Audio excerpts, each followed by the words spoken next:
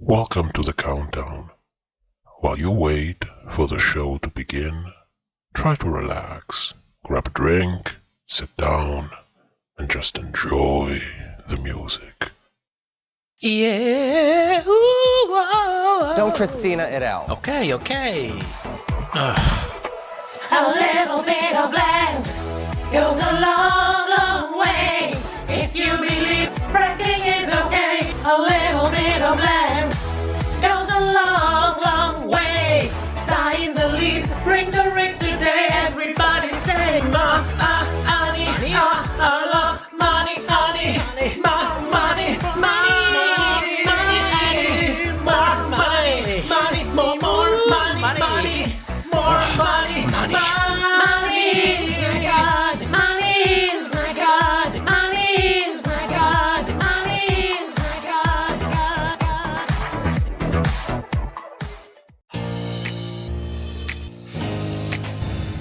She looks metallic.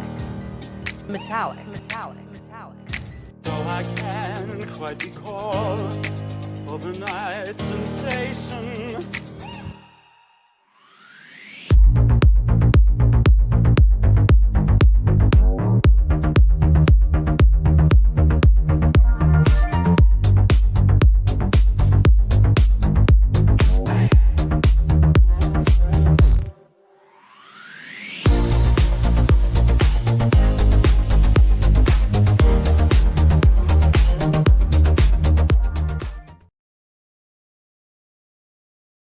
Welcome to the shop. Livestream. Tonight, RuPaul's Drag Race Season 14, Episode 6, aka when everything goes down to shit. Welcome to the stream. Welcome to our weekly time together. I hope you had a nice week. Mine was interesting. It was a shit show. Before we begin, let's greet the chat. We have Christos, Johnny Boy Toy, Bev, Metal Ed Girl, Melancholy, Fantasia, Drago, Deborah, Amateur Season, JP Medina, Ferroin, Luke, Breakin, Adrian Grass, Vanessa, Insulin Dependent Skank, Caleb, Galactic Knight, COP, Sasha, Mate Duff, GFA, Contessa, Nell Rose, Dumblink, Ectomora, Felicia, Orca, Mrs. G, Wind of Gust. Did I say it again? Frank Camper, Mario, Karu, Joey, Gasu, Martina, Spicy Icy, Nicole Urbana, Angel M, Tiagi, and everybody else that joined before I started writing down the name. Everyone is welcome. Thank you so much for joining. So, before we begin, I have a little bit of mice update. I made a post in the community section. I don't know if YouTube spread it like to everyone. But, it's Sunday, it's our weekly mice update. So we started reintroducing Vilma and Spotty together. They seem to be getting along, but I don't trust it. So they go together like every day for 1 hour into a small space so that, there is no smell, there is no territorial thing going on. And they seem to be getting along. But, I will be experimenting this for at least 1 more week and then slowly try to transition them to bigger and bigger spaces to avoid, taking out this instinct in them, that there is more space. Oh, okay, it needs to be defended by the intruder. I don't want that to happen. So, they've been together. Meanwhile, Spotty finally went out for the first time after 3 weeks. She went back to the big cage because it looks like she is biting her tail. I don't know if it's stress. I don't know what the problem is, but she injured herself pretty badly since immediately after the surgery, and it's not really healing. So we're going to keep an eye on that. With that said, Sen, thank you so much for the super chat. Hey, Dom, guess what? It's snowing again. My God. Sen lives in the North Pole. Somehow she calls it's the U.S., but I'm sure she lives in the North Pole. So I made a small video with this thing that it's going on. So if you want to see it, I'll show you. If you want to see it later, I'll show you later. Whatever you want, it's like I don't want like to how can you say, to shove it down people's throat, you know, the way they're kind of doing like Jorgeous. So if you're curious, I'll play it. Otherwise, we move on to the review. We'll play it later. And later, I also have the mouse cam. So when we have our Kiki time, you know, after the review and everything else, at least there is something playing on screen. Okay, let's go with the mousy video, and then we start with the review.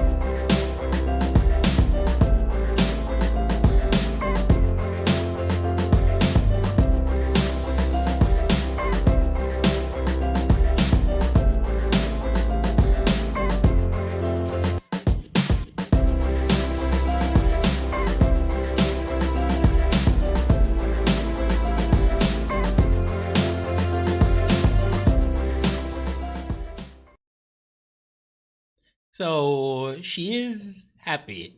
I can tell you, when we put her back to the big cage, she's happy. The scar pretty much healed. I don't know if you noticed. Basically, the fur is coming back already. And, you know, all in all, it's been 3 weeks. So it feels like yesterday, but she's healed. That is working. Now we just need to sort out what's happening with her tail. We will go to the vet next week, probably again.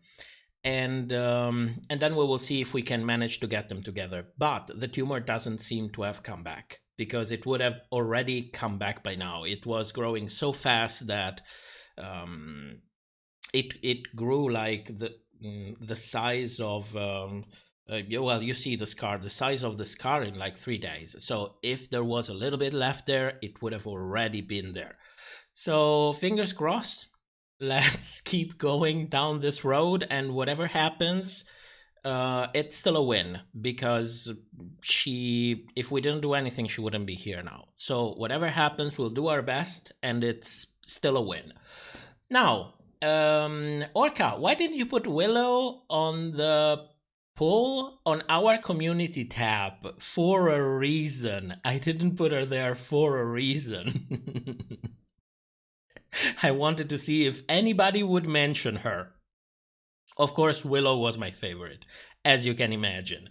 Now, let's start with the review. Welcome to the shop, and in this episode we are going to talk about the rise of Diabetes.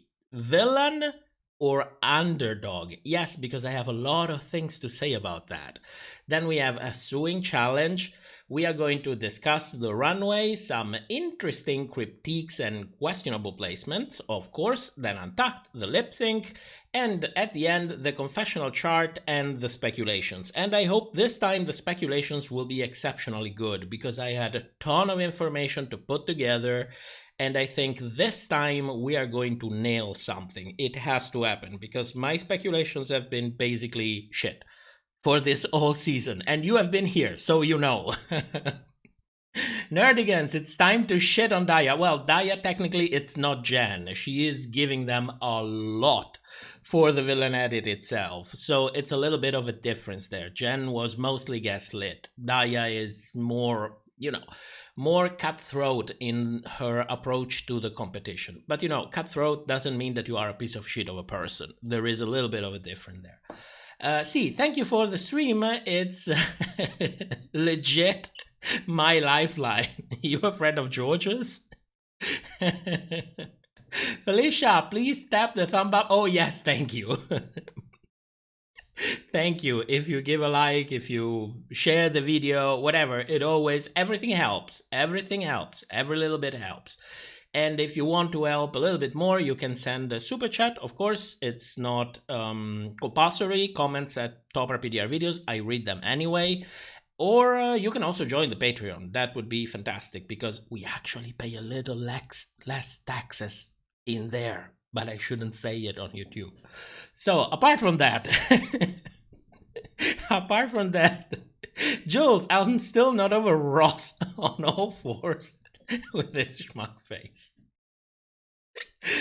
Well, I am. I made it through. Orca, I think they put Daya in the second group to have an argument that she copied Crystal. Oh my god, I have so much to tell you about the copying Crystal. You have no idea. Let's get to that because I'm really excited to talk about it. When I do research and I find shit, I'm like, I want to talk about that. But first I need to put, the premise. I need to establish the ground. So let's establish the ground. First of all, I should have said this since I used this to make a video. I should have said it before. Will I re-record it or will I look like I am, schizophrenic and I start saying things that don't really... Okay, no, I will not do it. I'm sorry, I will not do it. I will re-record for the video. JP, did you discover why Raw's top wasn't right? I have no idea.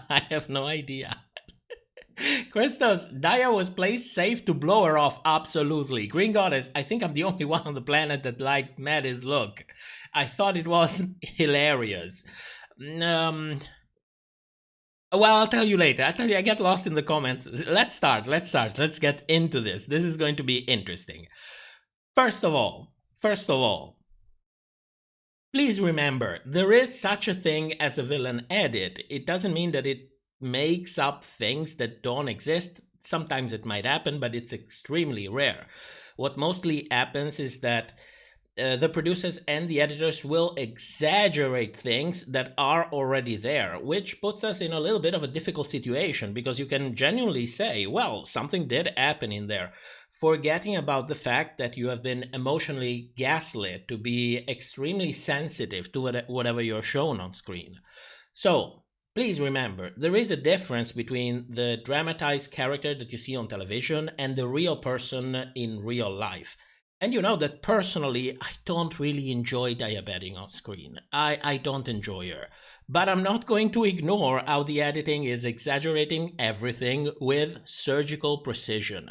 And that is exactly the point. Surgical fucking precision. It's like, she happened to be pissed and everybody in the editing room and in the producer's room was like, oh shit, this is good. What can we do to make it worse? Exactly like in real life, when you are in a supporting environment. What can you do to make it worse? So, we are back in the workroom, and it's time to introduce the storyline for this episode, which is Daya Betty is bitter, and she is a liar on top of that, of course. So we have Deja Sky stating the obvious, and basically saying, well, Daya Betty, you were pissed that you were safe. What do you have to say about that? She basically puts in word what Daya has been acting all over the place without using those exact same words. So you have a confessional from Daya Betty saying, well, I didn't say that. So that everybody at home is already thinking, yes, you didn't say that, but that's exactly the way you acted. And that's already one nice point against her. And then we have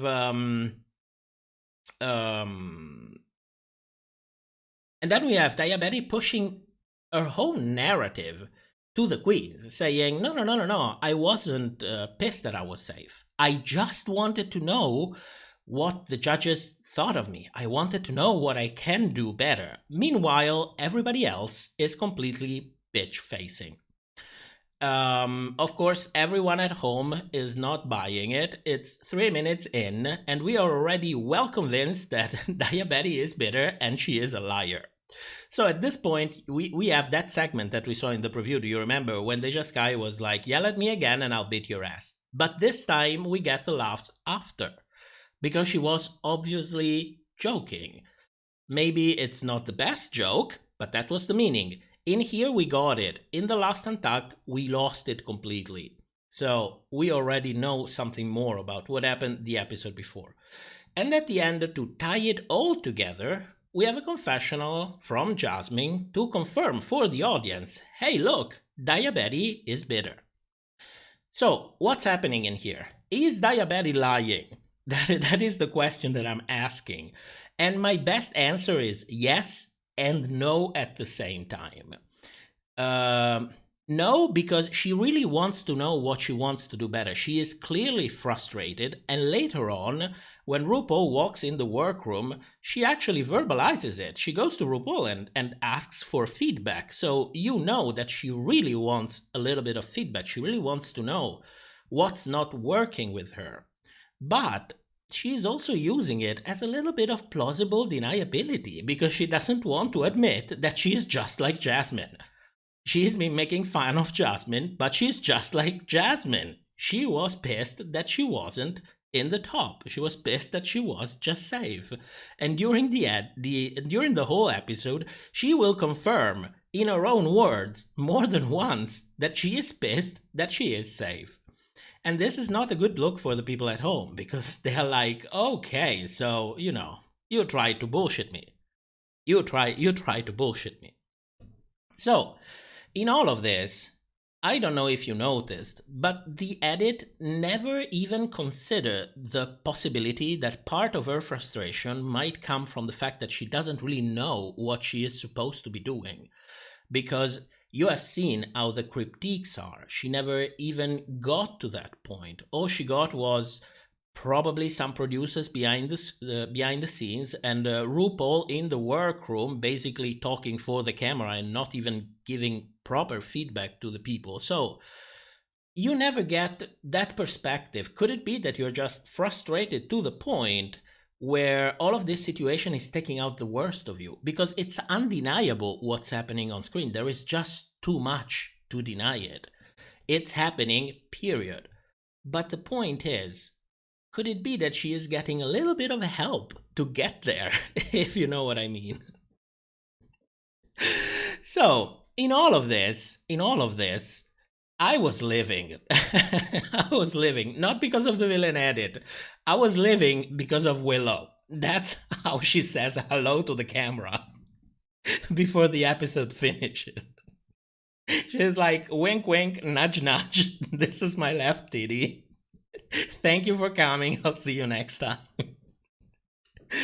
Oh, I love Willow. I just love Willow. Orca, why the fuck we can't have Betty in Drag Race that isn't a villain? Daya doesn't want to be an Estranja. Well, there is definitely something going on. But, as I told you, I have a theory. Luis Felipe, the editors were ready to fight the... Oh my god, yes, the episode, yes. The editors were just prepped and ready. They were opening bottles of champagne in the producer's room. They were like, this is fantastic. We are going to get so much money from VH1 from the advertisement thanks to this episode. Everybody was celebrating. So, moving on. It's a new day in the workroom. And we find out that we have no mini challenge, of course, but we do have a maxi challenge, which is incredible. At least we still have those. The maxi challenge is a Glamazon Prime sewing challenge, which is basically creating a fashionable look by using unconventional materials that the queen will find in random boxes. They don't know what's in the boxes. They just, rush through them, and whatever they get, they get. And in all of this, we see that Willow is having difficulties opening the boxes because, the show have made sure over time that we realize that there is a fine movement problem that comes with her condition. So she has problem opening them. She even comes during a confessional saying, well, I cannot open them. Apparently nobody in the field, none of the field producers, none of the assistant came to her with a pair of scissors. Absolutely not. This is good television. Let's keep it the way it is. So basically she ends up getting whatever scraps are left. Why are we seeing this?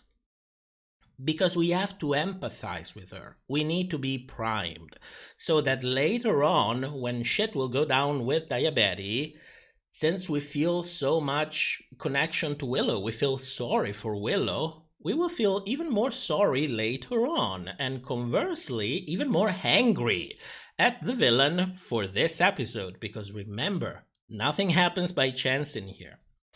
So, at some point, we have, immediately after, not at some point, we have Diabetes discussing her outfit.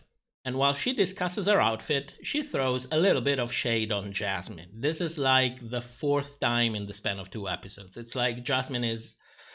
Everybody can kick Jasmine. She is the dark horse. She is not the dark horse. Well, she's the punching bag. So everybody can make fun of Jasmine because nobody cares. So you see, the editors are really exploiting something that it's basically already in there. Now, after this moment and this nice confessional from Diabetes, in which she is confirming that she was tired of being safe, that she needs to be selfish. So in one confessional, she's telling us, in one scene, we get 3 things.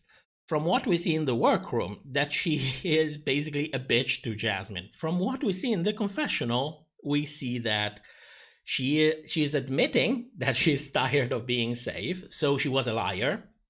And she is also very selfish. So brace yourself, because after you have been primed with all that scene with Willow before, we are going to see them confront each other. So, where are we? Sorry, I lost my note. What was I reading? I was looking at the chat. Scapegoat. Tiagi, thank you so much. Scapegoat. Where is it? Oh, there we go. Here it is. Now that you're primed and ready, everything is set in motion, we are ready for the bully scene. At some point, Diabetes calls for Willow, and she tells her, because she is hearing, Willow is basically talking about her outfit. So Diabetes calls her, and she is like, well, I just want you to know that I am claiming the baby doll idea. And, there is not much to discuss in here, because basically Diabetes digged her own grave with her own words. There is, not much of an editing going on in here. And then she continues, if you show up in a baby doll dress, bitch, I will come for you. Basically telling Willow what she can and she cannot do. And it's a shit look. I bet the producers were really toasting with champagne, because this is like a free villain edit that it's just jumping on their laps for free. They don't even have to create shit. It's just there. They just have to make it worse, like 100 times worse.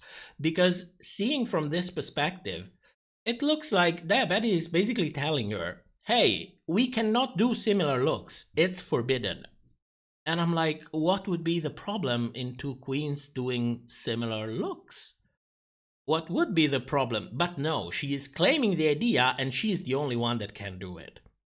So at this point, I know it doesn't, it has nothing to do with the context, but I'm like, what if Cornbread was there?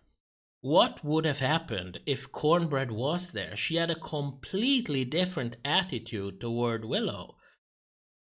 So, you know that Willow probably didn't explain the fact that she had problems, the fact that she couldn't find materials. It's not like she went to Daya Betty and said, oh no, listen, I need this idea because I didn't have material and this happens, She showed it already. She doesn't like to cry about her limitations. She likes to cope with her limitation, and there is a ton of dignity in that. Unfortunately, on the other side, it also looks like Daya Betty is really a piece of shit because she is taking advantage of this whole situation indirectly, mind you.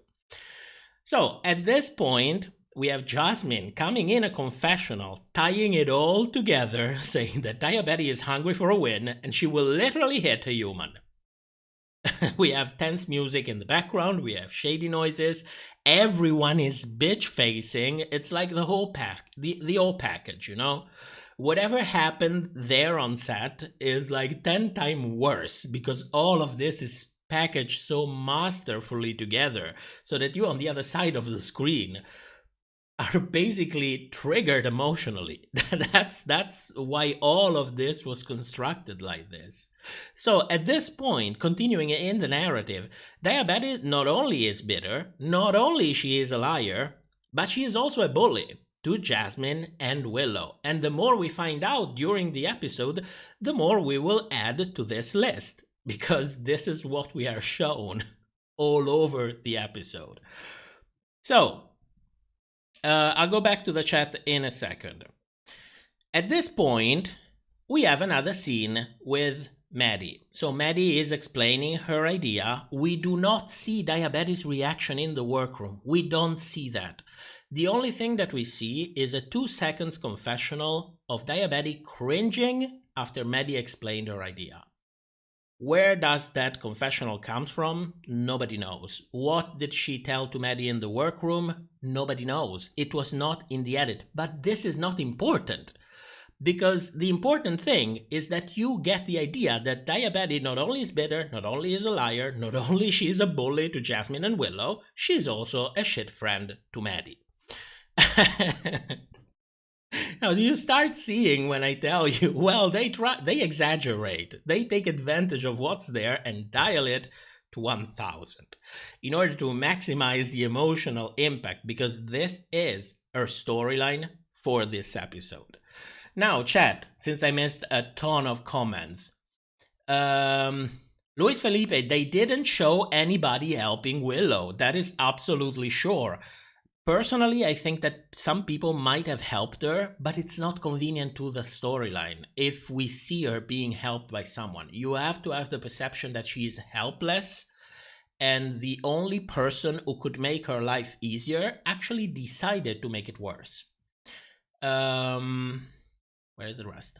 Orca, wait, but she already came for her. What?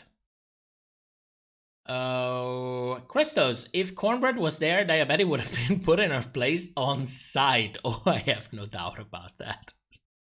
JP Medina, knowing how Willow is when someone comes for her on stage, I'm shocked Willow didn't roundhouse her.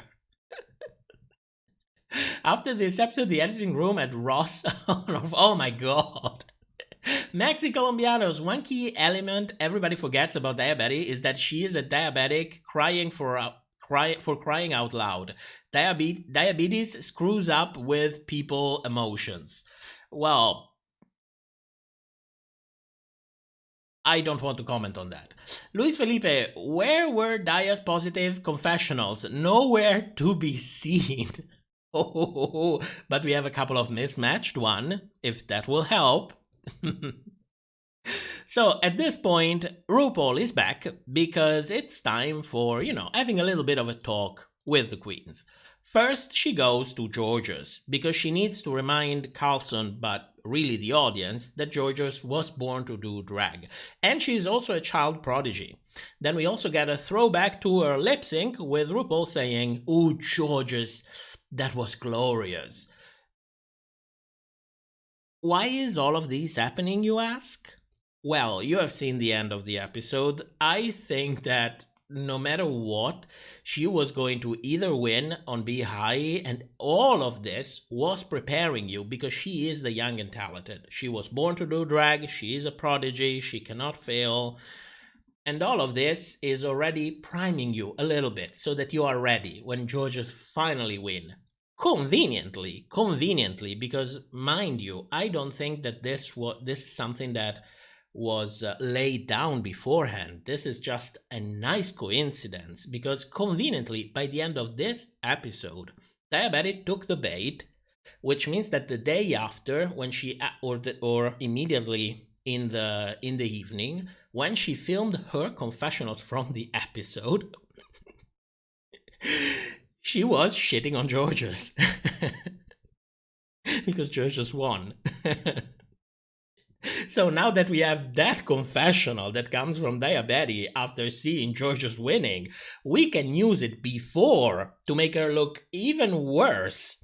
If we, juxtapose it next to RuPaul saying that Jorgeous was born to do drag, she is glorious, she's a child prodigy, because of course you have there in that moment a confessional from Diabetes, basically shitting on Jorgeous. Because she said, and I quote, "Thank God she had a tiny body and doesn't need to cover much surface area." She said that. She said that, but it's used here, which is marvelous. I don't know what went through Diabetes that she gave them so much material, but I have a hint. Nicole, RuPaul said you were born to do drag to Crystal. He discovered how much he loves saying it to a young and beautiful queen. Yeah, she won't stop. Orca, maybe Diabetica will be our redeemed villain. That's exactly what I was thinking.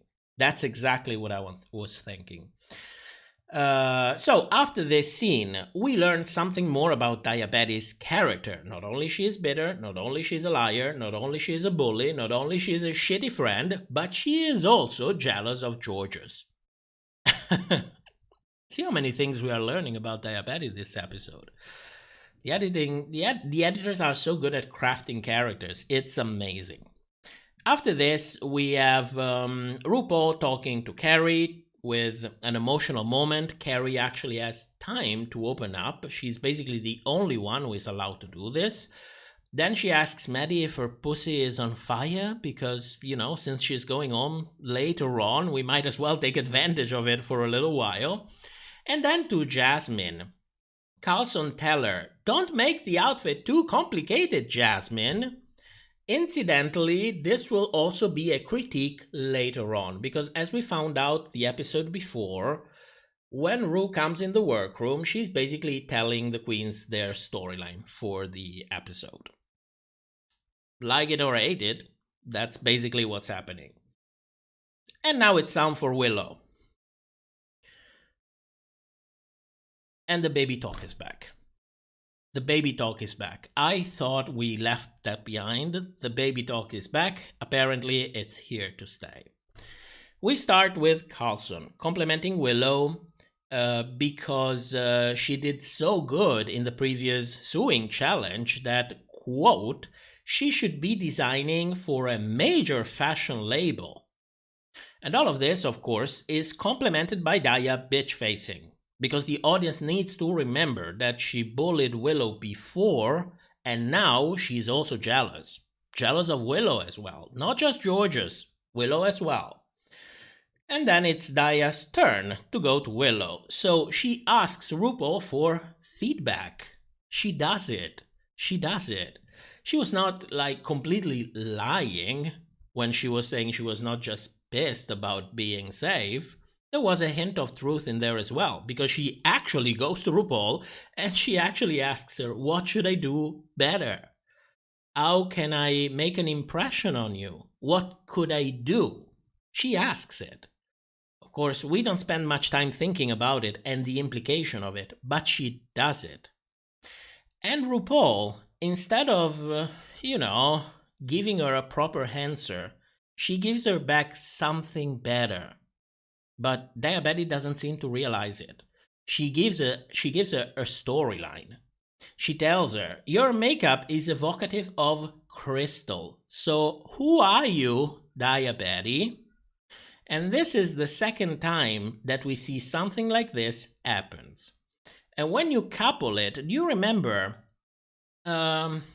which episode was it? Episode 2? I think it was episode 2, when Alicia Key conveniently started giving her a feedback that sounded more like a production memo than an actual feedback, because she called her, she could be the underdog of the season. She could be the one that comes out of nowhere. And I was like, okay, I hope that's not what I think it is. But this is the second time that we get told the same thing. And by the end of this, she's not even going to be in the bottom. She's just going to be safe, despite the fact that if she was in the bottom for this, she would have been triggered big time. But they passed on that opportunity. She was just safe. So I'm starting to having a little bit of doubts if this is really a villain edit, or is perhaps the beginning of a redemption edit. A nice storyline of a queen frustrated by her inability to go over being Crystal and the need to find herself. How will she find herself? Well, I'm sure that Mamaru will help with that. And thanks to Mamaru, and thanks to RuPaul's Drag Race, she will finally emerge in her full self and conquer the competition, honey. Now, I don't know how much of that is true and how much of that is the lime water speaking, but I can see that happening. I absolutely can see that happening. And the thing that makes me think the most is the fact that they did the craziest shit during the critiques, but they didn't put her in the bottom. They didn't put her in the bottom. So, at this point, let's go back to the chat before we go to the next day in the workroom, because I see a couple of comments in there. Where am I? Jules, that dumb baby talk. It's insulting. Willow is extremely talented with every runway. It's so annoying. I can tell you that she doesn't like it. And every time I hear it, I'm like, I know that within, there is a Willow basically laughing at this 60-plus-year-old man getting millions and baby talking people with disabilities. Because she is that kind of girl. And I appreciate that. JP, it's the Dragonfly's fault. The Dragonfly spirit came back to curse her edit on the show. As Sasha Bell once said, I think I cracked the code. Orca, oh my god, after Alyssa leaving, Willow needed a villain and Diabetica was like, I can do it. I was born to be a villain on RuPaul's Drag Race. SK Art, where is it? There it is. Ru cast Daya because he wanted another mullet. He's giving her the villain edit because she doesn't have one. RuPaul giving her feedback gave me very Kylie Sonic self-love, writing on the calendar vibes. Writing on the calendar vibes.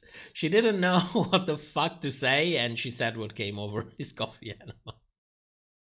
Fulani, I think it's bullshit. Daya didn't start looking like Crystal. I'm sure it was evident in her submission tape. We are going to get there, Fulani. I promise you. I promise you. We are going to get there. I did my research. So, at this point, after Ru has all of her motivational talks, we are back in the workroom. Because it's time to shit on Diabetes. So, Bosco asks her, did you get the critiques that you were looking for from RuPaul?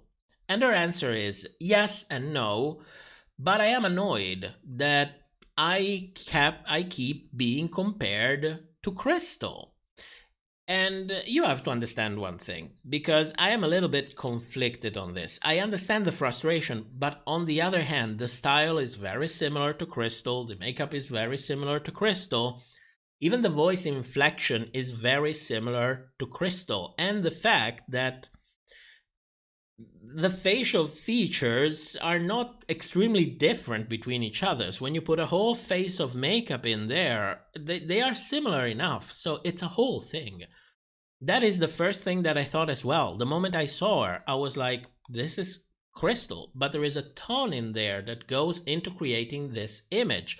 And I think that the one that impacts Diabetes the most is the makeup, and it's the style. If she had another makeup and another style, nobody would be seeing Crystal in there. So, at this point, we have a split situation, because you have to understand, you have the Diabetes in the workroom, who seems to be actually very discouraged. She is not confrontational in the workroom, she is discouraged. And then we have the Daya in the confessional. The Daya in the confessional is out for blood. She is pissed off, she is trying to explain the difference between her and Crystal, but whatever she says makes absolutely no sense. She is triggered in the confessionals. And on top of that, these are two mismatched confessionals. I don't know where they come from, because since she is wearing a hat, it's incredibly difficult to actually pinpoint where her confessionals comes from. But at least I can tell you this much. These two confessionals comes from two different sessions, but it doesn't matter because she's hangry in both of them. And so we are going to use that. We are going to use those.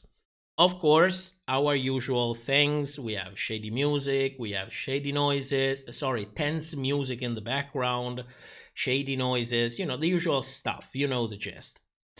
And at some point, we see this in the workroom. This is part of the workroom scenes. She tries to explain the difference between her and Crystal. What we get is only a sentence in which she says, basically, this is going to be a more distressed version of whatever Crystal is serving. And so Carrie pokes her. She pokes her. But it's okay, they all poke each other. That's normal. She poked Jasmine as well, so there is nothing wrong in there for me. But Carrie pokes her, and she asks her, so, is Daya a distressed Crystal? And at this point, you might think, by seeing, all of this stuff going on, the bitch facing, the music, the confessionals, that she's going to take the bait. But she is not. If you look at that exact scene in the workroom, she is on the brink of crying. She is so frustrated, she's almost crying. So, I mean, she looks to me like at such a low point that she doesn't even have the energy to take the bait and bite back. That's what I see. But of course, everything else tells you a completely different story, because God forbid that you empathize, even for the tiny bit, with the villain.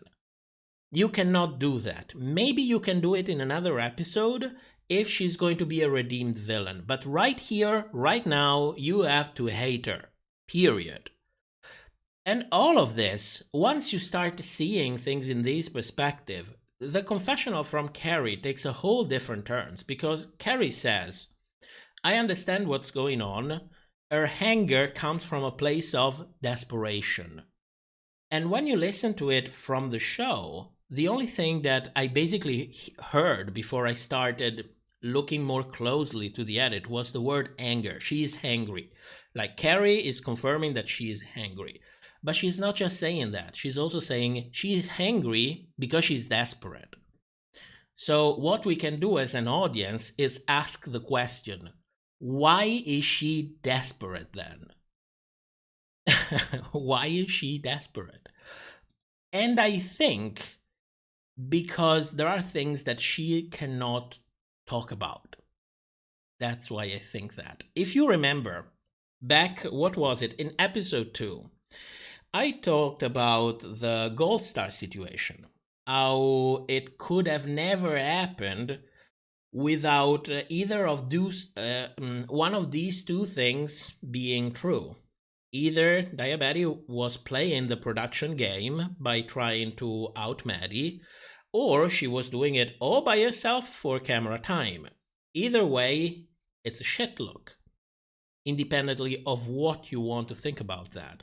But if we start considering the hypothesis that she just did what production told her to do, then I'm starting to, I'm starting to think a lot of other things. Like, for example, what else did you do? Because production told you to. What else? And most importantly, who the fuck are you? Because I see a villainous character, I see like a Crystal wannabe impersonator, but apart from all of that, who are you? So I went on Google and asked Google, please show me everything Daya before 2020, before she went on Drag Race, before she even auditioned for Drag Race, because before she even thought about auditioning on Drag Race, show me this person because I'm curious. And this is what I found. This is Daya. Now tell me, do you see Crystal in here? I'm serious. I'm making a poll. Do you see Crystal? Where is it? Poll. There we go.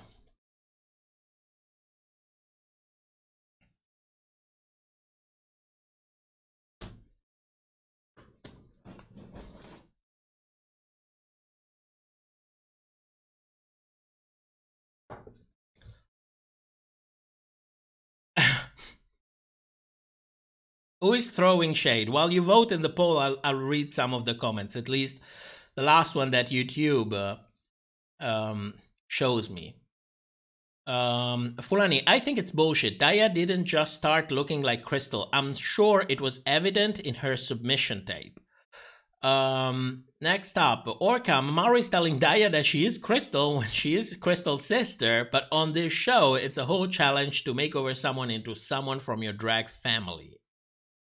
D15, I wish Willow would have done a baby doll look, that she would have... oh no, then we would have never got that amazing look that we saw. It was amazing. I will tell you the reference to Willow's look later on when we go to the runway. Luis Felipe, I could feel Daya's voice cracking like she was holding herself. That's exactly what I mean. I'm sorry that I didn't have time to edit videos. I never have during the live stream, but if I showed you, you cannot unsee it.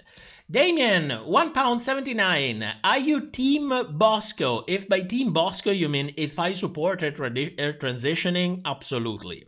I'm only sorry that she is from the US, so her transition won't be automatically covered by the state. But thank God, after Drag Race, she has a platform, she has a way of making those money, and she doesn't have to live in a body she's not comfortable with.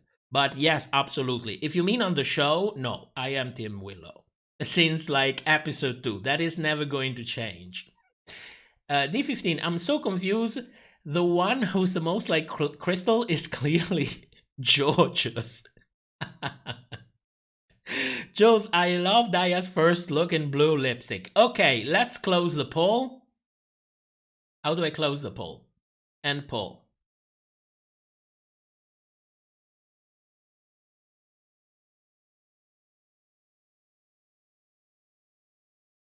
Green Goddess, depends on the country and their healthcare. In San Francisco, it's covered under the country health plan. That's amazing to hear. That's amazing. I was under the impression that everything in the US was like privatized, and if you don't have insurance, you are basically fucked. So that's great. That's a great beginning. So 87% don't see Crystal in here. Okay, fantastic. So my question is, if this is Daya, if this is Daya, what the hell are we seeing on television? Why do we see Crystal on television when this is Daya and this has been Daya since the beginning of a drag career? How come that out of the blue, she brings this softer hedge, more cartoony kind of drag? How comes?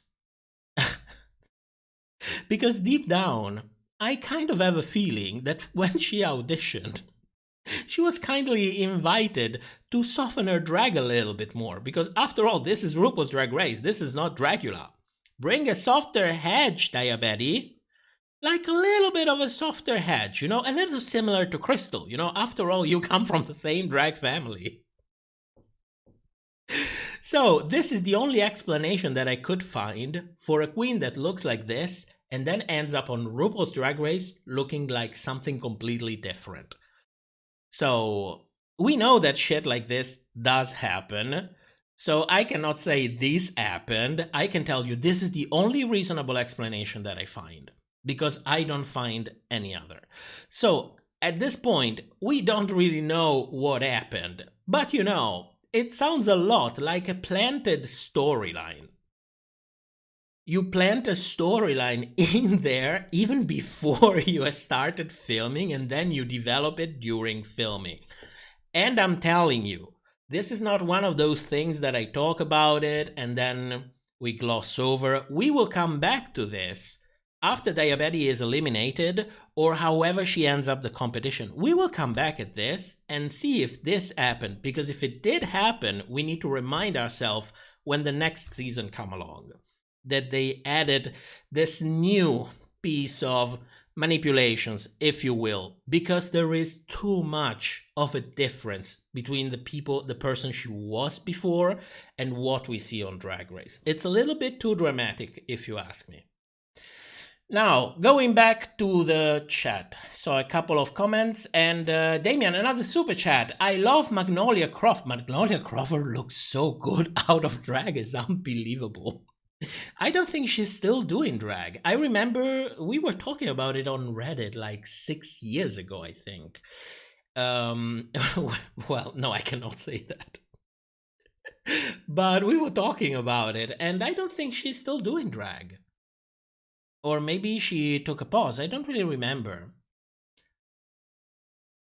Luis Felipe, we need more San Francisco queens. JP Medina, I see Crystal. She has a mullet on the blue lipstick photo.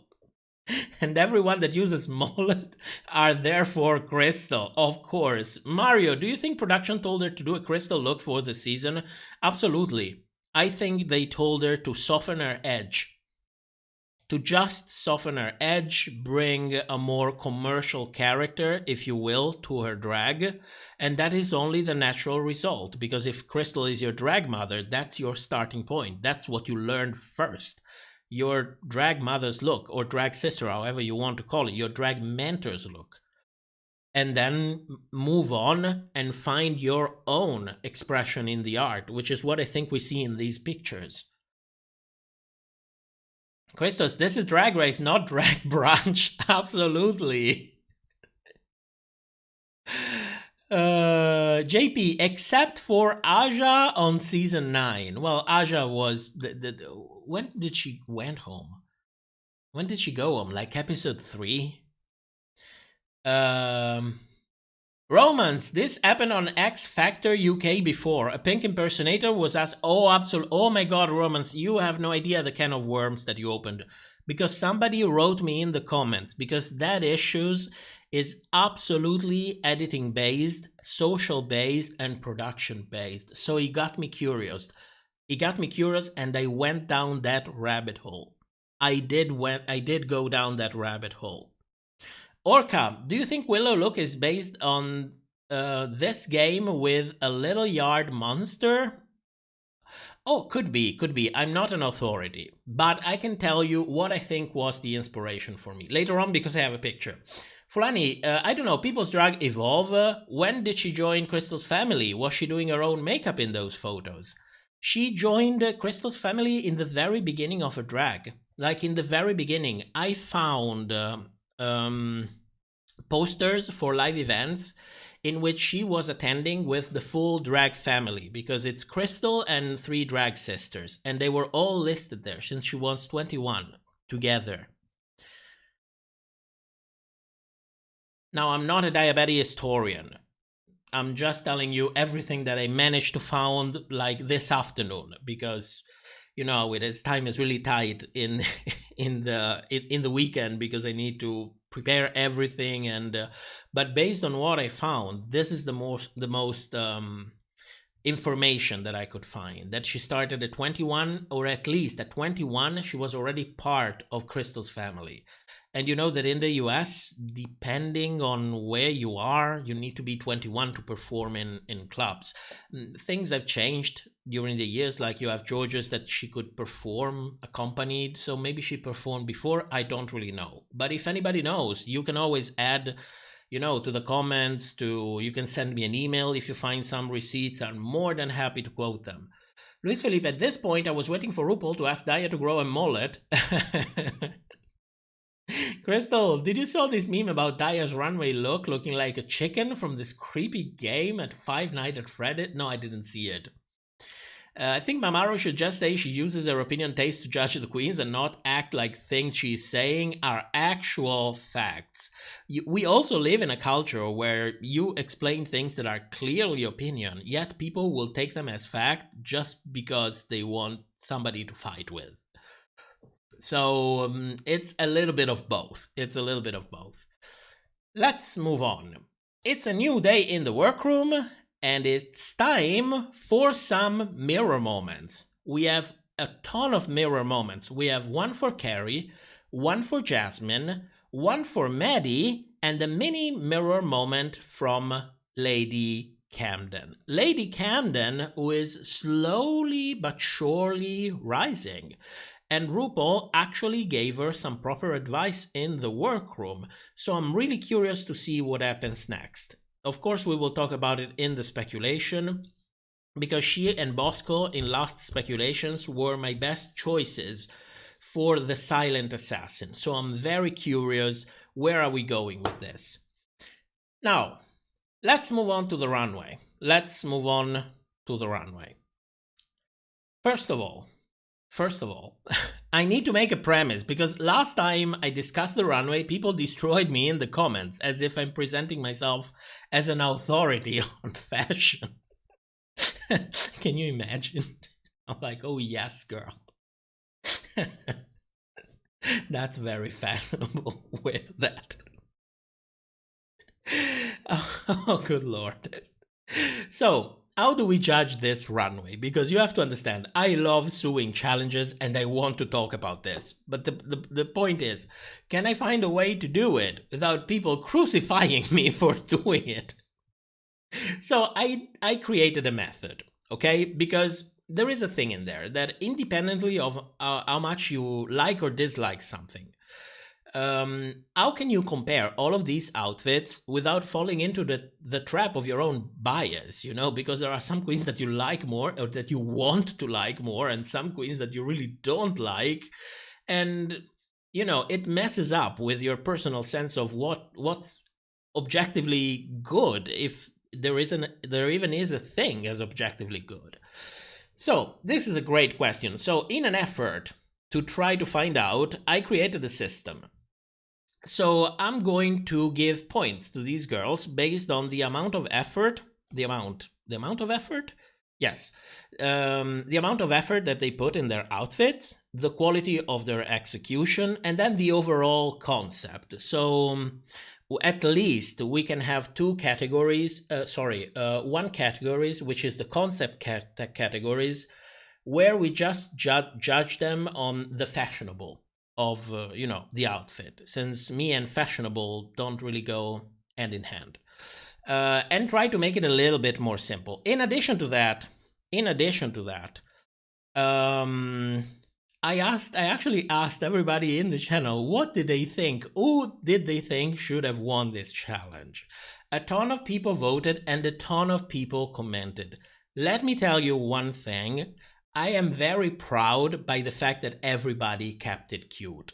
I'm really proud about that, because last comment section where there were outfits involved, it was a massacre. So, it was really nice, just a little bit of shade here and there, but other than that, it was really nice. Like, nobody was confrontational, nobody was dismissing anybody. I'm really proud. I am really, really proud.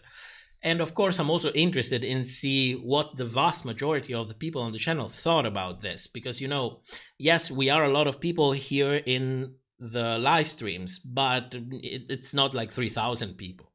So that was really nice to see. Couple of super chats. Fantasia, look at all the people. Don't forget to like, share, and subscribe. The Sassy Mouse OnlyFans. Oh my god, Fantasia. I like that Fantasia supports double. Not only she sends a super chat, she also reminds, don't forget to subscribe, don't forget to like. Thank you, Fantasia. Thank you so much. Jared, for $2, proud to be here while breeders are watching Super Bowl. Oh my god, Jared! Oh, well, I'm not sure if that word is offensive, like in American English. It sounds, let's say that I learned that word in a totally different context.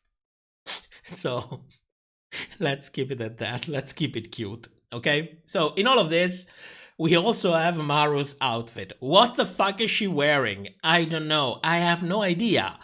But from that little that I know about fashion, this outfit is not flattering. This outfit is not flattering.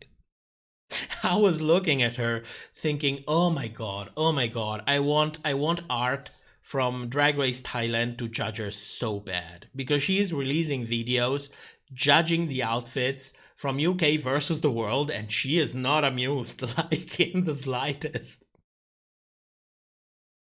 So can I say that RuPaul looks like shit? With, like, no hate, it's just that whoever made that outfit really dropped the ball, and RuPaul was just like, give me my coffee enema and I'm ready for the stage. I don't care what you put me on. I don't care. Put on an outfit, put on a makeup, and then hang me on the main stage while I do my thing. This is what I think happened. Christos, this outfit was okey pokey, girl. Maybe she used to put her pants easier? Could be. Mario, she had a Manila-like look, but it looks like it was made for Willow and not RuPaul. My god. Owen, sorry I'm late. No worries. At least you're here. I'm actually very experienced with design and sewing, so I enjoyed this episode a lot. I am not experienced at all, but I enjoyed it as well. I don't know if there is a part of me that I am not aware of that just enjoys watching people struggle. I considered it because I still cannot understand how these kind of challenges are so appealing to me, despite the fact that I don't like going out buying things. But, you know, it's about the creativity. We will see. Now, let's start talking about all of this, shall we? Let's start talking about all of this. Let's start with Lady Candem. Now, for Lady Candem, I gave her maximum points for the effort. For me, there is a ton of effort in here. She used a lot of different unconventional materials. She used a lot of hot glue. I will agree on that. But that's not necessarily a drawback, especially when you use so many different materials and you put them together so nicely. So for me, she has all the points on effort. Execution, not the best for me, especially if you go to the corset area. It's not really the best fit, which I understand it's difficult considering the material, but still, we are talking about execution. It's not really the best fit. And when you look closely, she was right in the workroom when she said, I'm going to jerry-rig it together and somehow make it work. Because the moment you look closely, that's not like a top 10 execution. But for me, she has full points on the concept. The concept is beautiful, it's detailed, it tells a story, it's pleasing to the eye. I liked it very much. Hector, for €1.99, thank you so much for the support. Willow should have won this challenge. I think so as well. Mostly because I like the idea of Willow winning another challenge. But after watching my own scoring, I was like, oh shit. By my own scoring, Willow shouldn't have won. I actually put it there. My top two, based on this scoring system, should have been Daya and Angeria. After watching this, after putting all the points in there, I was like, what the fuck? What the fuck is going on? But you know, there is also a nice surprise there. So the audio went out. Did I kick the microphone? Can anybody hear me? Okay, let's have a little bit of what are we having? Let's have some lime water. Yes. Okay, yes, you can hear me. Perfect. Okay, let's move on to who's next? Jasmine. Now, for me, she gets all points for the effort. She put a ton of work into this outfit. She made the hat, she made the earrings, she made that braided belt, and she also made matching wristbands with she has it on her right arm. It's not shown in the picture. It's one of the most detailed outfit of the night. She used a ton of different materials, so for me she gets full points on the effort. On the execution, for me, she gets full points as well, because everything is sewn together and it's done to perfection. You will not see a loose seam, you will not see hot glued stuff, you will not see hot glue spilling everything everywhere else. And it fits incredibly well. So for me, she gets full points on the execution as well. The category where she actually falls is the concept, because it looks gorgeous, but, you know, it's incredibly simple. It's basically a ton of accessories over a piece of fabric. That's the problem that I have with Jasmine. She put a ton of effort on a ton of different accessories and basically add a piece of fabric for a dress. So for me, she gets 2 points over 5. Not much. Not much. This was the category where she really fell for me. Moving on to Daya. Now, Daya was a surprise, because when I actually saw it for the first time while I was watching the episode, I was like, this is so bad, she should be in the bottom for this. And then I started actually, you know, try to do it in an objective manner, and she came out as one of the best, because I gave her full points for the effort. She used a ton of unconventional materials, and it's a ton of them. Every layer of their outfit is a different kind of material. She created the sock puppet. She created the, how are they called? Those things, those ankle bracelets, however you want to call them. She has a lot of accessories. For me, she has one of the most detailed outfit next to Jasmine. For the execution, I think it's a good fit. Everything is sewn together. It's not jerry-rigged together like Lady Camden did. You can look at this closely and see that everything is done to perfection. The point is the overall concept. Does it work for you or does it not work for you? Because personally, I don't like it, but I think I don't really like it because it reads like Crystal, because I don't really like her character on television to begin with. But all in all, I think the concept works. It's a full concept. It's a full-fledged character. She's enacting it on the runway. So for me, it's hard to deny that she, well, at least based on this system, she was one of the best for me on that runway. Yeah, I know, I cannot even believe it myself, but she was one of the best according to all of this. Stranger things have happened. Moving on to Maddie. Now, Maddie for me didn't put much effort in there. She didn't use many different unconventional materials. She basically stitched together all of this, whatever it is. There is not many accessories with it. The most the most that she has close to an accessory is the puppet. That's, you know, that's the most that she has, that she created the prop. But at least she sew everything. So for me, she gets like 3 over 5 for the effort.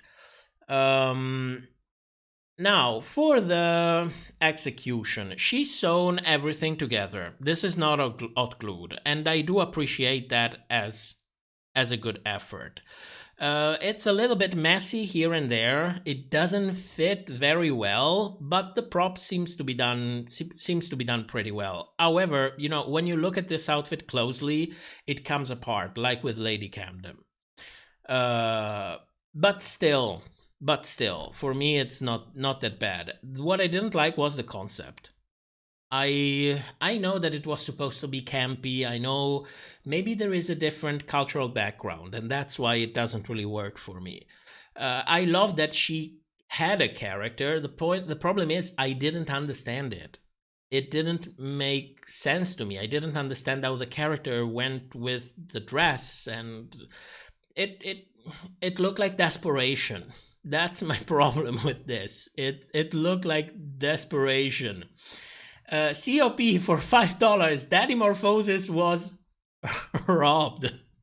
Morphosis was robbed.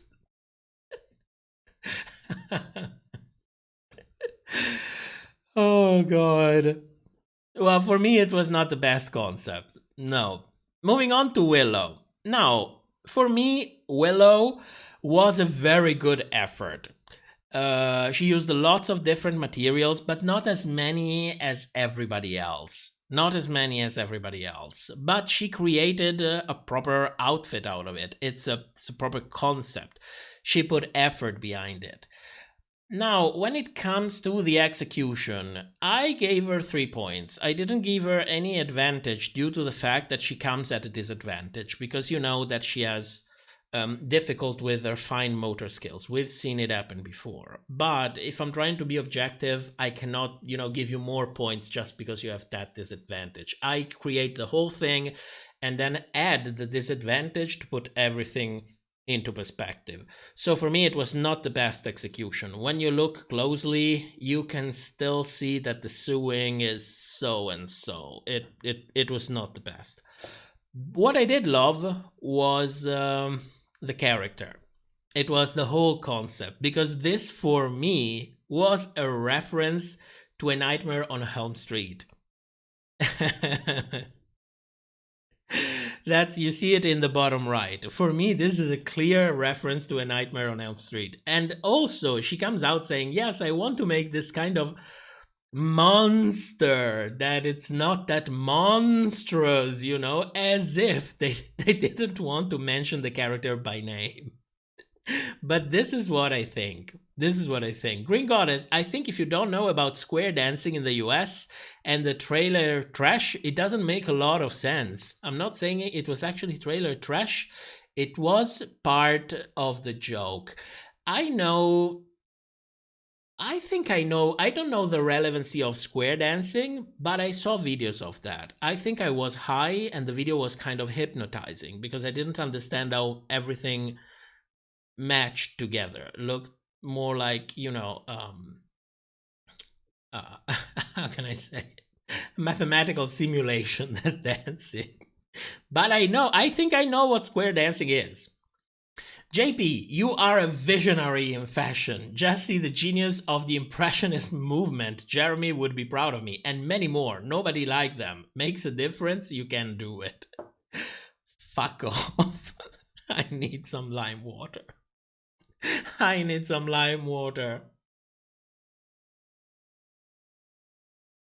Roman, thank you so much for $4.99. This look definitely gives credence to Maddie identifying as a straight man because, honey, oh, shady. She did her best. If I would try to do anything like that, you wouldn't stop laughing the next week. So, going back to this runway, for me, Willow's concept was one of the ones that I like the most. Then you could argue that it's because I know the reference from this one. And yeah, probably that's the reason. Moving on to Bosco. Now, for me, Bosco had a great effort. She used a ton of different unconventional materials. She sewed what she could sew. She hot glued whatever else she couldn't sew. So for me, it's a great effort. The execution wasn't exactly the best for me. The pants are not fitting well. I cannot look at that and thinking it's well fitting. It's not. The moment she turns, I was left thinking, well, maybe a little bit of padding would have helped give it more shape. I understand that it's a difficult material to work with, and it's even more difficult if you have to tailor it because it's not even stretchy. But maybe a little bit of padding would have helped with the shaping, because it's basically 2 tubes for pants. And I was like, well, it's still a good execution, but it's not a 5-star execution for me. The overall concept, for me, it was very minimal. I didn't understand what she was going for. I didn't really get what was going on in there. And you hear this a lot during the critiques, that it's very minimal. Well, in other critiques, not in these ones, because Jorgeous has to win. But that it looks like it's low effort, it's very minimal. Sorry, this is the impression that I had from this outfit. It's not very pleasing to the eye for me, but most of all, I don't understand where it comes from. I don't understand the meaning of it. I don't get it. I just don't get it. Phoenix, I'm not surprised Jorgeous won, given the fact that Gottmik won with 5 bags tied to her legs. Oh my god. Phoenix, enter the chat. Welcome, Phoenix. The library is open. Funny, kinda serious question. Do you or anyone recall the contract having any Americans with Disability Act verbiage? They should have given her help because of her disability. HR people. I don't think there was anything like that in the contract, because I read the whole contract. I actually discussed it. I read it and discussed it during the live stream. It was like a 15-hour thing. And no, I don't think I read anything like that at all, because I also read it twice, the contract. First, the first time when Bassi published it, and the second time on live stream. No, not at all. Not at all. Orca, the doors got me open. Don't even let me talk about that. Crunching on the main stage during the lip sync. Thank you, Gottmik. Did you like Bosco's rat tail? You are asking a person with 2 mice if I liked Bosco's rat tail. It's like, why are you even asking? Of course I liked it. Of course I liked it. Moving on to Deja. Deja, for me, the effort was absolutely there. What do I mean by that? Everything is sewn together. There is a moment in the workroom in which I think it's when Carrie was actually doing her mirror moments. But you also see Deja's outfit, which means you get to see it up close. And everything is sewn together. Then she used not many unconventional material. That I will agree on that, but the effort was definitely there. Not the best, but it was there. For the execution, I think everything was sewn to perfection. This is Deja. She is a seamstress. The execution is not the problem for her. At least not of the fabric. The execution of the accessories, it looks cheap. This is one of the things that I do agree with the critiques. It looks cheap. It's badly done. And when I look at the outfit itself, it kind of make her look a little bit, I don't know, a little bit without a shape. You know, that's the problem that I have with Deja's outfit, which brings us to the overall concept. I think it's a good concept, but it looks lazy. It's very, very simple. I mean, she has a rope for a belt. She could have done so much with it, and she ended up looking like she was wearing 3 pieces of fabric. So I can try my best to praise her execution, to try to praise the fact that she tried to use unconventional things, but at the end of the day, you chose the very, very safe concept, because it allowed you to be incredibly minimal in the amount of work that you actually had to do. So I didn't like this concept. When I compare what she did with what everybody else did, she was easily one of the worst for me. Moving on to Angeria, the goddess.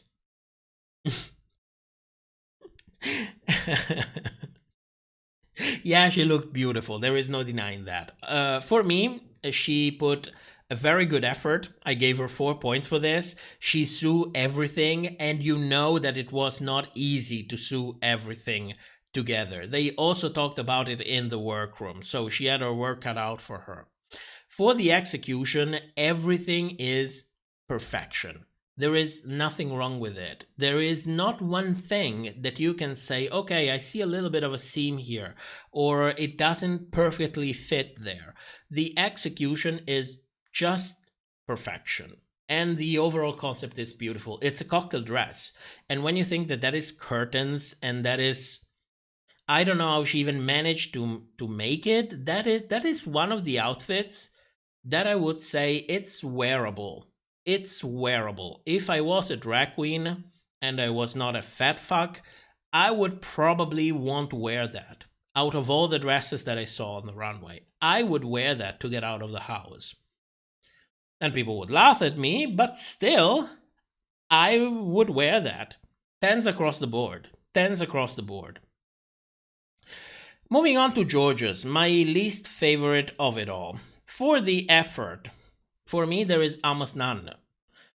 I do understand that she changed the outfit last minute, which means that she had to come out with something.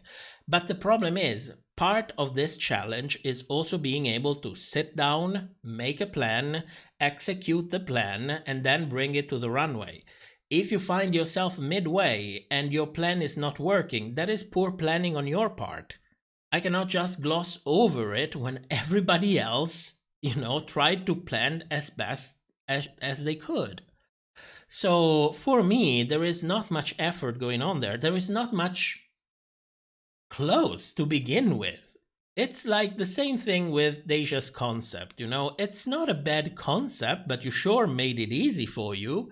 And this outfit, it's not a bad effort, but you sure made it easy for you. So for me, she doesn't deserve much from the effort point of view. A little bit more for the execution. Absolutely, it's well executed. She sewed the fabric. It fits well. But, when something is so minimal, on the other side, it's also so hard to fuck up when you have so little to fuck up. That's what I mean about it. It's hard to fuck up when you don't actually have many things you can actually fuck up. And the overall concept, it's a piece of fabric with some cookie cutters. That's the concept. It's a piece of fabric. For me, at least, because Jasmine was wearing a piece of fabric as well, but at least she put a ton of works in using a ton of different unconventional materials. She created a ton of accessories. At least you can see all of the effort that went in there. I look at this and I'm thinking, it's a piece of fabric with cookie cutters. So for me, she was the worst in the concept category and absolutely the worst in the whole ball. I do appreciate that she didn't give up. She came to the runway, she gave an incredible presentation, she worked that outfit as if it was $1,000 million, and she didn't just give up. She kept trying to sell it no matter what, and I do appreciate that, and I think she should be rewarded for this. But compared to everybody else, no. And the last one, Carrie. I have no idea what the fuck I'm looking at. I really have no idea. The more I look at it, the more points I lose. So Carrie, for me, the best that she has is in the effort. Because at least she tried to use a ton of different materials. She used a little bit of hot glue there. She braided a little something else there. She tried to construct something. You can see that she put time and work into this. The point is that the execution, maybe from a distance, it's still okay. If you start to zoom in too much, it's like, I don't know, a soft sculpture. If soft sculpture was done by me, I don't know. I don't know. I just don't know. The execution was the way it was. The concept, I have no idea what the fuck I'm looking at. I love the blue hair. I can tell you, I fell immediately in love for the blue hair. She looks outstanding, but probably because she would look outstanding even completely naked. That's why I go through the outfit. The outfit made no sense for me. It made no sense. I understand that maybe she had a concept, but I'm sorry. I love Carrie. I'm trying my best, but this was not it. This is not it. Christo gave me Serena chat. Yeah, that's exactly the same thing that I was talking about. Yes, Melanie. Shout out to Serena. except for Zarina. This is what I was thinking about. I don't get it. I don't get what she was looking for. I understand the struggle. Believe me, I understand it. I am barely able to sew together the edge of my pants. And I get the struggle. But, you know, it's Drag Race. At least do something, please. Even something like Jorgeous did. You know? I don't know. It left me very conflicted. Nevertheless, at the end of all of this, for me, the best were Angeria, Diabetes, and Lady Camden. Now, independently of how you would like to, how you would give different points based on your perception of what you see on screen, I think we can pretty much all agree that between Angeria, Diabetes, Lady Camden, and Willow as well, basically among those four, we have our winner. And I think a good 95% of the people would agree on that. But a good 99% would probably agree that why the fuck did Jorgeous win? After 1,000 seasons of Drag Race, how did Jorgeous manage to win? And I put my placement next to the judges' placement so that you can have, you know, a proper idea of how different they are. And how did Jasmine manage to end up in the bottom? Seriously, how did Jasmine manage to end up in the bottom? It makes no sense. You put Jasmine on one side, you put Jorgeous on the other side, and then tell me who deserves to be in the bottom between the two. Because it makes no sense. It makes no sense. Antonina, the judging this week almost reminded me of all those videos with outrageous mistakes. Makes you wonder if they're fishing for reaction and engagement from fans. No, I think this is a matter of storyline. Do a poll asking if Jorgeous should have win or bottom. I want the drama, please. No, let's go like this. Bottom placement. Jorgeous or Jasmine. Let's see what people think. And let's have a little bit of lime water before we continue.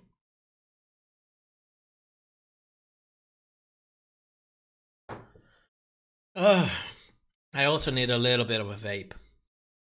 Let me remove this and let me already put the... Oh no, I usually put this after.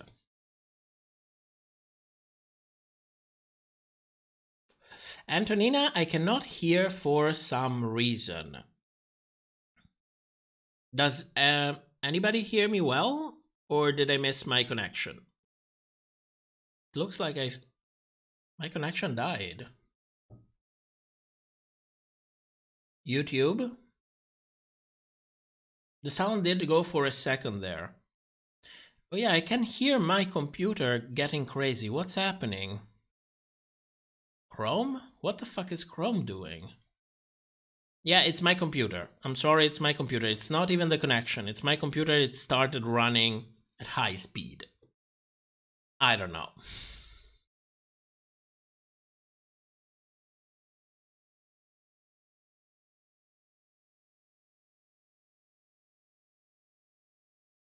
Oh my god, this is crazy. What the hell is going on?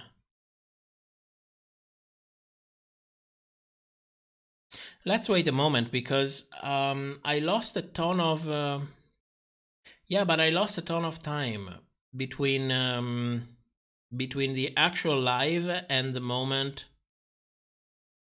when the audio actually came to you. It's my computer. It went like full CPU usage from a moment to another, and it slowed everything down. So I don't know what the hell is going on. Let's wait for a moment until everything goes back to normal. Let me also end the poll.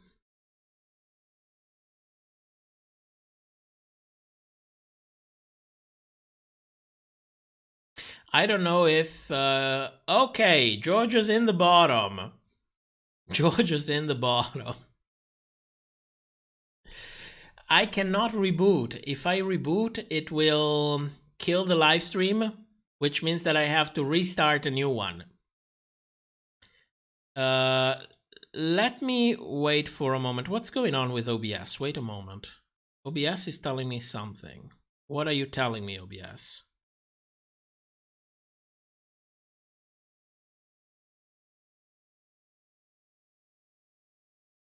Am I back?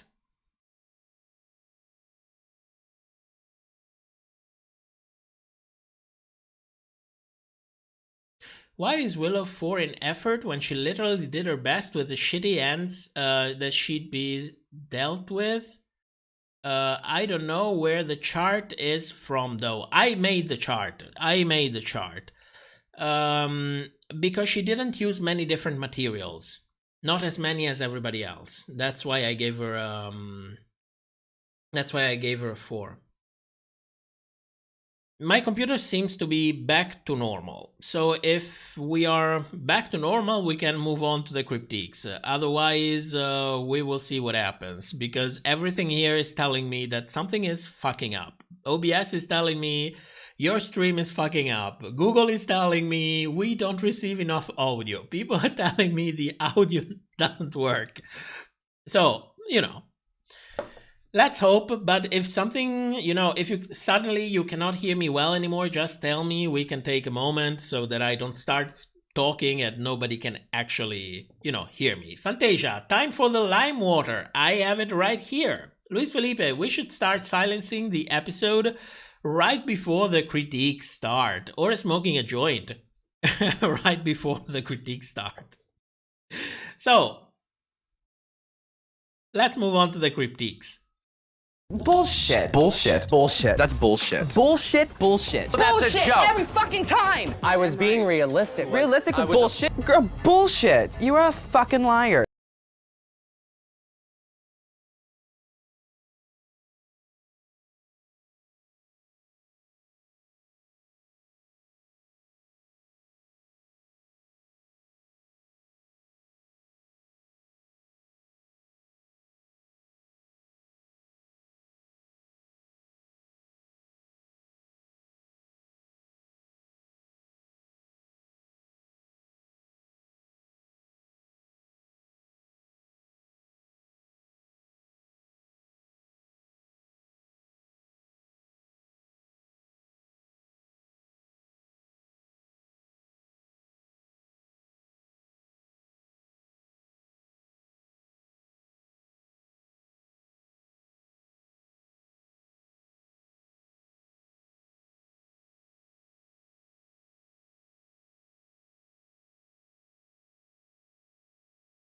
Oh, good lord. Oh my god, no, nothing is working tonight. Not again. I hate when stuff is not working. Oh, good lord. Okay. Yeah, it's my fault. This time it's my fault. My computer is exploding for some reason. I don't understand why.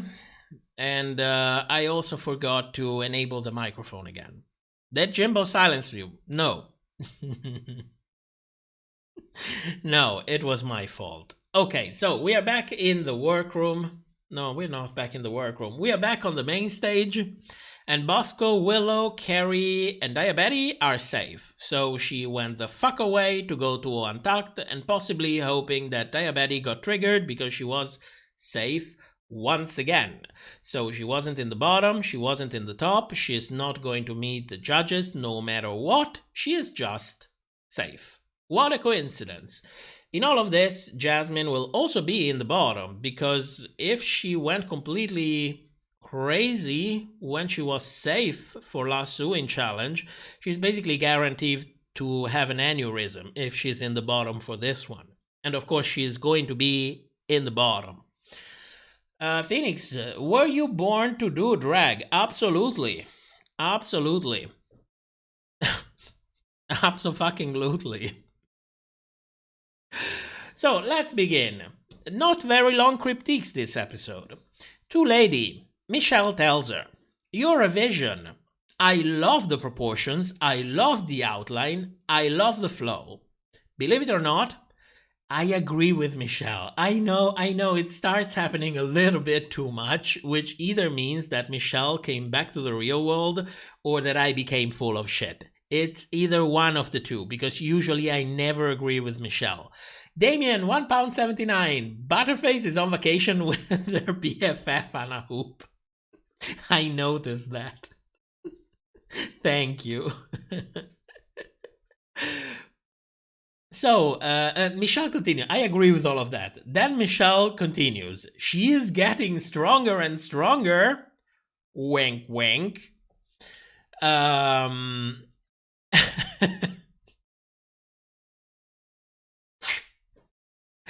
Which for me, it's like code name for Silent Assassin. That's what I think about it.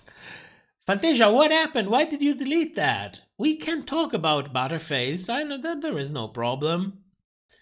Oh, it was a mistake. It was a mistake. Well, let me see if I can... Oh, no, I cannot. I cannot.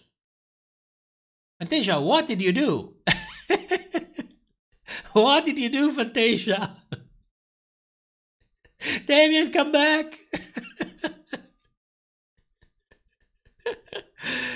Mistakes happen. Mistakes do happen. Yeah, I know that was an accident. Don't worry, it happens. Happened to me as well. Sometimes, especially if you are with a phone. Sometimes it happens. How do I put Damien out of timeout?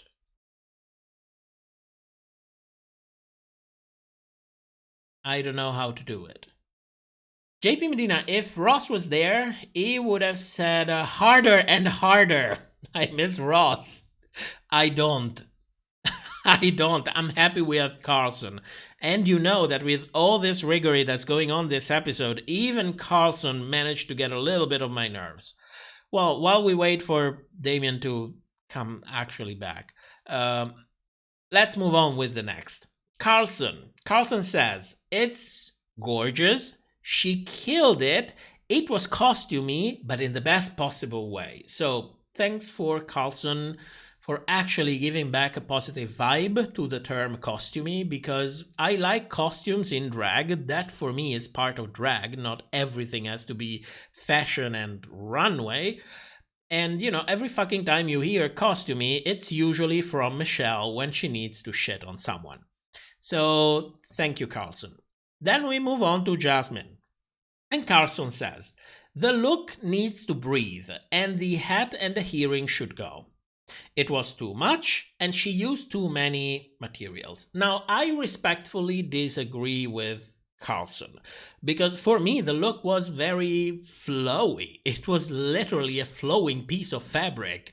So there is already a lot of flow in there. That is not the problem. And using too many materials is not the problem either, especially if they are integrated very well with the outfit. The problem is, it's a ton of accessories on a piece of fabric. That is the problem. It's a ton of accessory in a fucking piece of fabric. So it still looked good to me, but that's what it is, and that's the real problem. So I don't know why they try to make it about something else.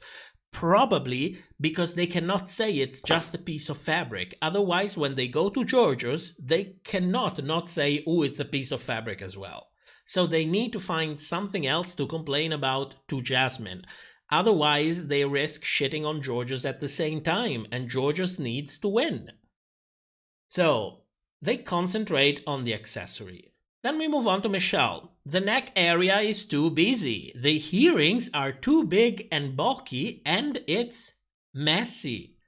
Again, we never give any attention to the fact that she's wearing a piece of fabric with accessories. They keep going.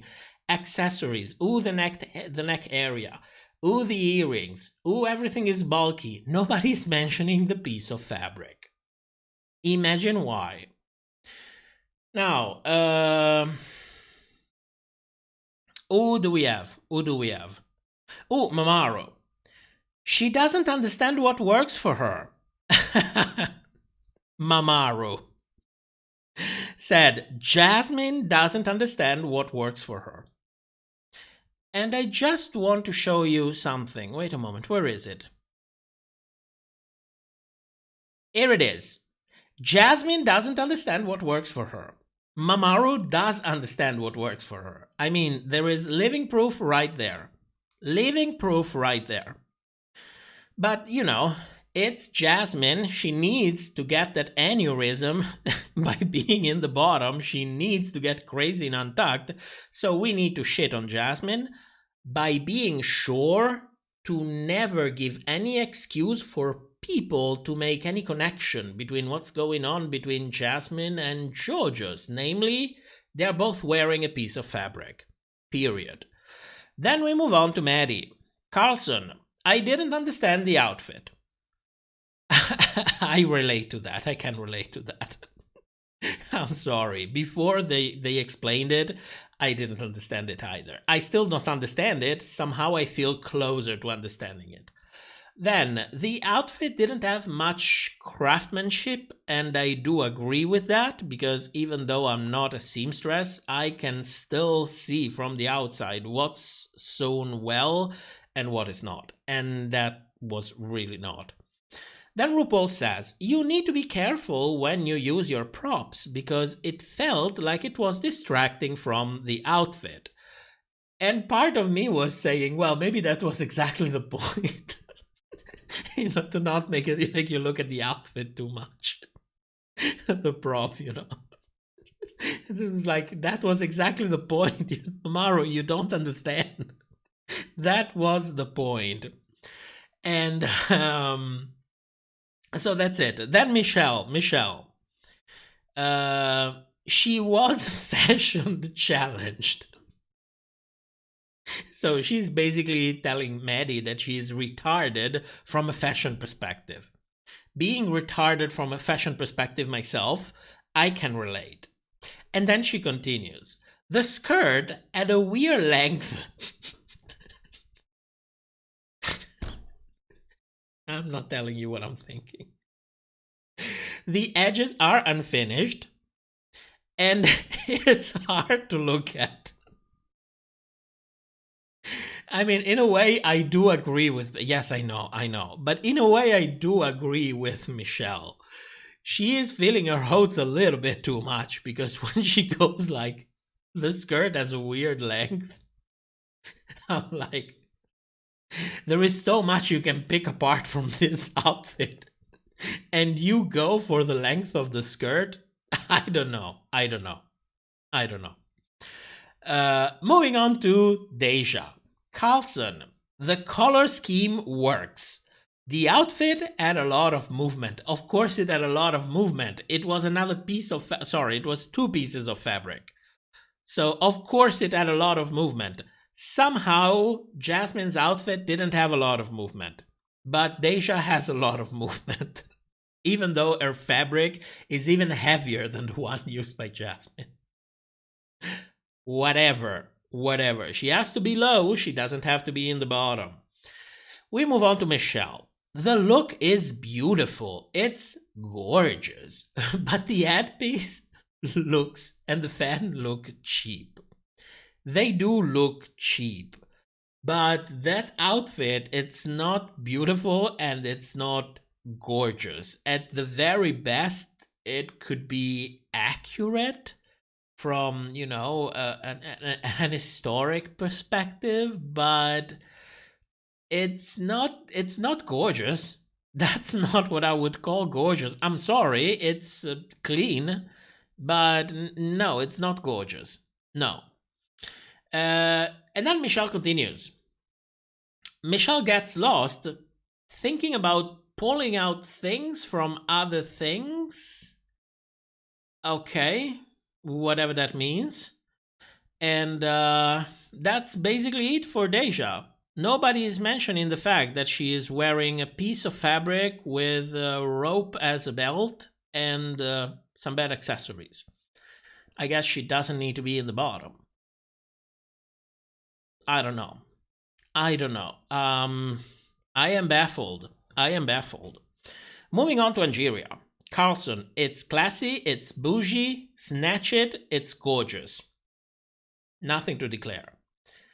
Taraji, I could see myself wearing that at a red carpet. I absolutely agree. I could even see myself wearing that to get out of the house. Michelle, I am waiting for this bitch to fall and she never falls. Do you see what Michelle does? So I get it that it's a compliment, but among all of the compliments, you have to wait for her to fall? I don't know. I don't understand Michelle. Maybe I will understand when I turn 80. Mamaru. She plays the fans very well, and it was breathtaking. Because it doesn't take much to impress Mamaru, you know. She's like a kitty when you start, you know, tingling the house key, you know, and the kitty gets all excited. Mamaru is the same. Doesn't take her much to impress her. I was more impressed by everything else, not by the fans. That was the last thing that impressed me about what Angeria did with that outfit. But, you know, I'm taking it. They're not shitting on Angeria. They are recognizing her talent. She is not going to get the win because storylines come before competition at this point. But at least they are praising her. So I'm going to take it. And last but not least, Jorgeous. Carlson, your outfit was entertaining. Carlson, that is a critique on the presentation, not the outfit. If presentation matters, then we should have talked about everybody else's presentation as well. Because Maddie had an amazing presentation, for example. You know, if you do it for one, you have to do it for everyone. You just don't do it for Jorgeous because otherwise you are left talking about the fact that she's wearing a piece of fabric. And then Carlson continues. The look is flattering on the body, it's edited, and it's elevated. I mean, I agree that it's edited. But elevated? I mean, yes, she elevated a piece of fabric. But, you know, it's like, what are we talking about? The fact that she wore it like she was wearing a Mackie dress, or the fact that, you know, the confidence, or I don't know. What are we complimenting here? I don't get it. I don't understand it. Please, I'm struggling. I don't understand it. What the fuck did she elevate? Well, wait, I don't want to know.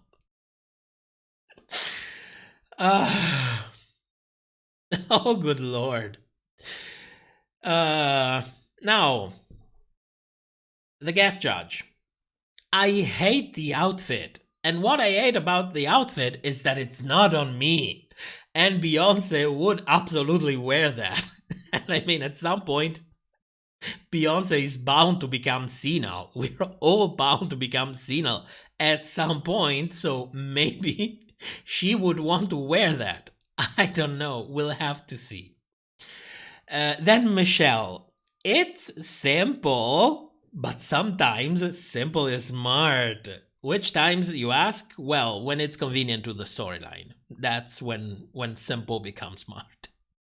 When it's convenient to the story. She was born to do drag. She's, you know, a child prodigy. She was born to do drag. So in this, you know, in this specific instance, simple is smart. Next episode, somebody else simple will become low effort. Then RuPaul, you have redeemed yourself from last week. No. No, she didn't redeem it. She didn't redeem herself from last week, like at all. I am sorry, Jorgeous. You are such a sweet queen, and God knows you are trying, and I recognize that, but I'm just talking about the outfit. That's a piece of fabric. So, after this, we finally move on to Untucked. Ooh, who knew? Let's move on to Untucked. Very quickly, because I don't want to talk too much about this for many different reasons. One of the reasons is that when I see people fighting like that, I don't really like it. It's been a stressful week, and I don't need much of that. By the time they started fighting, I basically faded out. And it's drama, so you know what happens when it's drama, everyone is talking about this. So I'm sure there will be tons of videos discussing about this Untucked. So very quickly, I will tell you the things that came to my attention. For me, the first thing was that Daya Betty basically confirmed again that she was pissed because she was safe, which is important because it makes her look again like a liar. Then she starts shitting on Jasmine because her critique for Jasmine is that it was just a piece of fabric. And it's annoying when someone can get away with things just because they have a perfect body. Did she bring the same critique to Jorgeous? We don't know. We really don't know. Maybe she didn't. I don't think she did. But at least she's bringing this critique to Jasmine. And at this point I am left thinking, what difference does it make how fat you are or how big you are when you're wearing a piece of fabric? What's the difference? I mean, it's a piece of fabric. If you cut it right, it's the same amount of basically cutting and sewing. Yes, maybe you're sewing a tiny bit more for 10% of the time more, but it's a piece of fabric. So what the hell is going on here? I think she is like projecting a little, you know? I think there is like a little bit, you know, when you see a skinny queen and you're like, oh, you have a perfect body, so you can just wear a piece of fabric. And I'm like, I can guarantee you that if Eureka wore a piece of fabric like Jorgeous did, she would still look beautiful to me. So what's the fucking point in here? So I think she was projecting a little bit. And then she continues describing all of the reasons why she should have been in the top. So she's basically confirming, like 360 degrees. She has always been pissed about being safe. On top of that, surely there is the frustration of not knowing what she should do to get to the top, to actually, you know, come to the foreground. But it's not a good look. It's not. Could be worse. Could be worse.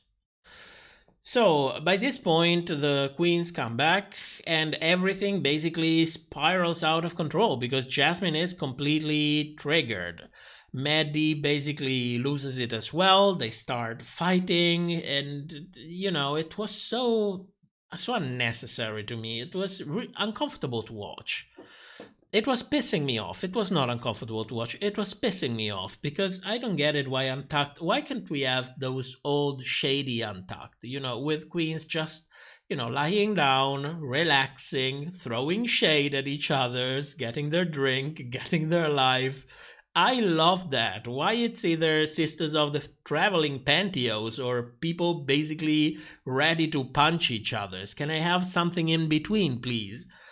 So, no, I didn't really enjoy this, and I didn't live for it. I didn't enjoy it, most of all because I kept thinking, if these two people were not pushed in this situation because somebody thought that it would push them over the edge, they would probably agree with each other. They would probably be sitting on the couch and giving feedback to each other's and maybe even a supporting word and having a laugh. But they are not, because the circumstances were put in such a way that they basically come back to the workroom for Untucked, that they are completely triggered. And no, I'm not in for this shit. It's too much. It's too much. It's been already a hard episode. So for me, this is all that I have to say about Untucked. And Gloomy, do you think Ru put Maddie in the bottom because they got all that they could and wanted for Maddie for their storyline? Absolutely yes. That's one of the reasons why I kept mentioning Maddie for the past 2 episodes as the one most likely to get out, because their storyline was basically over. Unless they were going to open a new storyline, maybe a redemption storyline showing how the straight learns the ways of the gays, and not in that way, but you know what I mean. Maybe if they opened another storyline in that direction, it would have been something, but they didn't.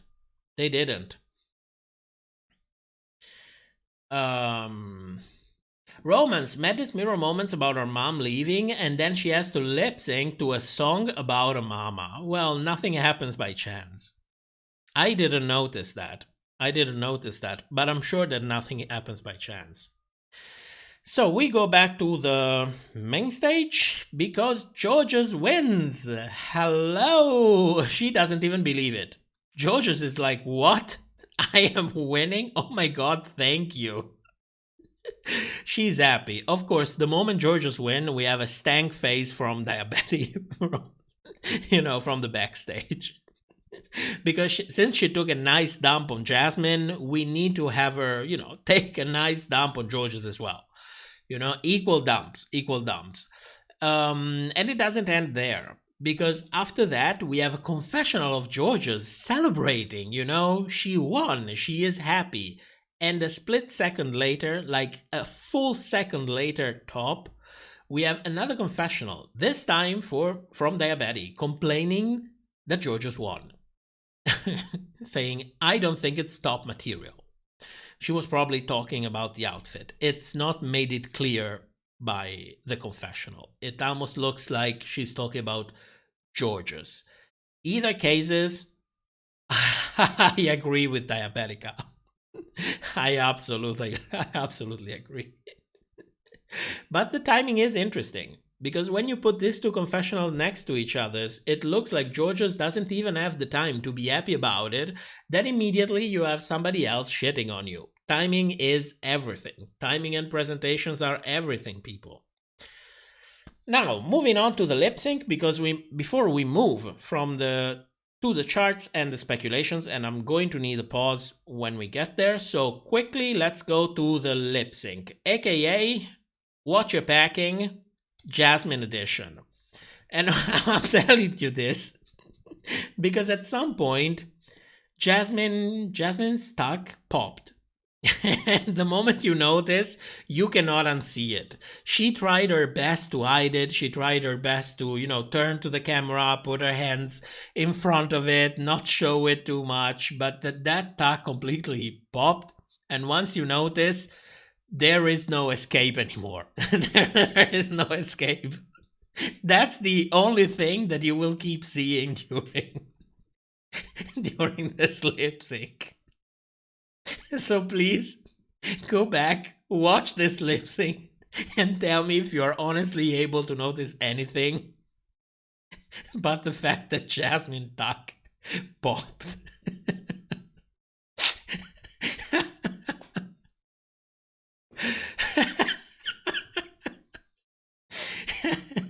JP, that's why Ru kept Jasmine. Oh, she's packing a lot. She sure looks like she's packing a lot in there. Michelle will be thrilled. Even Ross. So, apart from Jasmine's tuck, what did I think about this lip sync? It was less heavily edited than usual. That we have to give them credit for. They didn't mess it up as much as they did with the one before, and the one before, and the one before. So thank God we get to see a proper lip sync. Unless you're focusing on Jasmine. But we get to see a proper lip sync. I think that Maddie going for the campy approach was actually a very smart choice. It worked. It worked for me. But, she is quick, she is witty, she is funny. Lip syncing is not really her specialty. Let's say it like this. And she cannot really compete with Jasmine. Let's be honest about it. Unless the song really helps you, unless it's a song that really goes in your direction, then maybe she could have had a chance. But with this song, At least she wasn't assassinated on that runway. She gave a good fight, but ultimately I think that editing or no editing, Jasmine gave everything. So for me, she was a rightful winner. I was entertained. This is probably the first lip sync of the season that I fully enjoy, in part because of the people who are performing, and in part because the editing was not as intrusive as it usually is. So by the end of it, Jasmine wins, she gets to stay, and Maddie goes home. But before she does that, she has to open her chocolate bar. Fun fact. Who was at the Roscoe's viewing party? Jorgeous? Who was it? Jorgeous and Alyssa. I think it was Jorgeous and Alyssa. They asked them, again, if the chocolate bar thing is rigged. They switched off their microphone. So, then again, there is your answer. So Maddie opens her chocolate bar and it's chocolate. And she goes home. So, at this point, we need to move to the confessional chart and speculations, but I need a minute of pause because I need a little bit more of lime water. I need to go to the toilet and I need to vape a little bit. So I will leave you here to shake it up and I will see you back in 3 minutes.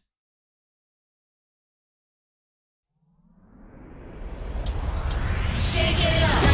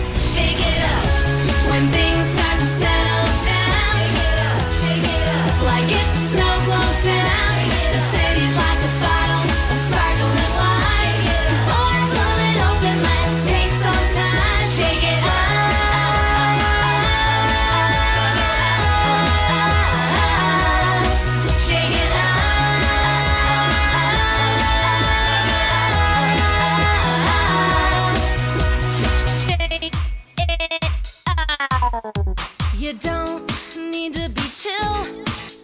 I don't ever play it cool. You don't need the right skills. Don't need the right tools. You just need the guts to seize it. To seize it in the middle.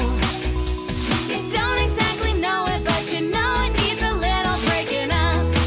Shake it up. Shake it up.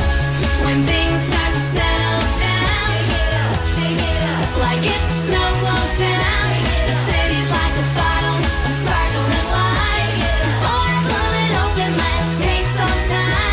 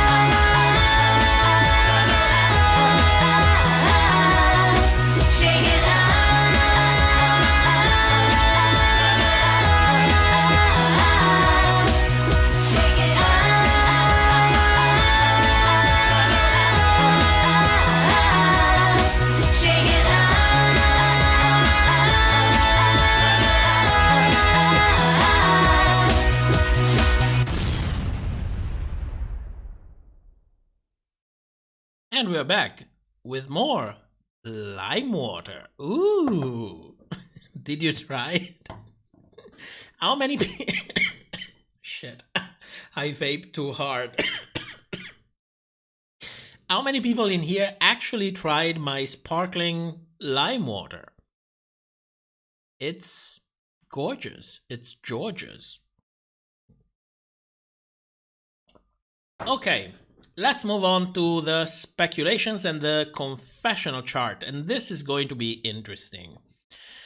Now, as you noticed, Diabetes is the only one with negative confessionals, of course, because she is the villain of this episode. What I found most intriguing is that Deja completely disappeared. And she completely disappeared again. She has one confessional, one. The only confessional that she has is the runway confessional, the one that everybody else has. Joey, is there a reason there's no liquid energy tonight? The doctor forbade me to drink too many liquid energies. So I have one, and when it's finished, I have to move to sparkling water. So I get it in the beginning, and then I get high on sparkling lime water. So Deja completely disappeared, and she completely disappeared again. This is the second episode in a row, and I think that definitely has to have a meaning, because she has no storyline whatsoever. She's a seamstress. We keep getting this thing, oh, she's a seamstress, oh, she is so good. We had 2 sewing challenges. She didn't won none of them. So you can already imagine who am I going to speculate that's going on next. Nevertheless, let's finish with the confessional chart first. Carrie has the most confessionals out of everybody. In addition to that, she also has a mirror moment. This is her second mirror moment. And for me, this can only mean 2 things. Either she's going to win next episode, she's going to finally rise, or they're going to go for shock value and actually cut her off, because she has no storyline at the moment. The best that they gave her was, you are too pretty, you need to get ugly. And on top of that, everyone who has had 2 mirror moments since ages without winning anything, at some point went home. So we need to keep an eye, especially on Carrie next episode, to see where this is leading, because she has way too many confessionals this episode, and the mirror moment made no sense. She already had one. Then we have Jorgeous. Jorgeous is the narrator of the episode, and this is part because she is finally rising. She is the young and talented.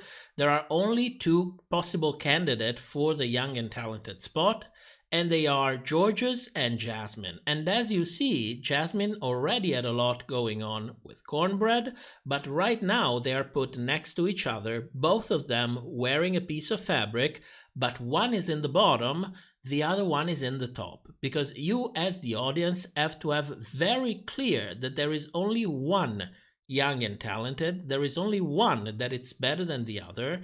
And I don't know if you noticed, but in the confessionals, apart from the introduction in episode 1, we always see Jasmine praising Jorgeous. We never see Jorgeous praising Jasmine. I'm sure that she did, because she did it during her entrance. They are in good standing between each others, but we didn't see it. We only see Jasmine praising Jorgeous. If you don't believe me, go back to the lip sync. I think there was a confessional from Jasmine praising her, calling her like, what was it? A powerhouse, I think.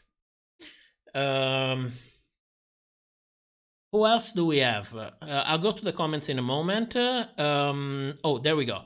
Then Maddie has a reasonable amount of confessionals, considering that she's going home next episode. And she also had a second mirror moment. So this is basically what you see with Maddie is basically the amount of confessionals that it's expected when you go home. This is the normal. It's not always like this, but most of the time it's like this. So if you see that Deja starts getting a ton of confessionals next episode, you already know what's going to happen. like for sure. Last but not least, we have Lady, Angeria, and Bosco, who are fading in the background because this episode is not really about them. It's about Diabetes being a villain and Jorgeous being a prodigy. And that's basically what this episode is about. So, who is going to go home next? Well, from a storyline perspective, the people who don't have a storyline or anything going on for them at the moment are Carrie, Bosco, and Deja. Bosco won a challenge, so Carrie and Deja are the only one left without a storyline. Deja doesn't have any mirror moments. Carrie has 2 mirror moments. Who else has mirror moments? Willow has 2 mirror moments, but you already know, Willow already holds a representation spot. She is not going anywhere, and there is too much going on with her character. She also won challenges, so she is not going anywhere. Then we have Jorgeous had 1 mirror moment, but he is How Are Young and Talented, so he's not going anywhere as well. Jasmine had a mirror moment, and her storyline is basically done.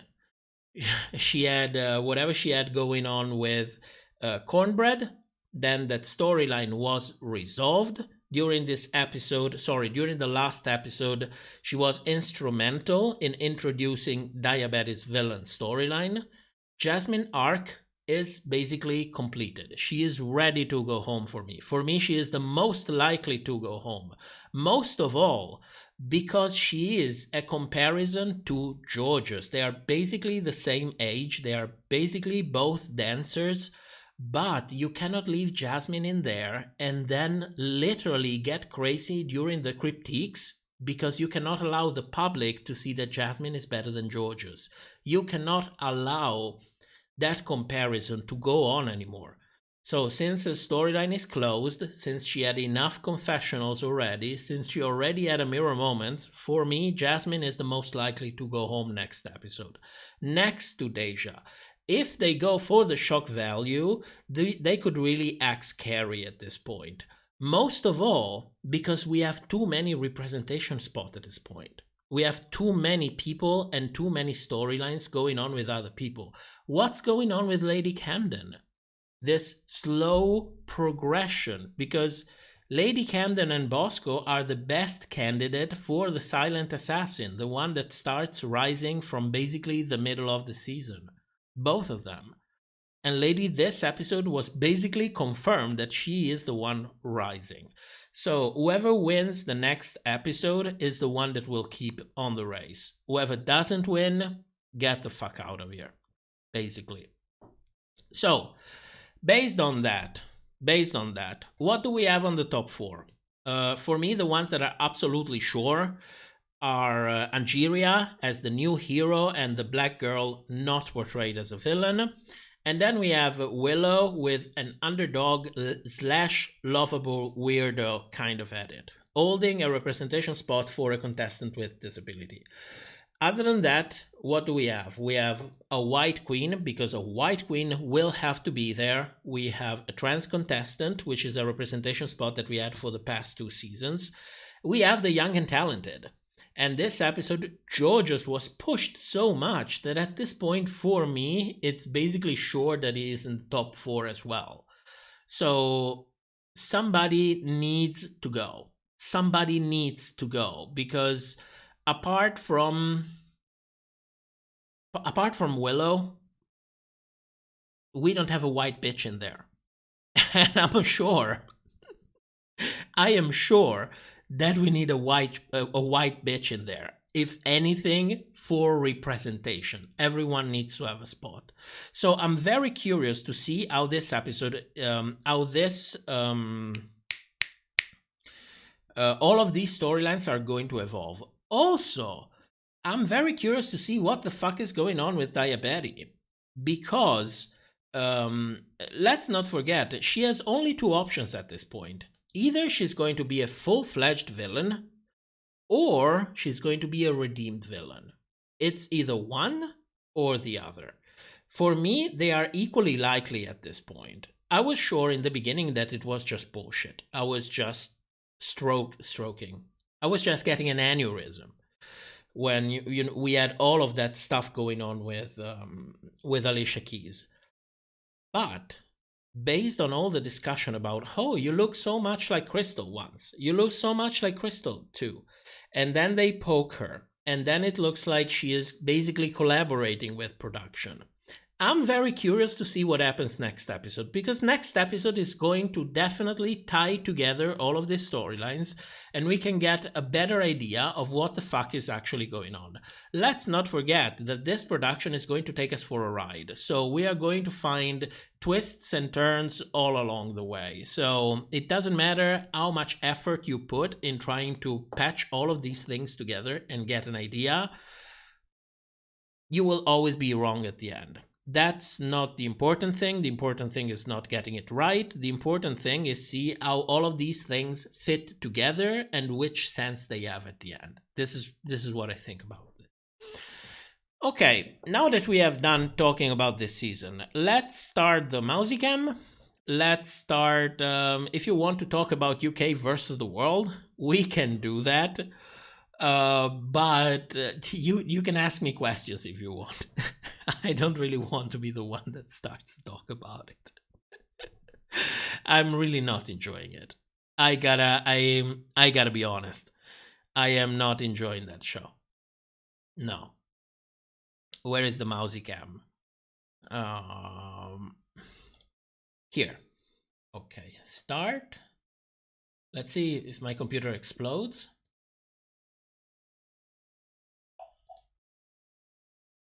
Okay, wait a moment. Background, logo, Mousy Cam. There we go. And the chat. There we go. Okay, if my computer doesn't explode, this is our setting. Can I minimize you? Yes, I can. Okay, Joey, Jasmine's outfit looked like the top layer of her skin was peel back. Oh my god. Oh my god. Oh. Wait a moment, I am lagging. I think I'm lagging. YouTube is not responding to me. Do you guys see anything on the screen?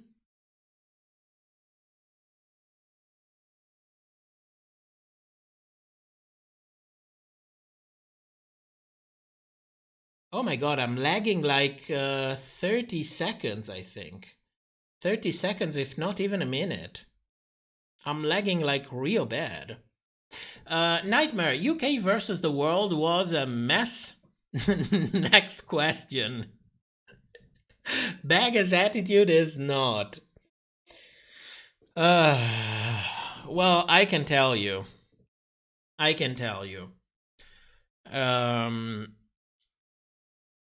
It's so rigged. It's so rigged, the UK versus the world, that it made George's win look like a breath of fresh air.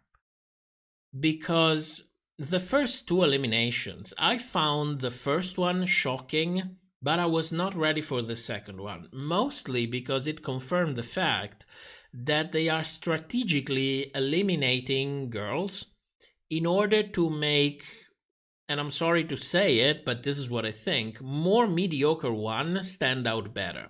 You're basically eliminating the competition so that others could stand out a little bit better. Kashmir, did you catch Ru trying to take credit for Jorgeous by asking her who taught her and Michelle, saying it was Ru who taught? Oh my god.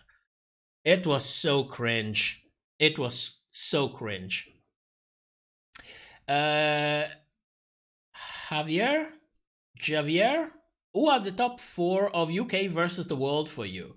The top 4 you want to, and the top 4 most likely to happen. Well, my top 4 would have been Jimbo, Pangina, Cheryl Hall, and possibly Monique Hart.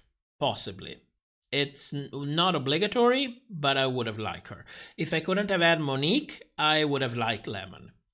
The one that's probably going to happen, I don't think it's going to be a top 4. I think it's going to be a top 3.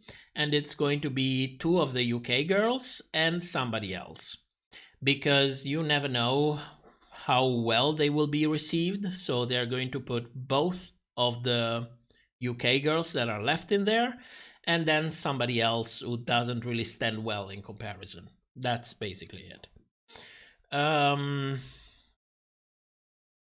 Michael, UK versus the world or Down Under? Ooh, that's a difficult question, but I'm going to go with Down Under actually, because at least Down Under, even from a cringe point of view, at least it was entertaining. At the very least, you could sit on the side and be like, oh my god, there is so much drama going on in this. It's such a shit show. I'm actually going to have a couple of drinks and enjoy this. UK versus the world, you have basically queens in there who doesn't even give a shit about being in there in the first place. Like Jujubee. Jujubee doesn't really give a shit about being there. And why would she be? I mean, she even said, RuPaul asked me to be here.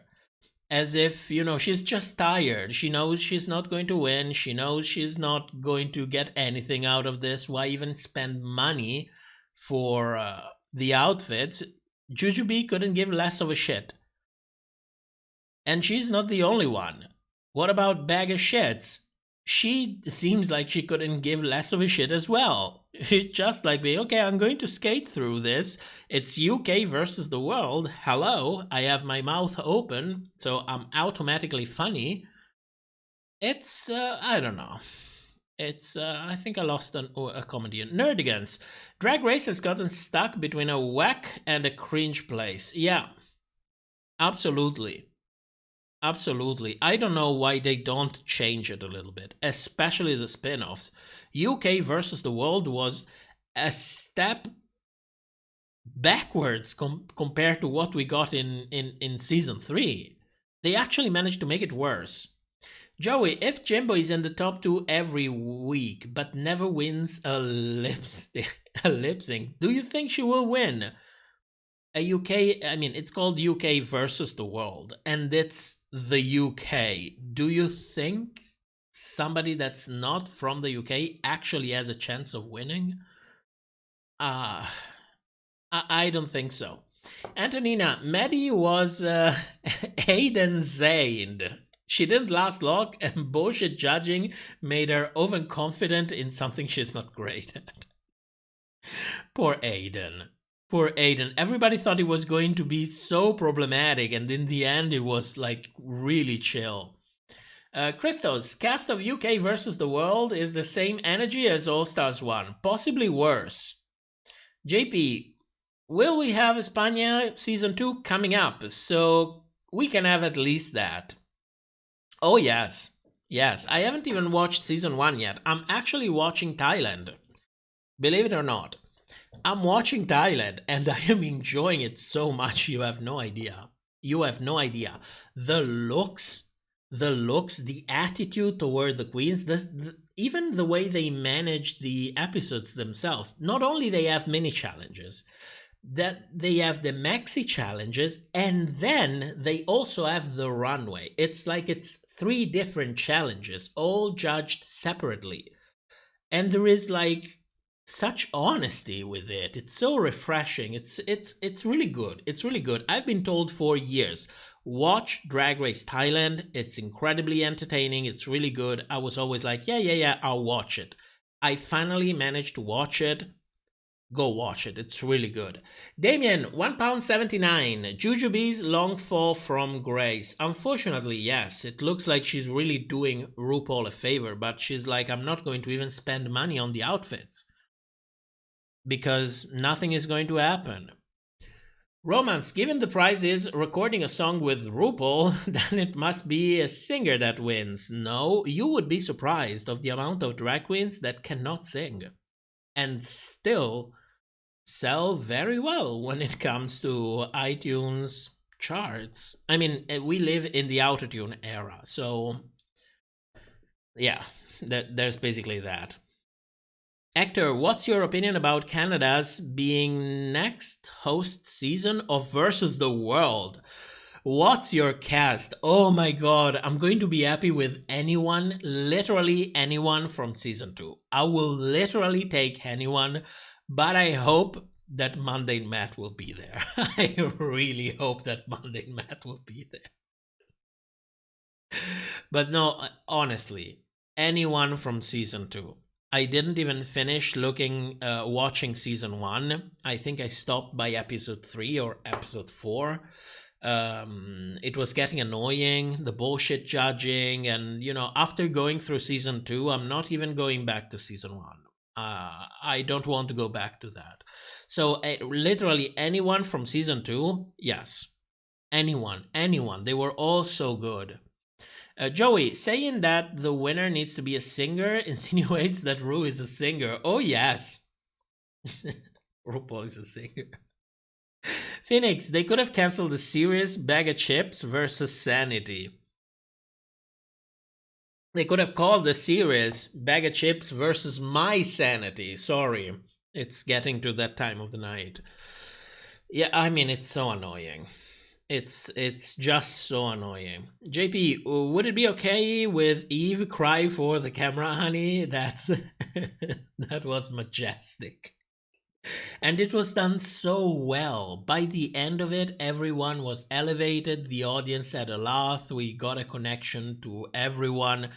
Canada season 2 was such a touch of class. It's unbelievable. It was unbelievable to me. It was unbelievable. But yeah, UK versus the world is basically the Bag of Chips show. So what I wanted to tell you about it. JP, Mamaru is a talker, not a singer, and not even a very good one at that. But she's an incredible businessman. I would like to see some serious business lessons from Mamaru, but she couldn't really give them, otherwise it would destroy her public persona. But that I would listen to, for sure. Now, with UK versus the world, I want you to think for a moment that the eliminations were very strategical. When you think about Lemon was eliminated first. Now, when you think about Lemon, to me, the first thing that I see is that who is in contrast to Lemon with the cast. And the only one that I see in contrast to Lemon that is, young, that is on, the fashion kind of alley of drag, well, that's Blue Hydrangea, a queen from the UK. So you know what? Let's just axe Lemon, and automatically we eliminated the competition from one of the UK queen. Who is the next to go home? Cheryl Hole. And Cheryl Hole is naturally funny. She's like Alyssa Edwards. She's funny on her own. She doesn't need to think about jokes. She doesn't need to try to be funny. It's just who she is. She just has it. She is funny, period. Who does she make look bad by comparison? Bag of Chips, the one that is trying to be funny, the one that tries to make jokes, the one that tries incredibly hard to be funny without really being naturally funny. So what do? We axe Cheryl Hole, so that, her presence will not make you realize that by comparison, Bag of Shits, it's not, the shit. So, I'm expecting that this thing will go on for the rest of the season until they go to the end and Bag of Shits gets her crown and uses the fame for more Botox, more lips, more whatever it is. I don't know what the fuck she has done to her face. She was beautiful before it. She was incredibly cute, despite the way I think of her, like from her interactions online, and she was incredibly cute for me. And I don't know which surgeon she trusted, but she should sue and ask for a refund. Hector, what are your opinions so far on Monique? I don't think Monique went in with the intention to actually win. She absolutely knows this is a publicity stunt. So she's trying her best to play the game, but like Juju, she's not really in the game. It's like she doesn't care, She's not an actress. She cannot just come on screen and pretend like she cares and everybody will be convinced. She looks like, she's just like, okay, this will be good publicity. It's good for me. It's good for my brand. I will do it, but I don't have a passion to it. I don't have a drive to it. Like if you compare Monique in this iteration of the franchise compared to when she came on All Stars, it's a complete different thing.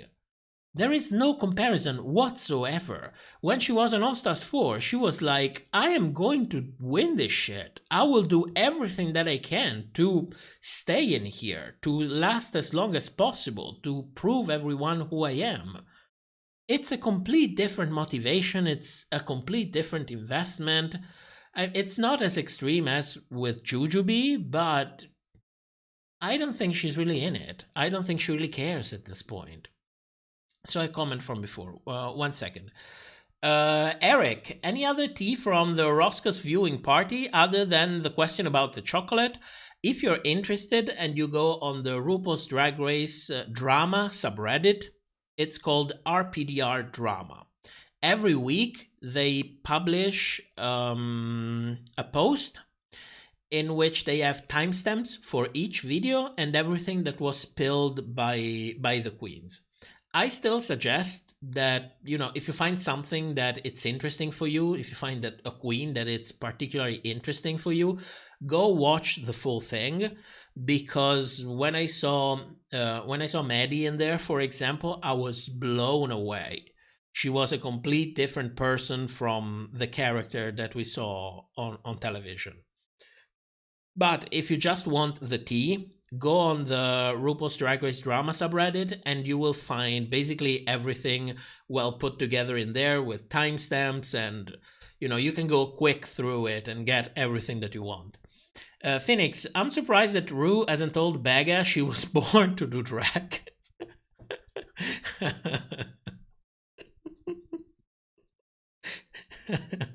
I'm surprised Ru didn't told Baga she is born. Like, this is the real world, Baga. Joey, if Canada versus the World is hosted by she will be hosted by Brooklyn. I'm not taking any RuPaul Michelle bullshit in there. Brooklyn will have to host that, period. What do you think the dynamic will be between her and the U.S. sisters, especially the ones who have already been on All Stars once? Oh my god, I didn't think about that. I think it's going to be interesting. I mean, ultimately, we know, since, JBC spilled all the tea, we know that the judges do basically 100% of what production wants them to do. So, I like to fantasize about the idea that there is a conflict of interest, but I don't think there is really going to be, because it's mostly production talking through the judges. The great change that we saw in Canada Season 2 was a production change. The fact that you saw different judges, it was just to give it another face, but it was really a production change.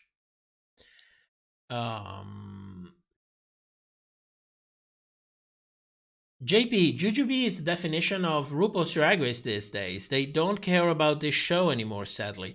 Well, but why would you care? I mean, they don't even get money. They had to go all the way through the UK. So, of course, World of Wonder probably paid for that. They paid for the hotel. They paid maybe even for a little bit of supplies. But why would you care? You have nothing to win. You have everything to lose. It's basically these two queens that were contacted at some point by production and told them, listen, would you do that? We need to fill up some spots to try this new iteration of the franchise. Are you professional enough to come in there, stir the pot a little bit, make it look interesting? And they said yes. They probably got paid on the side for doing that. See, do you find the Mousies use their wheel much? Mine was very much not interested for some reason. Vilma and Spot use the wheels. Spot loves both the wheels because they have different radius. We have a wooden one and we have a plastic one. You can see the blue plastic one on the bottom right. And she uses both of them. Spot is the only mouse who ever used the blue wheel. Ever. But they both run. I also have a kind of a plate wheel, you know, a horizontal weight. A horizontal wheel is basically a spinning plate. I had mice that prefer running on that rather than the normal wheel. That happened, but I have both. Like Vilma and Spot, they hate the horizontal wheel. They never used it, ever. But Marble, for example, she loved the horizontal wheel. She would run mostly on that and leave everything else untouched. JP, I hope we get Brooklyn on Canada versus the World Season 2 because she seemed to care about those girls in Canada. Everyone seems to care about the Queen way more than what we get from the U.S. seasons. I don't know how much. I think it has a lot to do with the fact that it's a different production, but also it has to do a lot with the people. I just think that RuPaul, Michelle, Ross, they are tired. It's like Jujubee on UK versus the world, you know? They have seen it, they have done it. There is nothing new, there is nothing to learn, there is nothing, no growth, no actual growth to be earned. It's like work as usual, you know? They stopped caring. I mean, I don't blame them. I get bored of doing the same thing over and over again from time to time. Who doesn't? That, you know, at some point just change the judges then. Just jump the shark, change them. Put Carlson in there with other queens from the franchise. Even Jujubee, let them judge something. Romans, do you think it's unfair to have Jujubee and Monique competing against girls who have only done one season? In a way, yes. But when you consider that they don't actually have a chance of winning anything from the very beginning, you don't, you know, there is not much of an argument in there to be had. Because none of them is going to win. I mean, it's a UK production. The week after they finished filming for 3 weeks for UK season 3. You know the gist. Damien, Canada Drag Race Season 2 is the best judging panel, period. The Thailand one is incredibly good. I don't know about the Spain one, because that I haven't seen. And I heard that there is a lot of bullshit going on with Holland. So at the moment, next to Thailand, for me, yes, they are the best ones. Angel, are you going to watch Drag Race España? I don't think so. But you never know. I get crazy with subtitles. I find it very discouraging because most of the time, if I watch with subtitles, it means that the screen has to have 100% of my attention.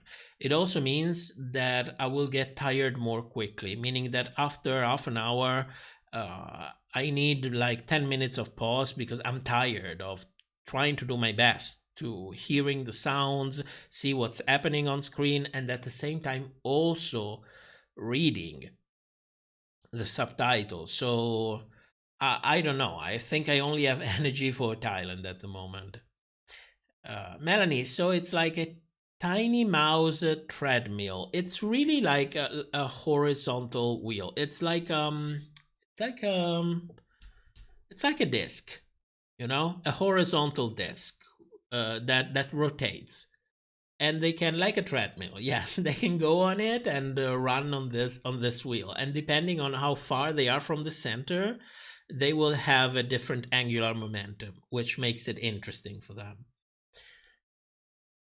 Watermelon, should International All-Stars be reserved for US queens who already did an All-Stars, or also for US queens who didn't do All-Stars? I don't think they really have a plan about it. I don't think they even planned this. Because technically, if it's International All-Stars, then you should have some kind of qualification to get to the international one, you know? Who gets there? The top 4, the queens who have been on All Stars, who gets there? The problem is you have many franchises that didn't even have All Stars. Only the US version had such a thing as All Stars. Everybody else is too new. They're just going to clump it together because they need to throw a little bit more money at new iterations of the franchise because it's profitable. The more you make it, the more money you make it. I don't think they even thought about this. They're just going to pick whoever they want to pick when they are available and shit out another season. Because I don't want to sound rude, but that's basically what's happening, you know. JP, if the judges were smart, they would have kept Lemon and exposed their flaws and qualities on each other's and create competition between those two. Yeah, but you need to have time for story producing to do that.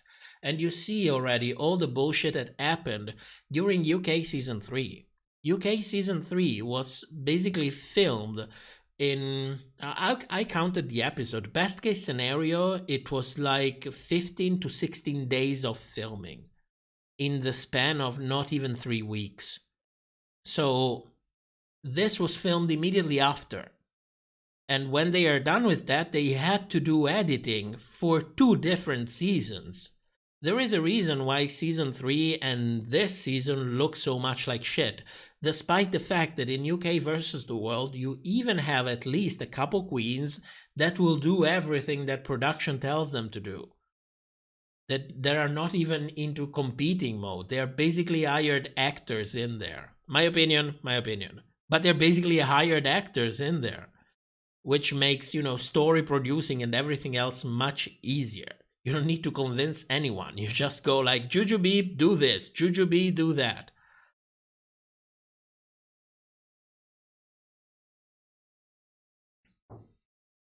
You know what I need?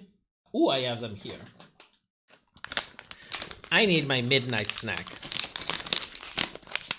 This time we have nuts. I don't know who suggested nuts, but, you know, it's better than chips.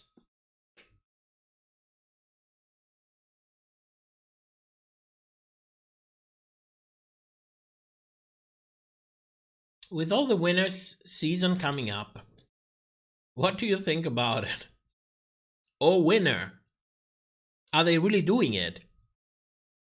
Like, did they release a trailer? Did they release a...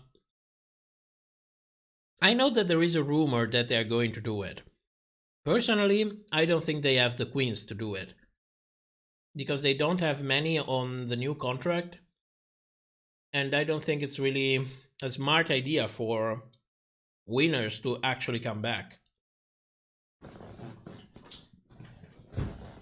And production needs to be able to afford them.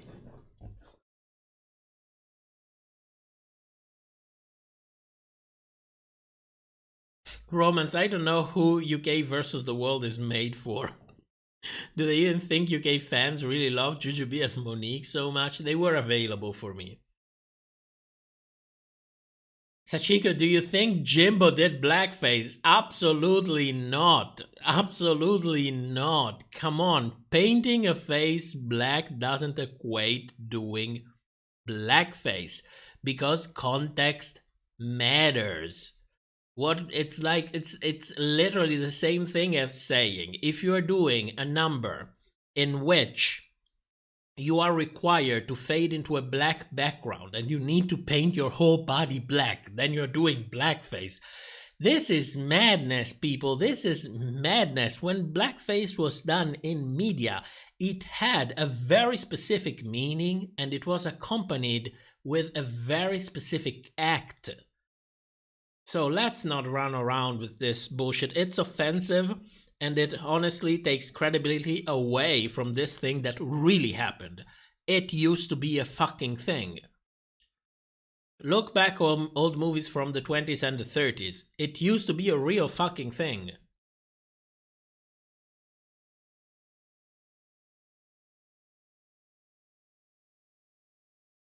Any prediction for all winners?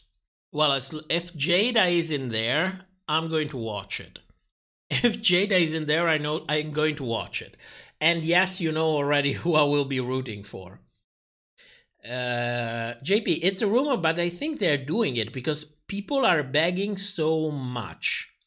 What do you think of it anyway? It's confirmed. I really hope that Jada is going to be in there, but I don't think there's any chance that are going to see any kind of legacy winner. Like, well, we are surely not going to see Sharon, but basically, BB we saw already. Tyra doesn't do drag anymore. Raven has a conflict of interest because she works for World of Wonder. Sharon, they are not even going to hire. Jenks would never come back. Bianca would never come back. Violet would never come back. Probably Bob, independently of what he's saying, will never come back. I mean, with this, he is earning already a ton of money on his own. So he would never come back with that kind of contract. And it will never come back risking fucking up his image. So I don't think he will ever come back.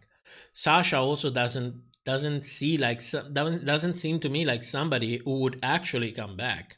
Even Aquaria wouldn't come back. She never went, she never really went over that fucked up Meet the Queens from season 11. She released what was it? I remember the tweet. She was like, they really wanted to humiliate me.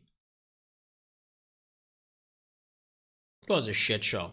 So I don't know if they actually have the queens to do it.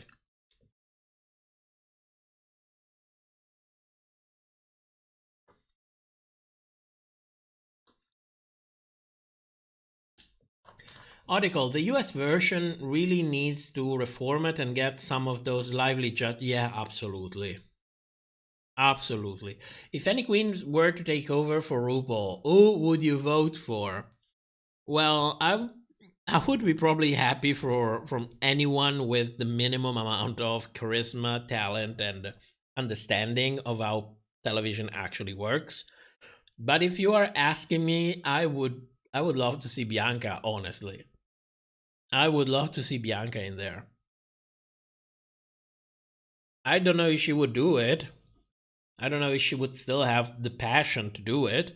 So maybe somebody younger, somebody that can reasonably hold the show well for the next 10 years. Probably, yes. Maybe Jada. Jada would be good. SK Har, she is alleged. I don't want to know the possible more speculations about it. If it happens, I want to have a surprise. Emily, Jada deserves so much more. Jada deserves everything. I'm sorry, I'm also eating the nuts.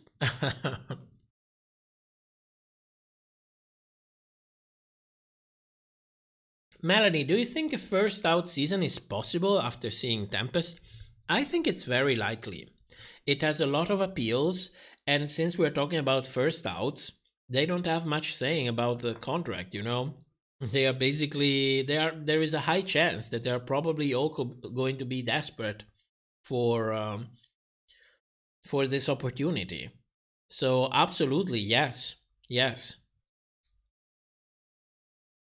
Phoenix, do you think the season 14 reunion would be worse than season 13 reunion? Absolutely not. You cannot go worse than that.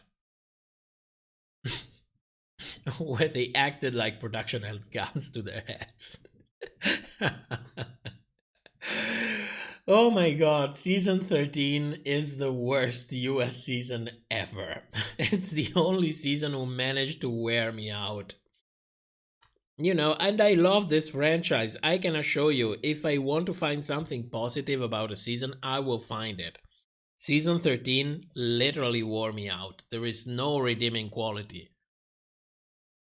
whatsoever.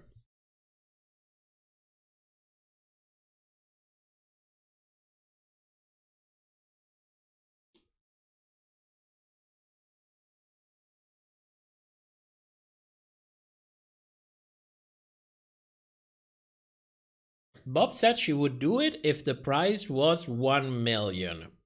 I think Bianca said it as well, that she would do it for 1 million. But I guess that secretly behind the scenes, she would also like a little bit of control on her image.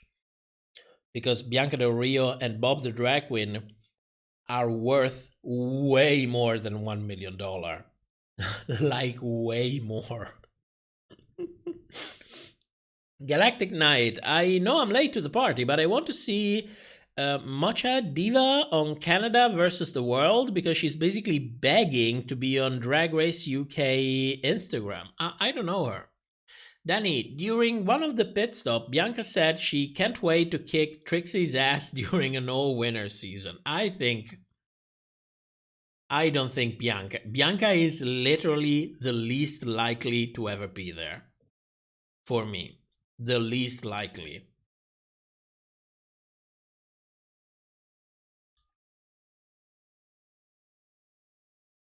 The Vivian is heavily rumored to be competing on all... Well, we need somebody to go on first.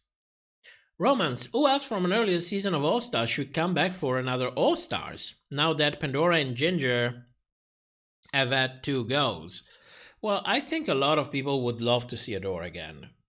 It's not just about having a proper second chance, but a lot of people actually want her, have been asking for her. So probably her. I would start taking a lot of queens from All-Stars 2.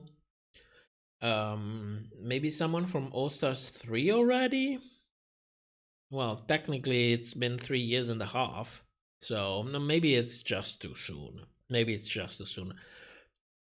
I would like to see queens who never had a chance to actually get a second chance.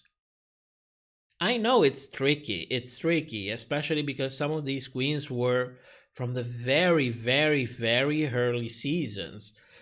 But, you know, I am more curious. I am not interested in seeing queens that I saw 2 years ago. I don't care about what they say. 2 years, it's not enough growth for me. I'm really curious to see what somebody is doing 6 years after the last time I saw you on television. That would be interesting for me.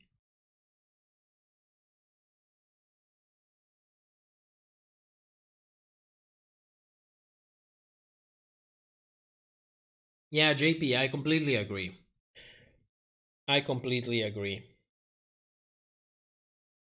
Why would you fuck up a career like that? Bianca Del Rio is worth probably a good $10-15 million all on her own. Why would you give that up? And Bob is not far from that. I think the only redeeming quality of season 13 is the cast.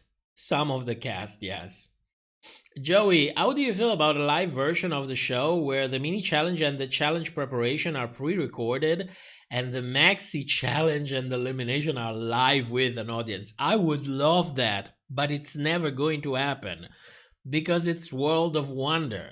They don't want just most of the power, they want all of the power. I mean, didn't you see the random chocolate bar thing? It's never going to happen. No. Matcha Diva is a Thailand season 2 girl. I'm still watching season 1. So, you know, Biella, Mulligan. I love Mulligan. I just love it. I am pronouncing it the way they are pronouncing it. I swear I'm not, you know, being a bitch. It's just that that's the way they say it. That's the way I'm going to say it. You have no idea how when I try to pronounce Petra, because they have a very weird way of saying it. But when you're approaching another language, that's the best. You have to do the best that you can do to reproduce the sounds. JP, if Trixie is on All Winners, please don't let her be on All Winners. She's already successful enough. We don't need more of that. Give a spot to a girl that actually wants it. Rome, what do you think of a season of all new queens? Like queens who have been doing drag for like 1 to 5 years? You mean like Jorgeous? I don't know. I don't know how to feel about that.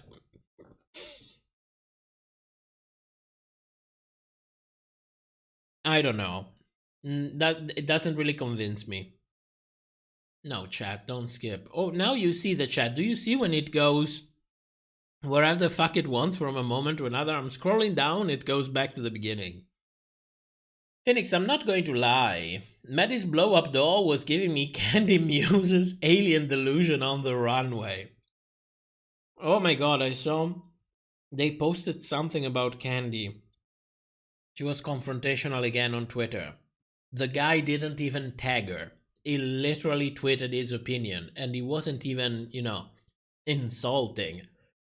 Candy Muse tracked it down, and she told the guy to suck her dick. No. Mike, what's your prediction of who's going to get the gold chocolate bar? Whoever production wants to get it. I am guessing that it's going to be someone that no matter what will have to lose the lip sync. It's going to be like it has to be a shock moment. So it's going to be either someone who is very, very good at lip syncing and then for some reason will lose the lip sync only to end up getting saved, or someone that's not really good to lip sync in the first place, but it's good at something else. It's good, I don't know, maybe at singing, maybe at acting, or maybe in the runway, anything else that it's not strictly dancing. And they're going to use that in order to save that person. Either way, it's going to be a shock moment because they're not going through all this trouble just because. They want a shock moment.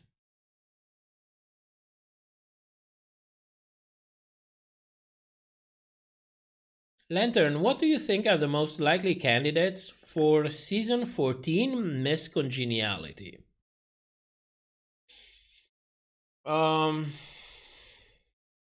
I'm going to say Orion,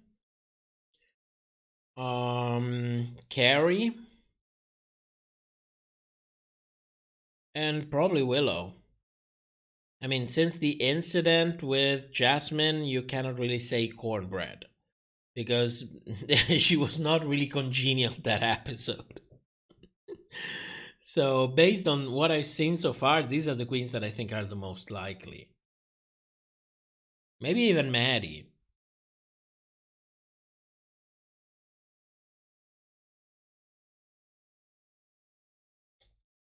Thailand Season 2 is the messiest season of Drag Race to date, but it's a good mess. I can't wait to get there. Romans, do you think Victoria Scone will win UK Season 4 if she comes back? Or do you think she would have won Season... Oh, chat. Where is it? There we go. Or do you think she would have won Season 3? I think that she was the winner of Season 3, like I think that Cornbread was the winner of Season 14. With that said, whenever you bring back a queen, it's impossible to recreate the same dynamics that they had before. Sometimes it's a good thing, sometimes it's a bad thing. So in the case of Victoria, for me, she has a very good chance of winning if she comes back for Season 4, because she didn't really have much dynamics to begin with. It's going to be a little bit harder with Cornbread because she had incredible dynamics with Willow and Carrie in this season, and it's going to be very hard to recreate them, which means if they want her to win, they're going to have to go to a totally different route.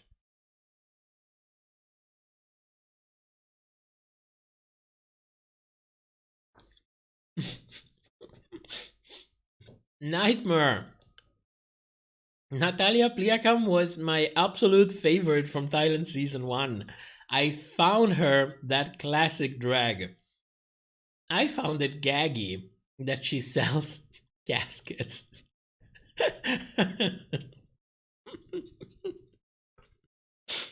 She is like in the funeral industry. I was gagged that all of the queens from Thailand, they have day jobs. Like they introduce themselves and are like, okay, I have a rice farm, yes. I have a rice farm. I have I work in like a funeral home. I serve cocktails, you know. They all of them they have day jobs. This is something that we never get in the normal season of All Stars. They all come out and say, "Yeah, I'm a drag queen." And you know that a lot of them have day jobs, but for some reason maybe it cheapens the franchise if you have drag queens in there saying, "Yes, I serve tables to pay for my drag."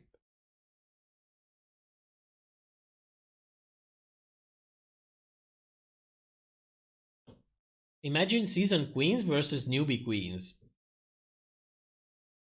Would be interesting.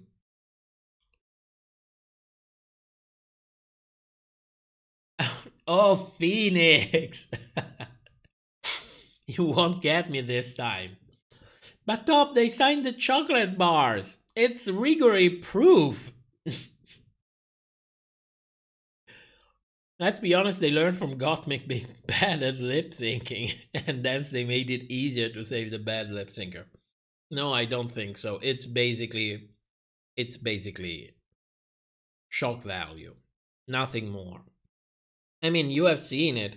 If they want to keep people out of the top or in the top, out of the bottom or in the bottom, they will do it. They have no shame at this point. That is just a gag. It's just shock value. Joey, Tempest, Kimura, and James were there because it worked out with quarantining queens for an early out season?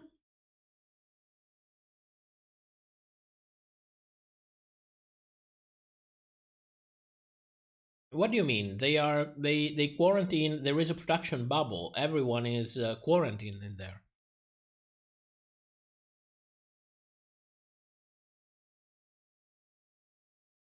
Oh my God, Phoenix, you are such a bitch. Do you think they will ever do a season of Queens Born to Do drag? That would be interesting.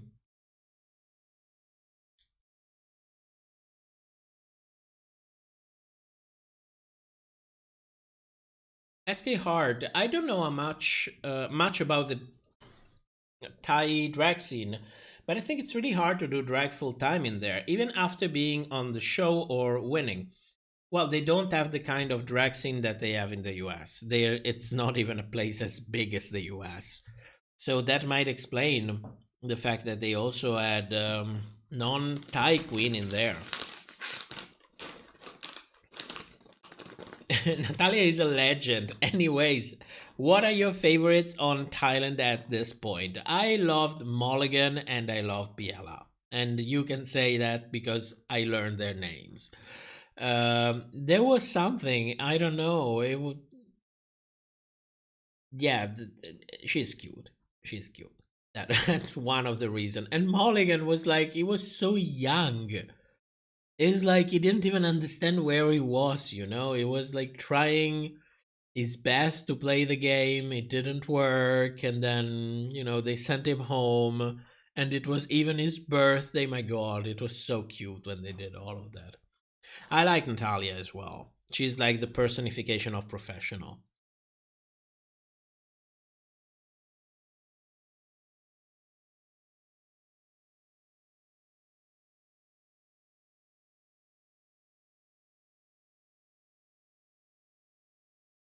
Nightmare, do you think Cornbread's elimination affected other characters of the season?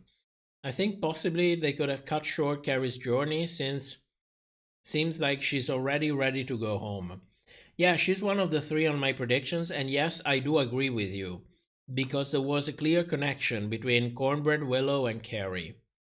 So for me, they could have easily ended up in the top all three together if Cornbread was there. She was the glue holding these dynamics together. So absolutely yes.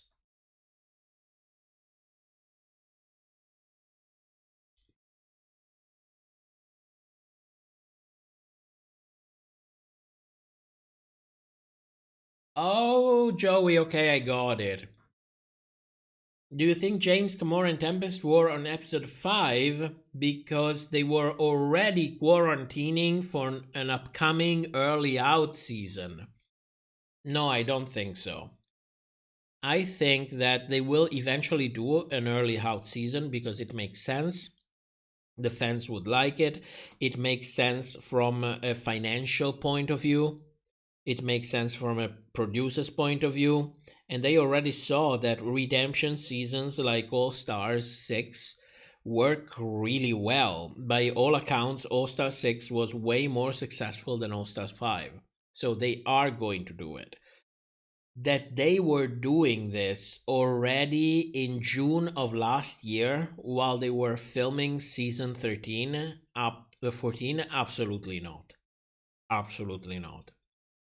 So no, I don't think it happened.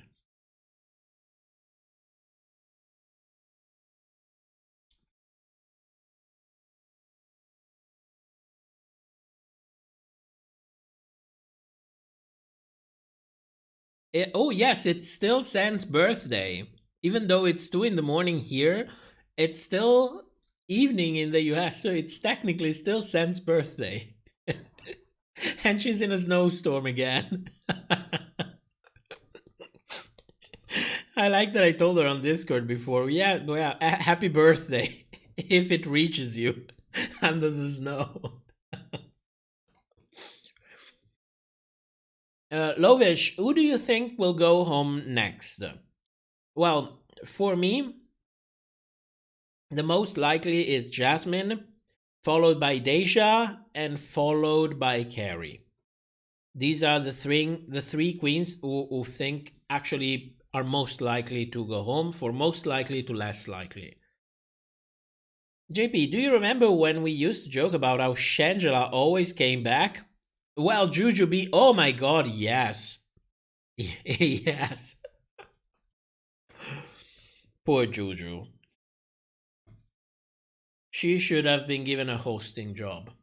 She deserves it. Romance, do you think apart from season 12, there were any seasons where they had an intended winner and then changed their mind because of fan reaction? That's interesting.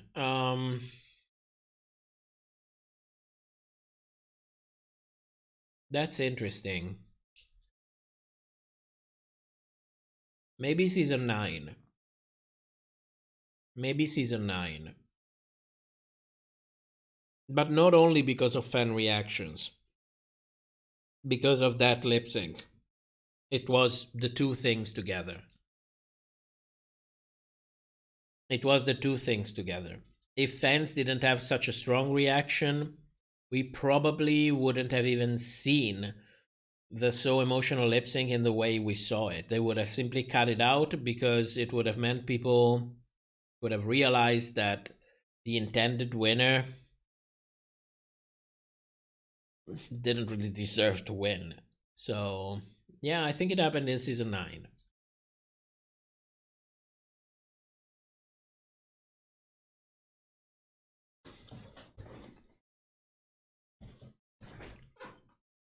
Elimination.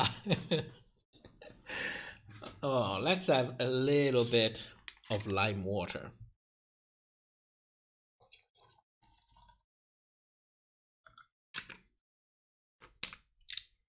And a little bit of a vape.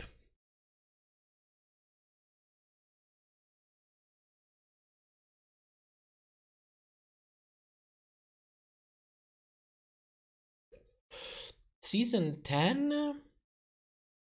I don't think they really wanted to. I don't think. You know what's the difference? That sometimes it's really hard to say, okay, they wanted this queen to win. You know, I can find a set of hints that can point out with a reasonable certainty that yes, they wanted this queen to win.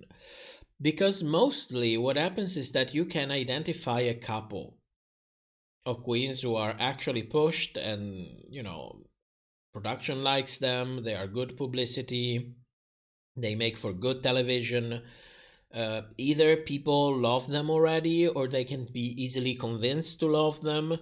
So I usually see at least a couple, and then one of the two actually manages to win. It's actually rare that you have, a good example that you can say, oh yes, Shay was supposed to win season 9. They gave her 4 wins. For fuck's sake, 4 wins. Or what happened with Gigi in season 12. Good lord.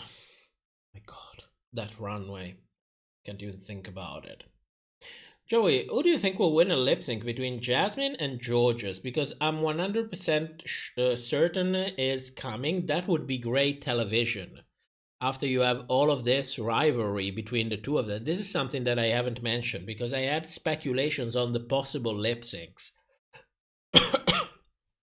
And if Jasmine really is in the bottom, I see only 2 people she will lip sync against. One is Daya, the queen who has been bullying her, and the other one is going to be Jorgeous because the rivalry. Don't forget the rivalry. One is better than the other. So I agree with that as well. Do you think they do a double save since Cornbread is gone? They have 1 episode less, so yes, there is going to be a double Shantae in there. They need 1 more episode. One way or the other, the plan that they had before needs 1 more episode. Because when the network comes and says, I want this amount of episodes, you deliver those amounts of episodes. You don't, pay millions in fines because you couldn't deliver 1 episode more. So yes, there is going to be, get ready, on top of the chocolate bar bullshit. Don't worry, it's okay. Galactic Knight, so you're watching España after Thailand, right? If I have the time and the mental strength, yes, because it's really tired. Mostly is the curiosity, I got lucky with Thailand because I found very good subtitles. Like the guy who made the subtitles at some point stops everything and adds, it's fan made, So he adds for a moment in the subtitles, oh look, this thing has this cultural meaning in the Thai culture, and then he explains what it means and the significance on the runway. So when it's done like that, it makes it actually easy to follow. It's still not like watching a normal episode of Drag Race, but it doesn't feel like I have to have my attention in there 100% of the time. Otherwise, I will lose something. And I don't want to lose something. I want to enjoy everything out of it. I want to understand everything. I don't want just to watch without understanding. I want it all. The problem is it's also very mentally tiring for me. Lovish, next week is an acting challenge. Who do you think will win and be high and bottom? I have 2 people who absolutely at this point need to get a win in order to continue, probably even 3, in order to continue on that storyline. And those 2 people are Carrie and Lady Camden. Now, apart from them, if Daya is really going to get a redemption, she won't get it next episode already. She will have to work for it a little more in order to make it believable. So her win will come later, but she desperately needs one. Otherwise, she's going home as well. So these are the 3 people that are most likely for me, because any other kind of win will just already reinforce other characters. I don't think Deja is going to win anything at this point. If she's a seamstress, we had 2 sewing challenges. If they wanted to give her a win, they had a perfect opportunity already. They didn't. I'm not talking about this episode. I was talking about the first sewing challenge. So at this point, I don't think she's ever going to get one. She is just dragging around until she will be inevitably have to be eliminated. Oh, chat went crazy. Joey, I'm scared they're gonna create a new format for the Snatch game for UK versus the world. I hope not. I hope not. I think España is a little easier to understand because there are some words you can relate to English to some extent. What is your mother tongue, by the way? I'm not telling you. You mean my mother tongues?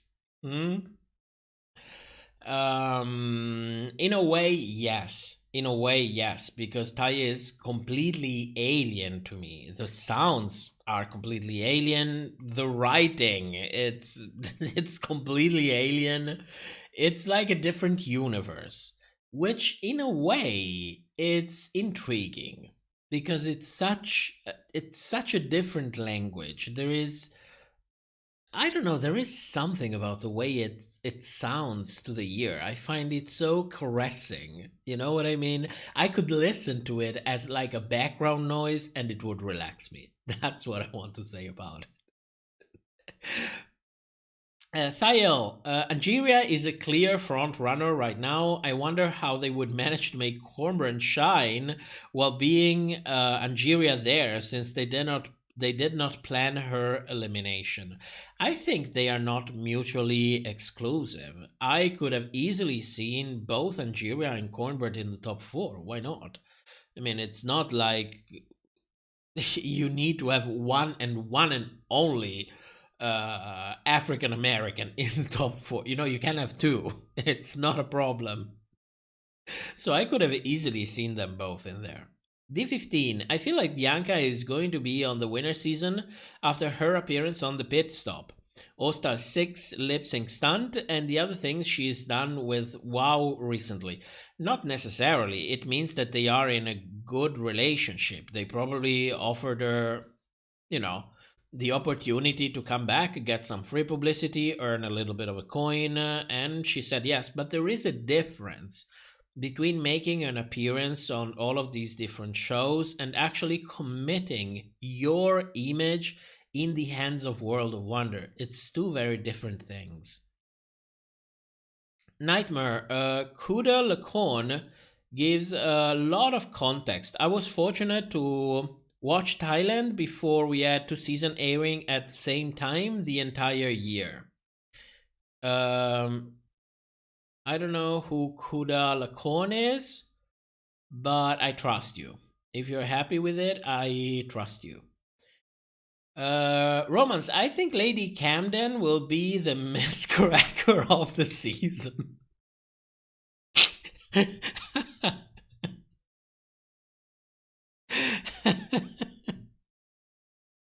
There is only one Miss Relatable. There is only one. No, I think Lady Camden has, like, I don't want to sound rude, but I think Lady Camden has actual proper talent. It's not like Cracker is talentless. It's just the kind of talent that Lady Camden has is a very refined one. You know, people think that every time I say she's very self-produced, I am shitting on her. I am not. I am actually recognizing a talent. She is very talented from that point of view. She knows exactly how to do all of that, how to come on. There is a talent in there. It's undeniable. Cracker always left this impression to me that she was more amateurish. You know, it was more about the personality by itself than the ability to actually back it up with a refined performance. That's what I want to say about it.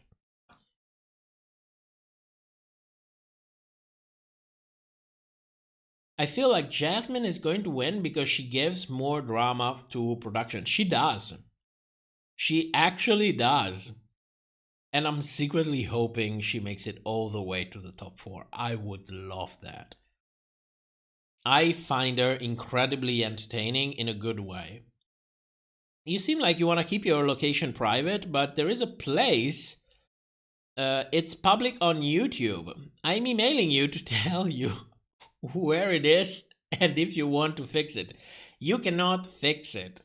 You cannot fix it. It's there because YouTube wants it to be there. And it cannot be not private. So there is not much that you can do about it. How did you get your subs for Thailand? I am not sure I can discuss it here. I'm not sure about that.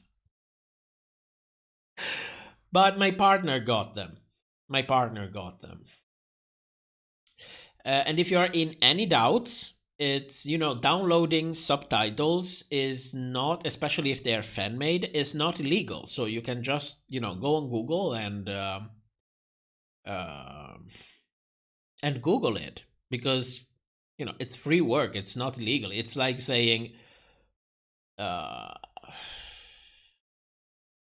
you cannot watch a YouTube video because it's illegal. I mean, it's there. It's public. It's done to be public.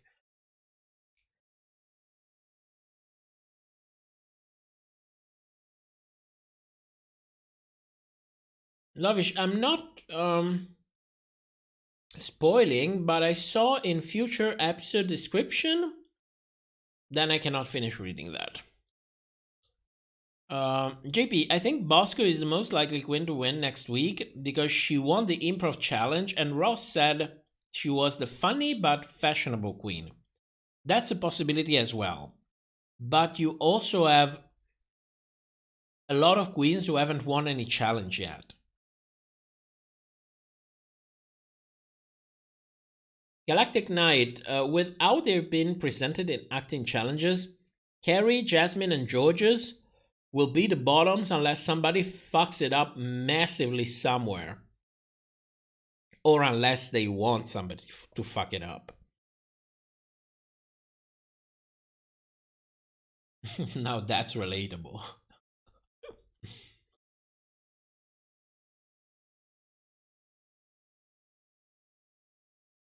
I think Lady Camden could end up like Kitty Scott Claus, where her getting her win could be a big awaited moment. Well, she's definitely rising slowly, I can tell you this much.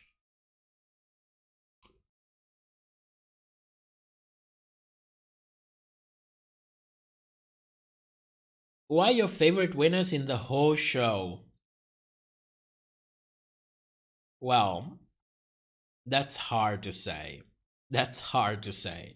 I have favorite winners for different reasons. The show has been going on for so long that some I simply like because I could relate a lot to them. Others I would really like because they had a talent that I found very appealing. And others were simply endearing as people. So I can tell you my favorite recent winner. It's Jada Essence. She is the goddess. And she is reigning for 2 years now. Can't wait for the third. On WoW Presents Plus, of course. Wink wink.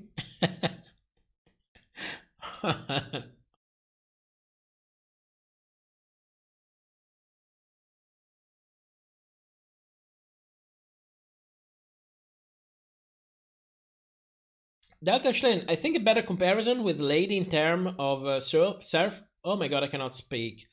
In terms of self-production would be Bob. I agree with that. I absolutely agree. JP, I love Jasmine. It's so weird because she seems like she was self-producing, but she dropped it, it seems. I agree on the self-producing. I find it endearing that she is trying. You don't have to be perfect. You don't have to absolutely being able to do everything or learn everything immediately. But as long as you're trying and you're trying your best, I already respect you for that. Then wherever it doesn't really matter how much progress you make, as long as you make some progress and you put effort in there. That's what really matters to me. Phoenix, the lip-syncing editing has just gotten out of control. In 2030, we'll just have flashes of every aspect of the show, and it will be such a confusing clusterfuck we won't know even ourselves. It's gotten so bad. I mean, if you watch lip syncs for season 2, 3, 4, the difference is striking. Before, you could actually see what was going on. Daytona, UK versus the World is a top 4 because they only ordered 6 episodes for the season.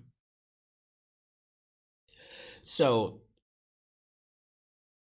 top 9, 8, 7, 6, 4, and 3. So the 6th episode, we have a top 3.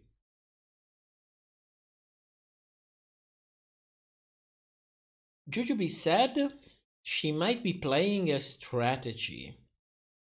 Do you think, since she's become kind of consistently predictable, she's playing it safe to then gag us later and create an... Oh no, absolutely not. Juju is too old for that. She doesn't give a shit anymore. She was paid to do a job. She will do her job. She doesn't seem to be invested in the season in the slightest. She didn't even seem to be invested in All Stars. I mean, if you don't remember, watch it back. She was so out of it already.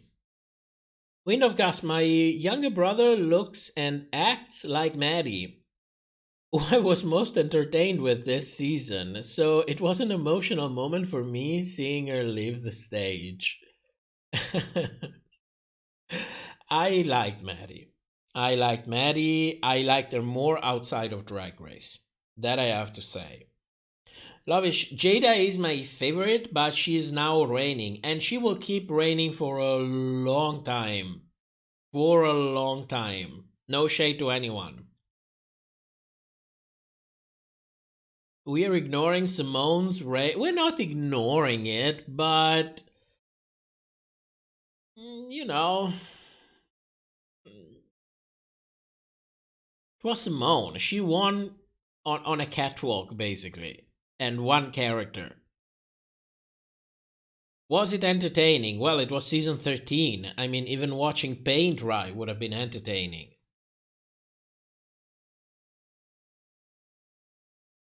Simone kind of reminds me of RuPaul, but in a good way. She would be a great host. It would be interesting. I want to see more Ru girls actually getting a show. Stop shitting seasons after seasons of Drag Race and then recycling the same people over and over again. Bring in some queens. Do more episodes with collaborations with queens. That's what I want to see. Alicia, the last lip sync, the majority of the time we saw Jasmine. Maddie got very little screen time. It wasn't as bad as last episode though. Or my god, the Carrie versus Alyssa.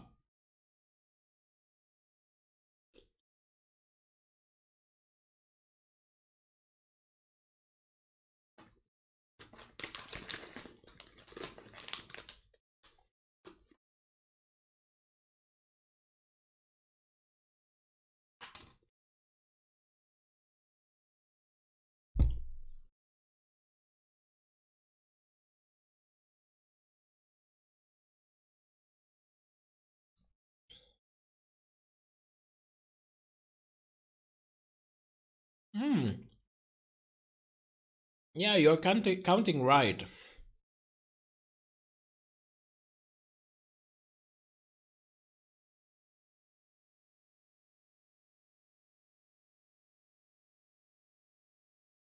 Yeah, you're counting right. It's okay, I do the counting of the episodes as well. I did it for this season too. Like I compared it for last season. So it's going to be a top 4. Then you have it. You have it. It has to be the 2 UK queens and some other 2 queens.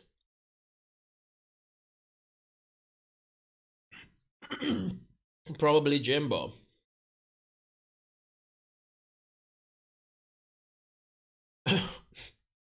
Imagine a hetero would win this season.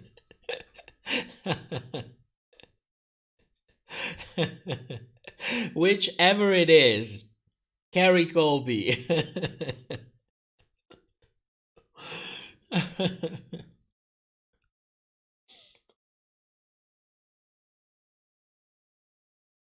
JP, the only good parts of season 13 is your reviews of the Sweatsicle. And Flash the Veg.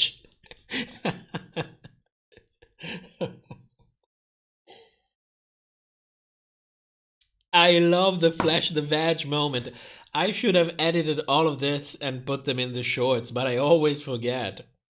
It's like I have this old other channel for shorts of the chop and I never publish in there. I do it like once a month. Not even. If you could plan a live finale format, what would it look like top to bottom in my fantasy? This is a difficult question. I need to think about it. I would scale it down a little bit. That I can tell you that much. Because when they did the season 12 finale from home, it was incredibly refreshing. So I would start scaling it down a little bit, bringing back the sense of intimacy again. Because that's what's really missing at the moment. Jimbo is not on the top 4. I'm going full Tyra. Hetero straight invasion. UK versus the straight.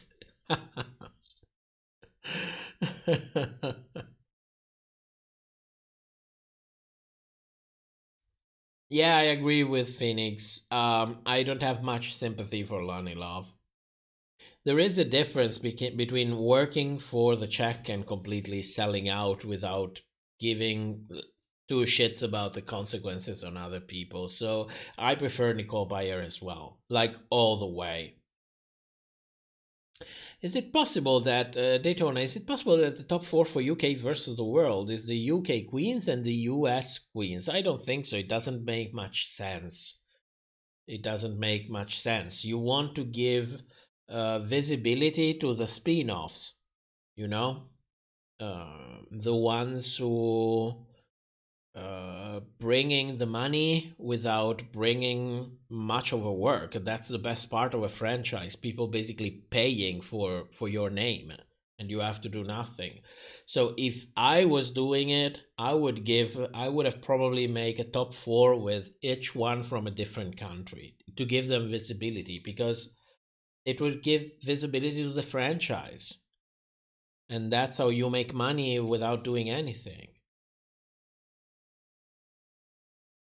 We need a full dose of Joey J to cleanse ourselves from those heteros. You can have him. I'll pass on that. Do you think going on first, Rob will be better for Lemon's career than actually winning the season? No. She didn't have a chance to showcase herself. There is such a thing as losing is the new winning, but first people will have to see you so that they realize what they are missing on. And one episode, it's not enough. One episode is not enough. It will help because at the end of the day, everybody basically agreed that it was a load of bullshit, but it would have probably helped 10 times as much if it happened in episode 2, only by virtue of the fact that she was there 2 days. Why don't you like Lonnie? Am I missing something? Well, during the season 13, she went full fucking up Utica Queen, and it was very, very gratuitous. She could have, getting the message across a little bit better. Instead, she went completely supporting the storyline that a roast is not a roast, and people who roast you could be offensive, despite the fact that it's a roast. Knowing full well what a roast is and what does it look like when somebody who is not a comedian tries to do a roast. All of these things. She completely glossed over because the production memo probably said what it said and she went full on it. And that's, there is way of doing things. Take, for example, the difference between Carlson and Ross. Carlson still does what production wants him to do, but you can see that there is a sort of caring. There is a buffer in between, there is his personality, the things he cares about, his way of doing things. There is something in there. With Ross, it's like with Michelle. It's, okay, what do you want me to say? Oh, yeah, sure. I will say all of this, and whatever the consequences of what I say, I don't care, because I'm here to cash the check. If you know what I mean. How likely it's someone that is that someone will get Manila'd. In order to get Manila'd, you need to be Manila. So that's the problem that you need to have in the first place. Did you know that Joey J is gay? No, I didn't know that. I didn't know that.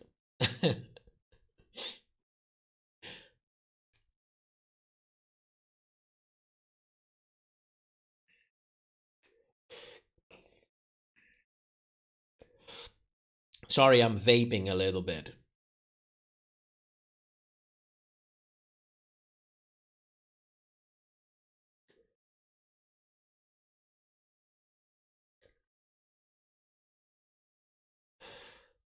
Yeah, Lovish, I know that, she said on Twitter that it was okay. I don't remember that, but I believe you. It's not. I believe you.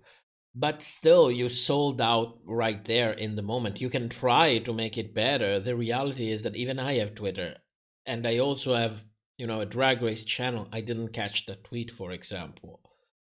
It feels like last minute you understand what's going on and you try to make a little bit of amend, but the damage is already done. So, no. Nicholas, I'm sorry if someone asked this already, but are you interested in reviewing UK versus the world on your channel? I'm talking about it in the live stream. I don't think I will make a video because I find it kind of unpleasant to watch. It's like it's a chore. I watch it and get hangry and get pissed, and I'm like, if I earned like $1,000 per review, I would probably do it because I still dream of being able to buy a house at some point. So yes, I would probably do it. But right now I get about $50 per episode and it takes like 20 hours to 30 to make it.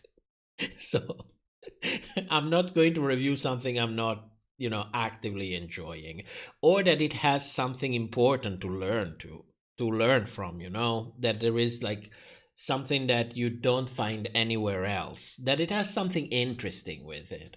So that is basically the main thing with the channel, since most of the job, it's basically paid by my motivation. If I don't have a motivation, then I don't really put much effort into it, which means not that I don't give honest opinions, but I would not go through, creating a script, record a voiceover, find all of the materials that you need, edit them together. We can still talk about it. If I watch the episode, we can, and we are talking about it in the live stream, but it's different from making a video. That it's a different level of effort that honestly, I'm not willing to invest for UK versus the world. I prefer to invest more energies talking about Diabetes Villain Edit, for example, and showing all of these things and maybe releasing it as a separate episode where I can help people concentrate a little bit more on that. I think since I have a limited amount of time and resources, I prefer to invest it there. D15, it's so annoying that nowadays queens get multiple wins, like 3 or 4 mid-season, which guarantees a spot in the final.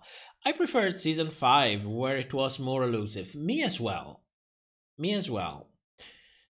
JP, Lani was a fusion between Ross and Michelle, laughing at Utica and saying that bullshit critique still annoys me. Me too.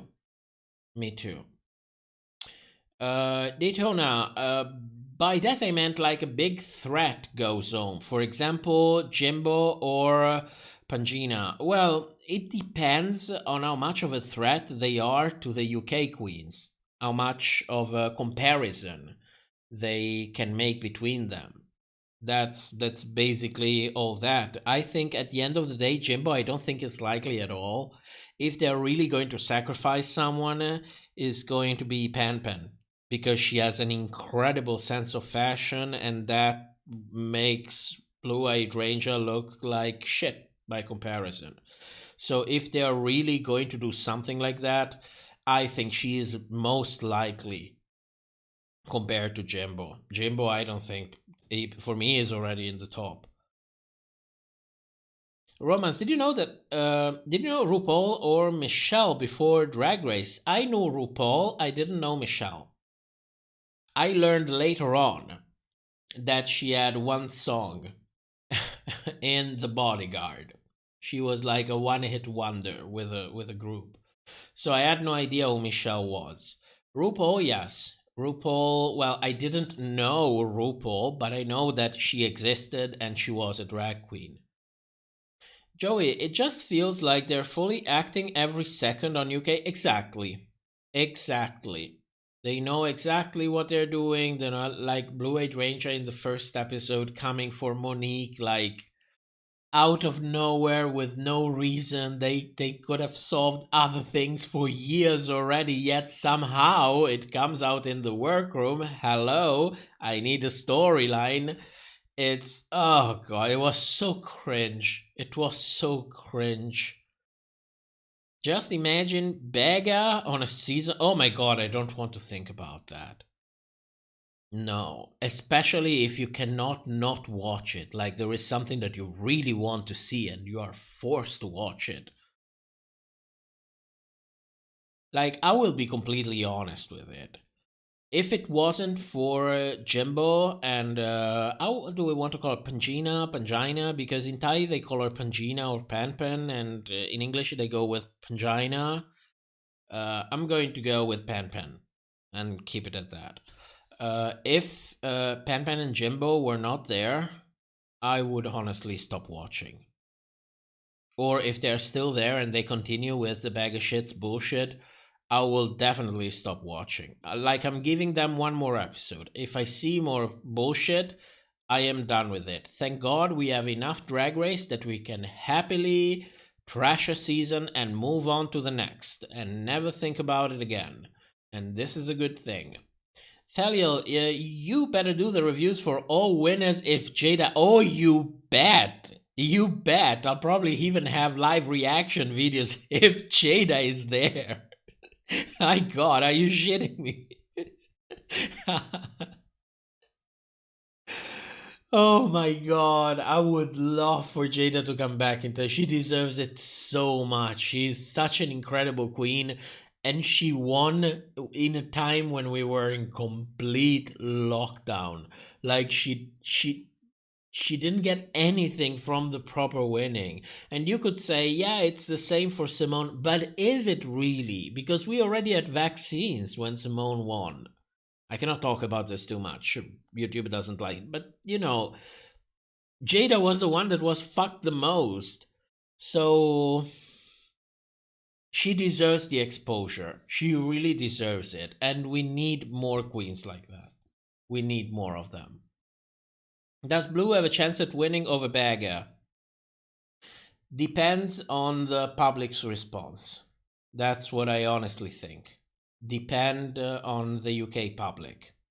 I think they both have an equal chance. Bagger is more experienced. She can be more bankable. But Blue is younger and fits more the normalized stereotype of beauty. The mainstream idea of what is good looking. So for me, they're equally probable. That's why I'm saying they're probably both going to be there.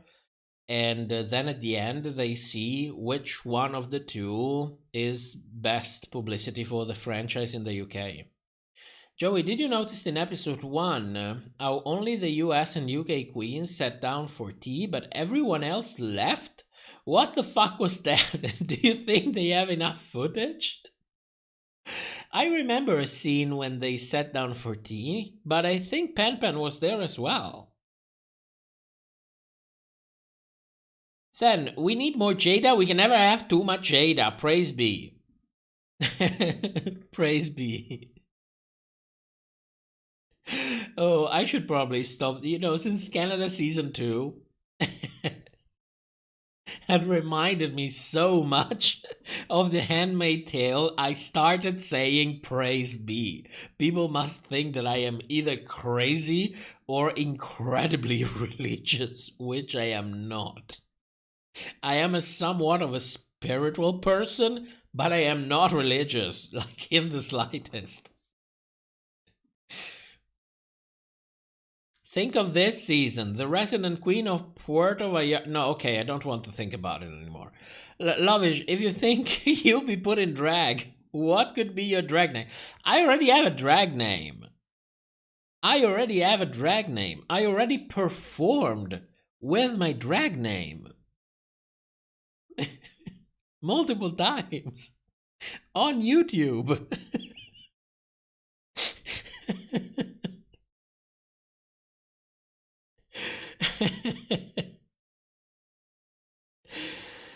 Oh, good lord. Daytona, all winners cast already set. I don't know if that's a spoiler or that's your opinion. We welcome speculations, spoilers, or spoilerish opinions. No, not really. Joey, maybe Pan was there, but either way, there were only 5 or 6 wins. It was so strange. I honestly don't remember, because every time I watch UK versus the world, somehow my brain tries to protect me and put a wall in there, so I start forgetting about it. Nicholas, who is your favorite Canada Season 2 queen, and why is it geometric? She was very human to me. I connected on a human level. It was the whole journey. She looked authentic to me. It's not like the other one were fake. She looked the most authentic to me. And the way she went out, it was just glorious. It was just glorious, the humanity, the upbeat, this fighting spirit of, yes, I will continue no matter what. I will go on with a smile. I will learn things. I felt like I was a teenager again, and I was connecting emotionally with someone. That's why. I know that people make fun of that because they are like, you see all of that in geometric. And I'm like, well, yes. Actually, yes. So it worked for me. It worked like really well. So yeah, I love geometric. That's it. I can't wait to see more. I will always lovingly call her Pinocchio. Always.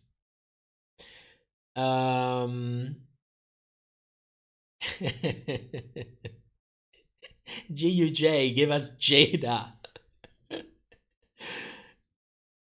Joey, maybe Pan was there, but I read this one.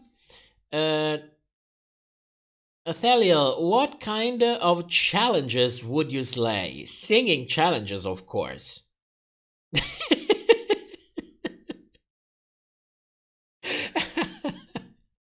Of course, singing challenges.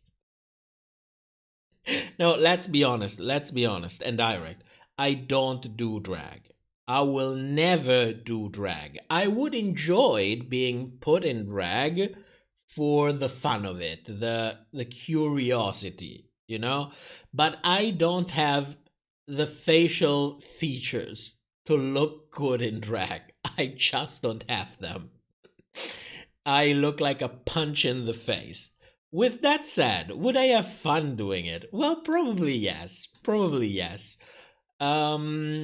there is like this running gag. Since I do song parodies, I call myself the deranged queen, because if you ever heard me singing in falsetto, you would completely understand the name.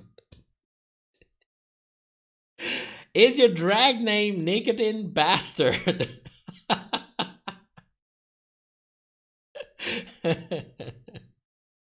JP, geometric is relatable. Yes, Yes. Yes.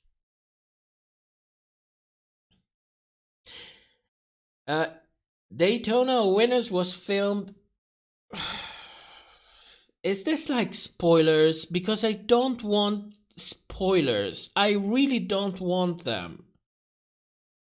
If this, I don't know if this is there an article? Do you have a receipt for that? Like they published something, they released a statement, because everything else for me is spoilers and I don't want them.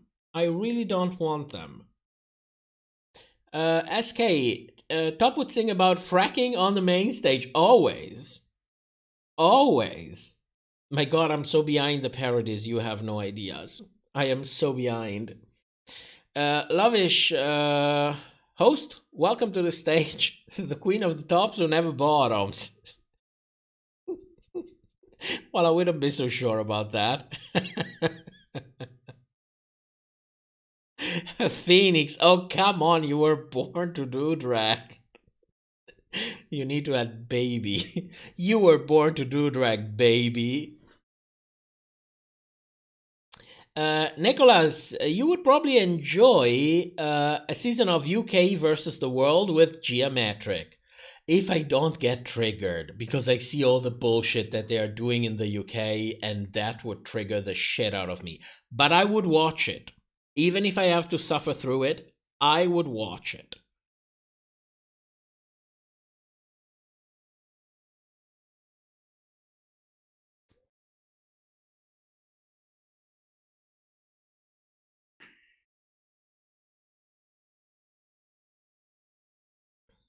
Promise us if you ever go on Drag Race, you will wear a RuPaul dress that tears away to sweatpants and slides.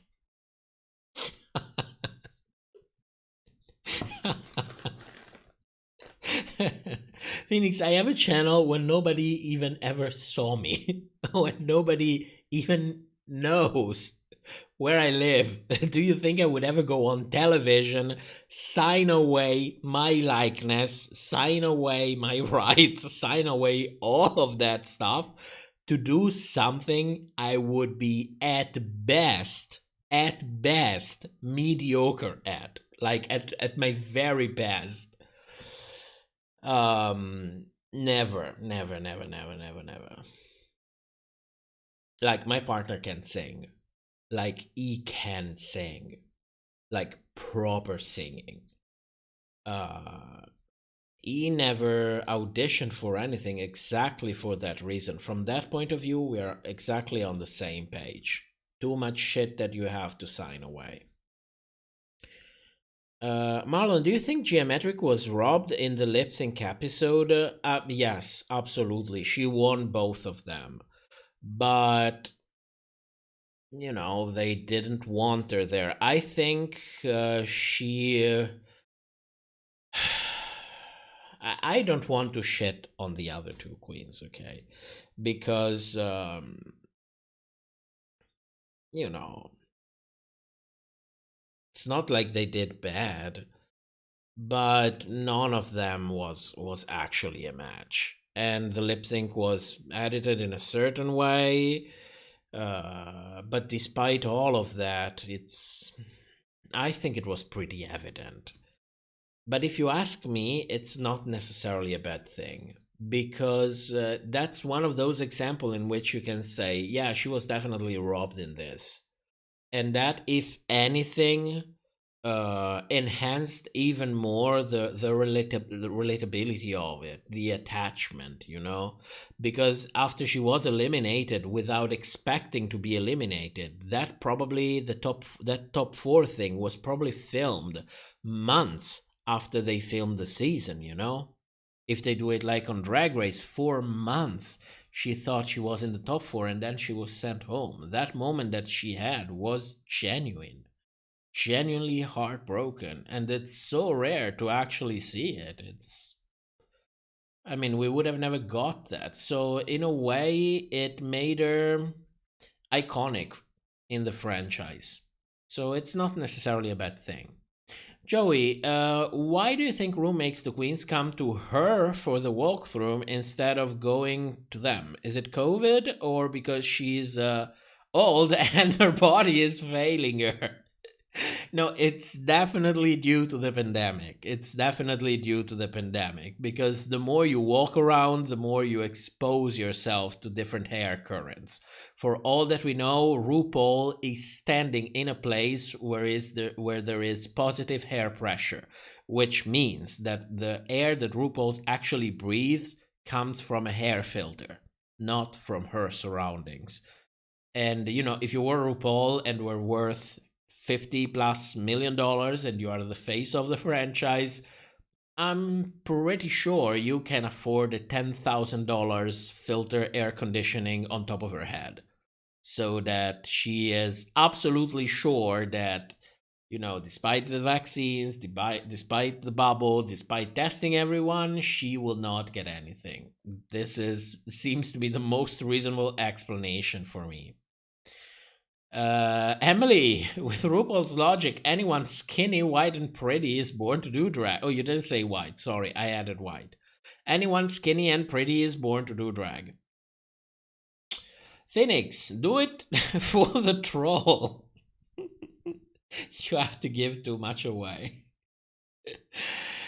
Pen said she will host Thailand Season 3 entirely in English. Oh my god, I hope so. In a way, I still would think we would lose something, but it would be so much easier. Your singing is next level, Tom. Now cry for the camera, honey.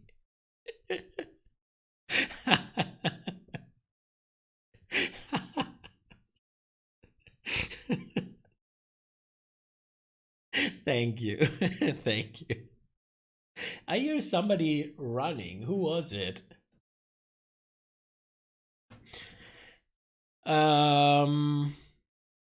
Roman, I would top RPDR audition to come to my house. Do you serve free food? And free cig? My god, I need to vape. I need to vape. If I don't vape enough, then I want to smoke.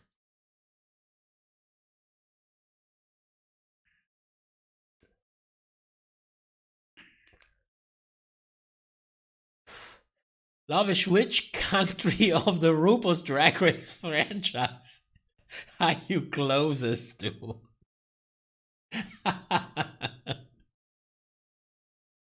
Drag Race Thailand.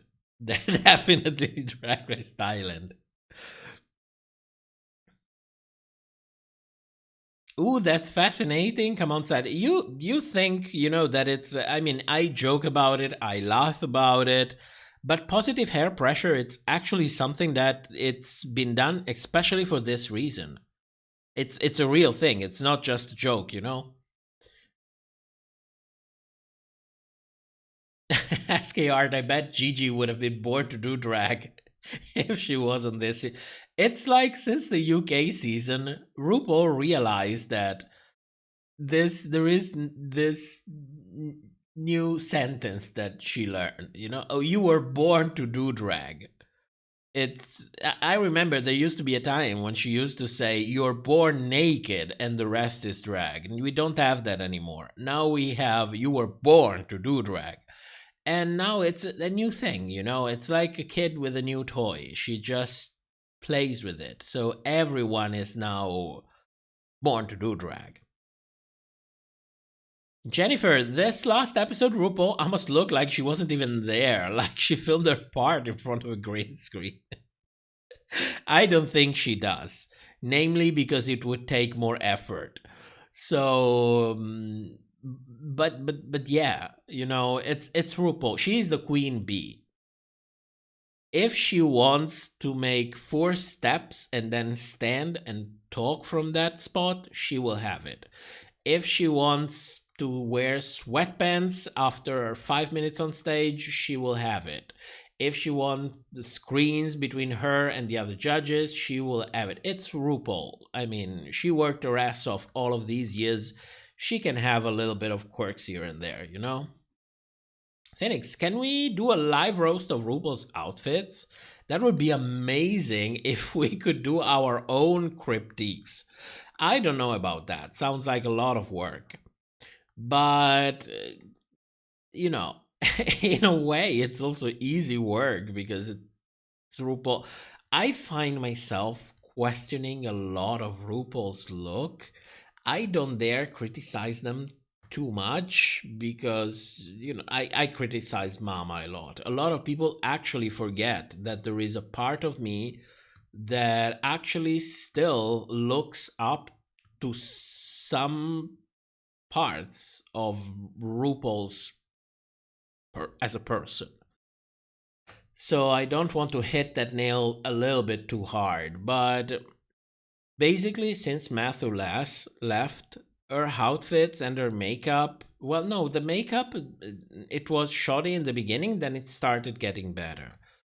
But the outfit kind of became worse and worse and worse. I don't understand it. She's at such a level that, I mean,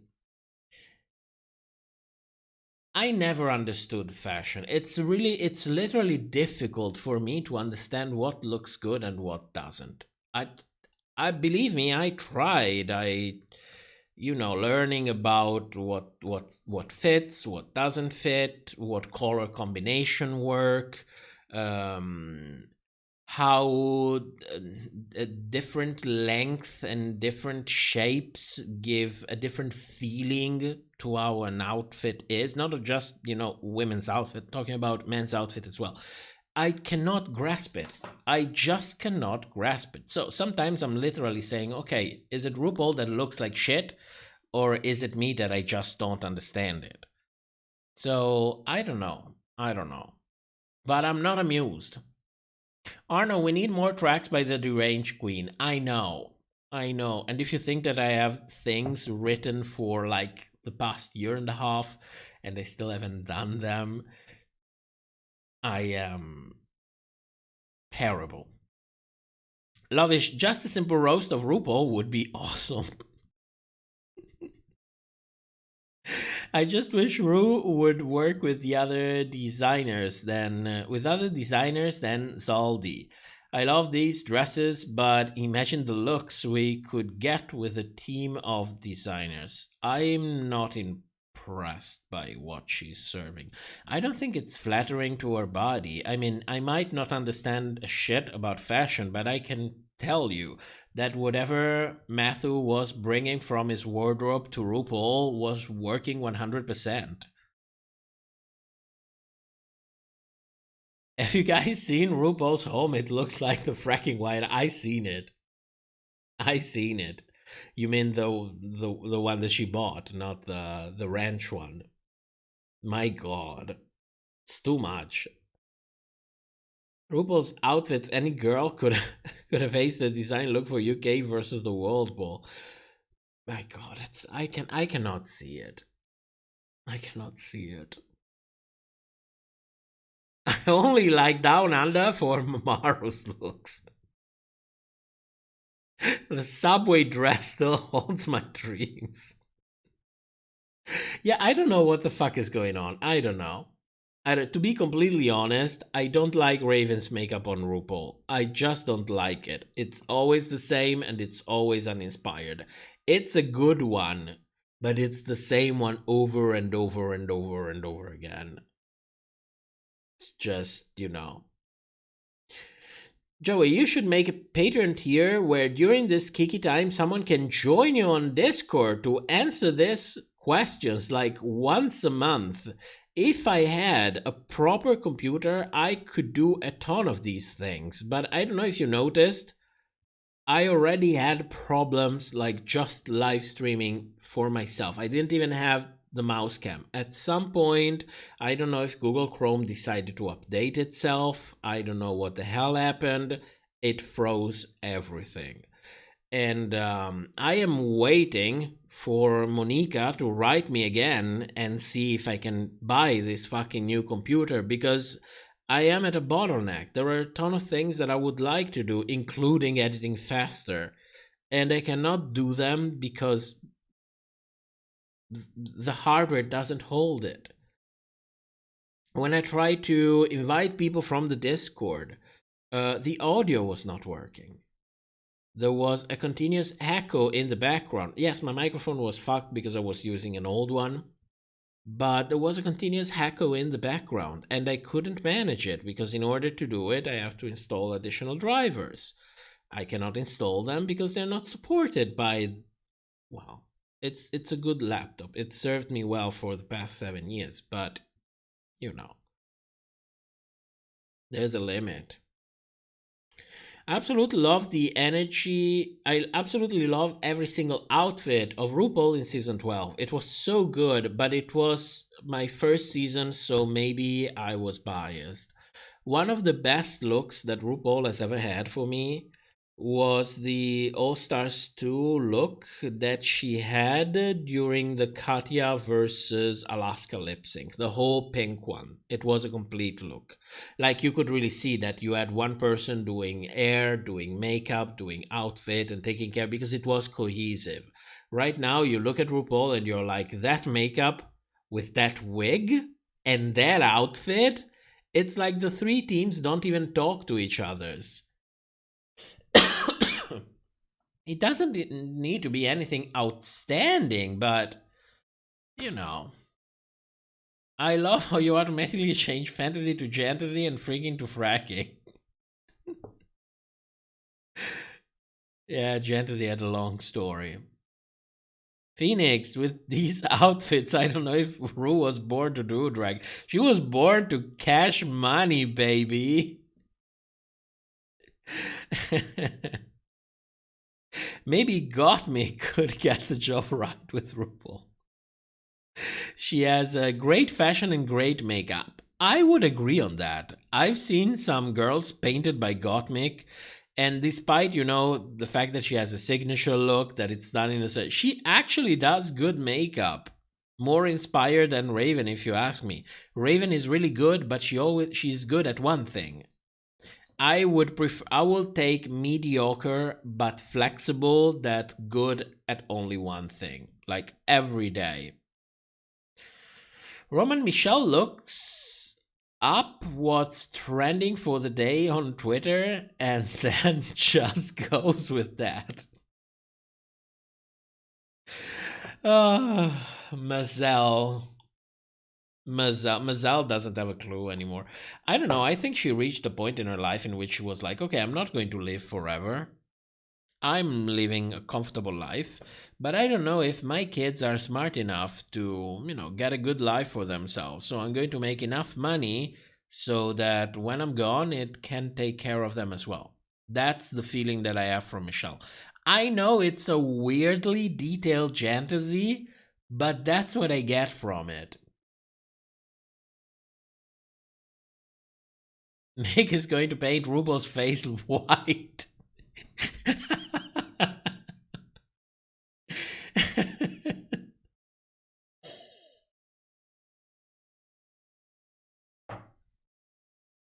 Yes, Strawberry, yes. Brooklyn's looks on Canada's Drag Race are way more cohesive and well put together than RuPaul's these days. Absolutely. And I don't think it's due to the individual talents. Well, tonight's dress was to be burned. But apart from that, it's really about the fact that you have three different groups of people taking care of three different aspects of one same look.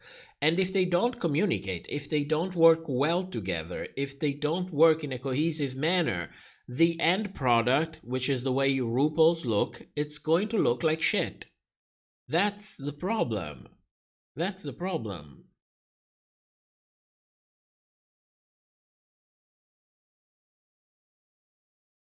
Gottmik did Katya Strixie's makeup in the All Stars 4 live crowning reaction. She also did Willem. Like a lot of time before she even got to Drag Race. Like she was out there way before Drag Race. Raven is good with a nice bronzer. I like that, yes. Do you know if being on Drag Race gives international queens the ability to get a work visa, or are they kind of trapped? I don't think so. I don't think so. In many countries in the world, in order to have a visa, you need to be doing work for hire. Then some countries will want a specific amount of time, like you have to do work for hire for at least 6 months. You cannot just come for work for hire for 3 days, for example. But the contract, it's not, you're not hired, you're not employed. Sorry, I used the wrong term. The RuPaul's Drag Race contract is work for hire. In order to get visas, what you usually need is to be employed. And then, depending on the countries, they would want different periods of possible employment. So no, I don't think so. I don't think so. But I'm not an expert on that. Don't take my word for it.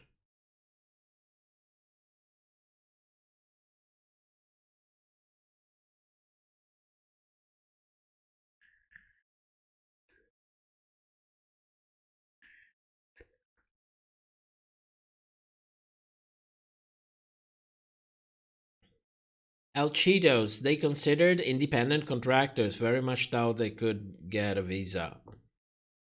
Yeah, that's my thought as well.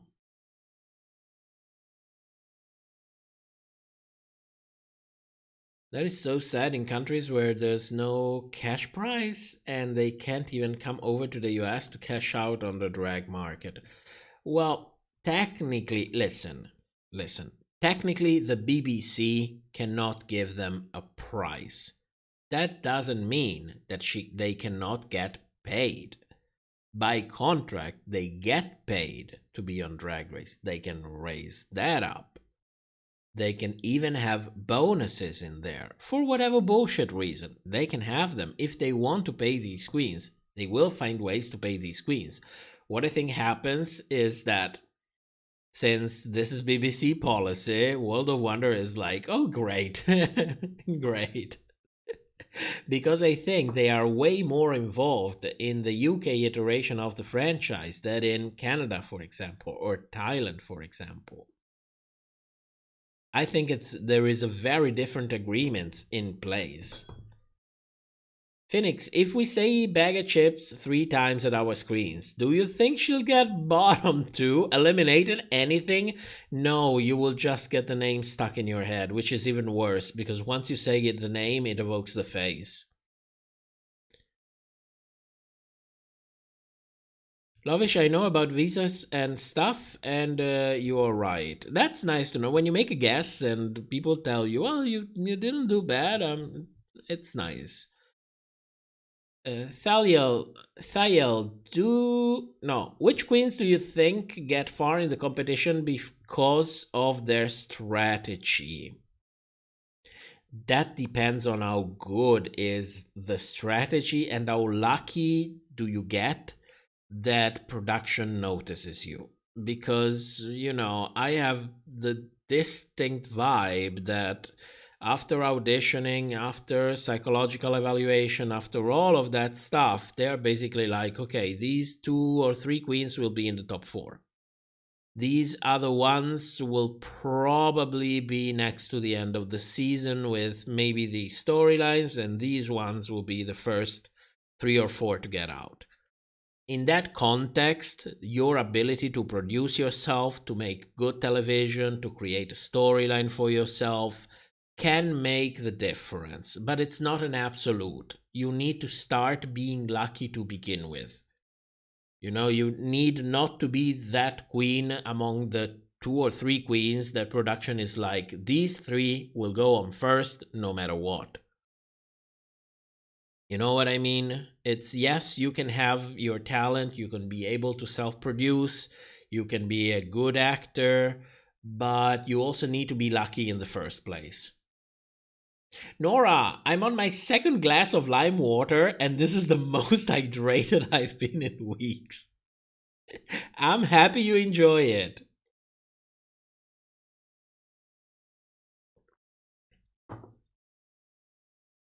Mine is getting bitter because I haven't changed the lime in 4 hours.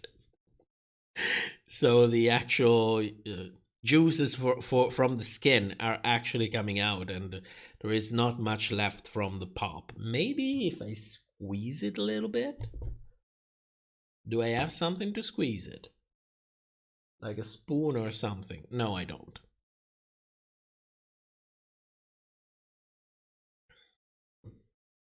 I feel like RuPaul could literally foot the bill for a cash prize. Oh, she could. Many times over.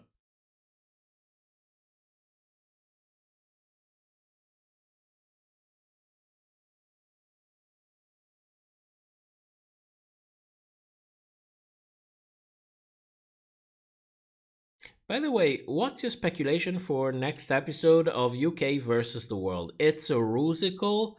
There are no spoilers of this season available. But I know for sure Jimbo is going to bot. We don't do spoilers in here. So, you know, I'm giving you credit because you are like, oh, there are no spoilers, but I know for sure. I mean, we don't do that. I don't know how many times I have to repeat that. We don't do that. It's annoying.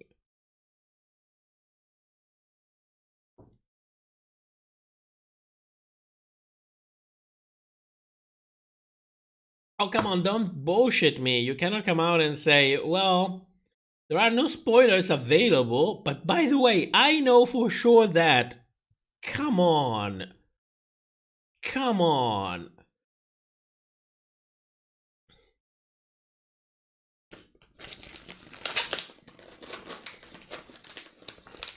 Well, there is a difference between I know for sure and I think it's highly unlikely or highly likely. I mean, you don't see me coming out during my speculations and say, oh, for sure this is going to happen. I'm always like, well, I think there is a high possibility that this is happening, also because a different tone helps people understand a little bit more what you mean by that.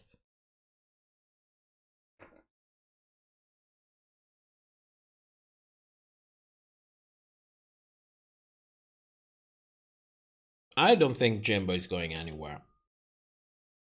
He is basically one of the only reasons why they still have an audience on that season.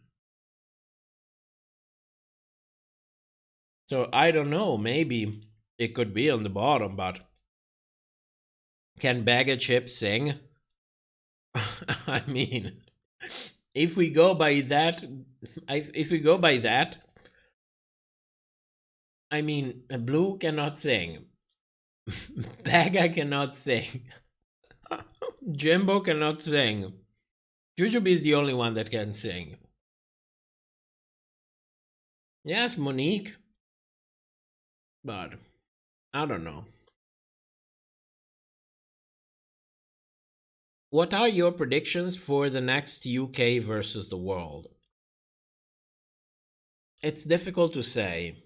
I don't have a confessional chart. I just have feelings that I have. So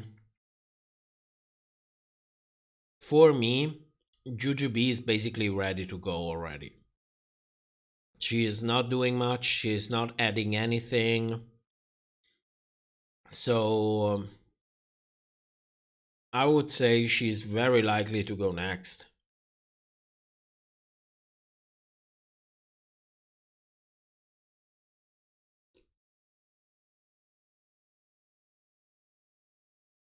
Maybe you should make a banner. Oh, Fantasia, you're right as well. We have new people coming in, they might not know. You're absolutely right.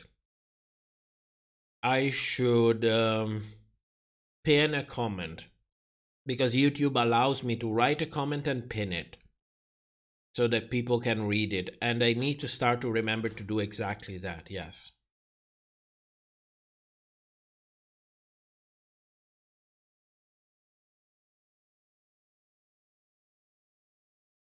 Play video bingo, my god. Are they just saving Baga for Snatch Game at this point? Make no mistake, I told you already. Baga is the winner. Get used to the idea.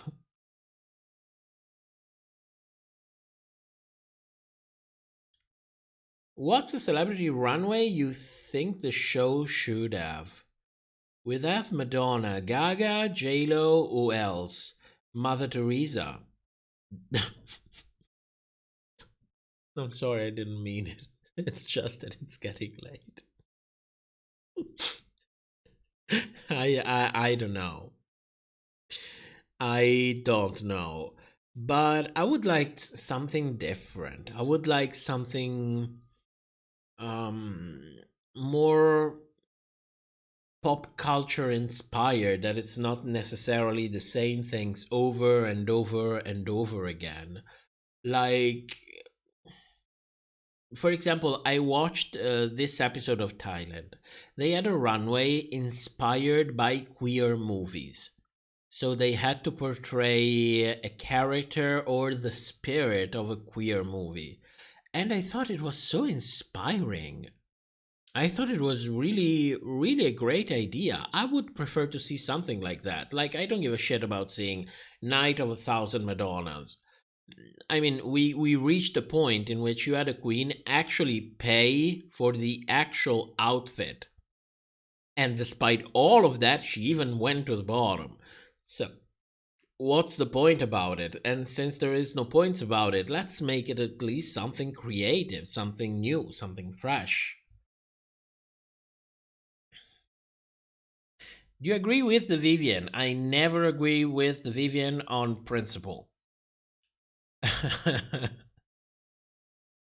I thought because of the storyline of the season that Davina had it in the bag. Davina is difficult to work with. Production must have known, and that was the feeling that I had the moment I started watching the season. Problem is, she reminds me a lot of somebody that I used to know, so at the moment I thought, you know what, that's probably why. I am projecting. And I was under that impression for a long time, until we actually saw Divina outside of the race, going on her own, and she really has kind of a diva attitude. How much is deserved, I cannot tell you, but it's definitely there. And when when you're hiring someone, you want someone that will get the job done, not someone that's going to be a diva. Unless you have no other choice. Nightmare, have a nice night. Thank you so much for joining. See you back on Sunday.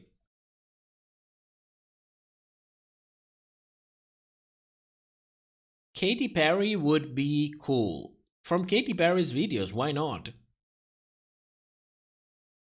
Oh, where's the chat? Ari, I'm honestly watching UK versus the world only for Jimbo and her banters with Mamaru. Oh, Jimbo doesn't give a shit. That is so endearing. Marlon, imagine an Adele runway. You know, the funny thing about Adele, I was talking about it with my partner, and I said, Adele will never come on Drag Race as a main judge. She will just never come. She will never associate herself with all the bullshit that goes on into reality television. So I'm curious about that. It's not a matter of being able to... Oh, in a way, I don't think they could even afford her. I mean, Lady Gaga wanted to be there. Probably Katy Perry. Was Katy Perry there? No, she wasn't. No, she wasn't. So I don't know. I think that even if they could afford Adele, she would just never associate herself. Night of 1,000 vaginas.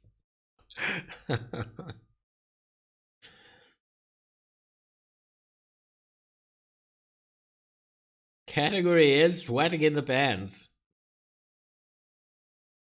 Oil spill. Oh my god. Oh, Joey, an oil spill runway.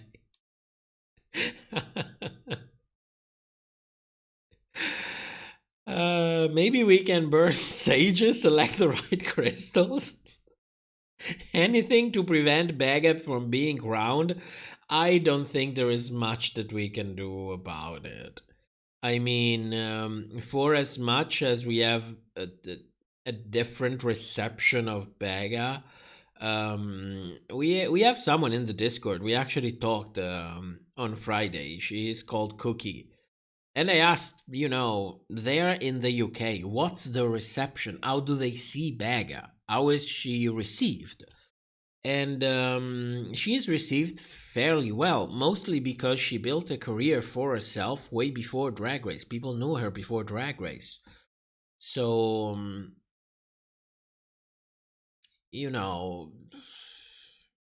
I don't think there's any escaping. And when you think about it, who do you want to win? Blue-Eyed Ranger? I mean, I don't know. Night of 1,000 pheromones.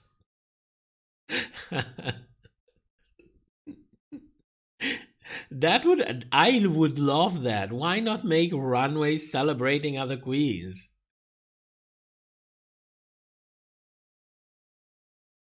Fantasia Baga will not take the crown.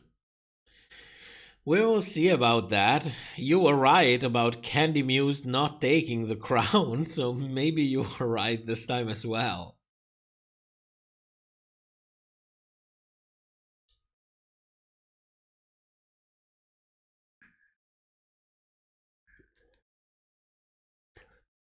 I think the queens were tense because of the rigged judging. You're talking about season 14 or UK? Night of 1,000 Joey J's. Because he's the first gay man. He is the first gay man to come out on Drag Race. Joey, I want more cross-section runways. Like Springer Sprung, and you have to use springs like slinkies and stuff. Seasonal depression or pop star nursing home. Oh yes, go back to the fucked up runways. I would love it. Rebecca, I'm in the UK. I'm not impressed with Baga personally. Excuse pun, but there are much better. Just not in this show. Well, that is, you see, Fantasia, that is a good thing.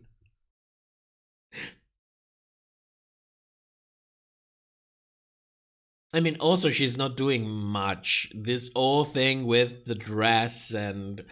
Oh, it was so bad. I'm sure the editing didn't make it any better because, since she's not doing much, you gotta give her a storyline. But... I don't know.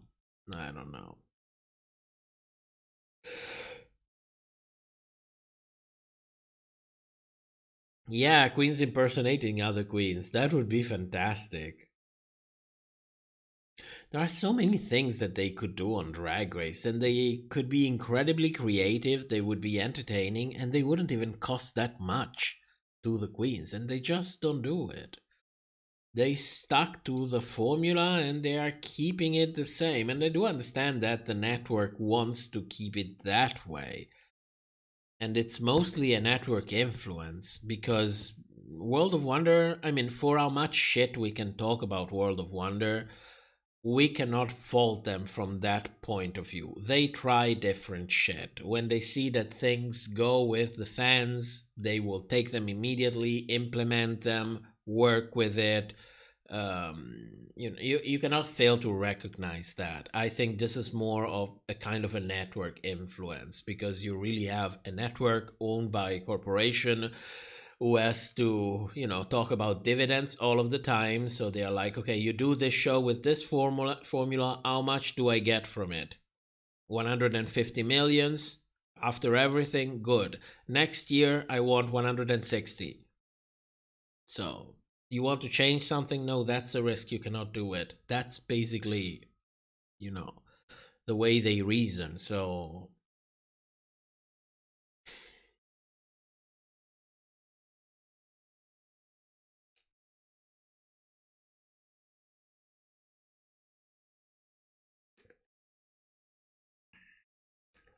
did you agree with the placement for the second? Absolutely not.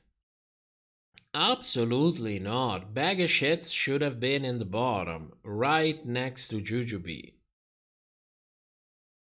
There was no escaping that. There is such a thing as effort in creating an outfit. It's something that I take into account. There is such a thing as amount of work. I mean, no, I absolutely didn't agree with it. Becca should have been in the bottom, and then she should have gone home. Period. Mike, if Adele agreed to do the show, it'd probably be similar to Gaga's episode where there's no bottom and nobody goes home. Yes, I could see that happening. I could see it happening.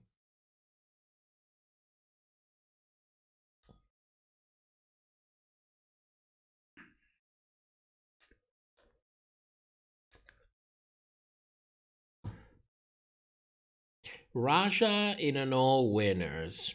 How old is Raja? Seriously, I'm not trying to be shady. How old is Raja? Because when you have to work 15 hours a day for 6 days a week for 3 weeks in a row, I mean, one thing is doing that at 20, another thing is doing that at 40 or 50. It's you have another body. You cannot really take it. Do you think the banned queens doing other queens for Snatch Game? They banned queens from doing other queens from Snatch Game. No, I wouldn't see why they would do that. Because it makes no sense. It's also a safe bet.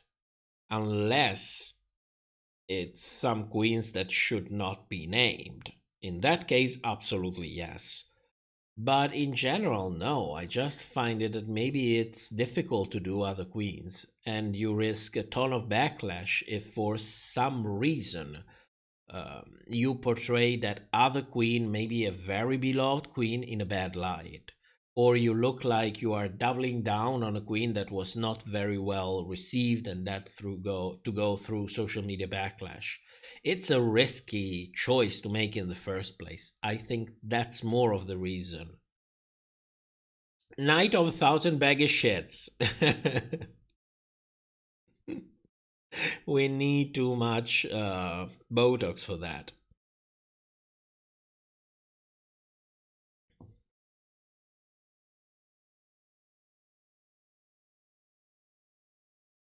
Bigger stars would be more willing to do All Stars because their critics don't hold as much weight and an entire segment of critiques is cut.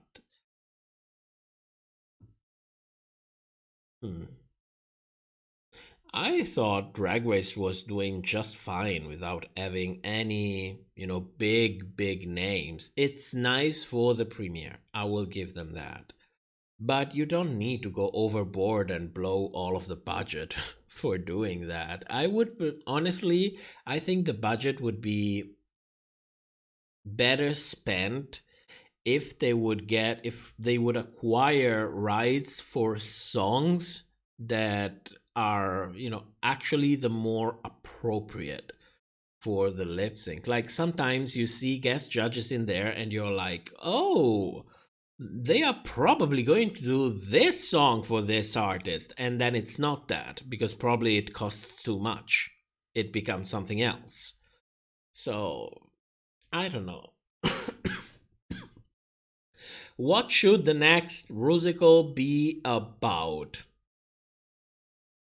STDs. Why not? That would be educational as well.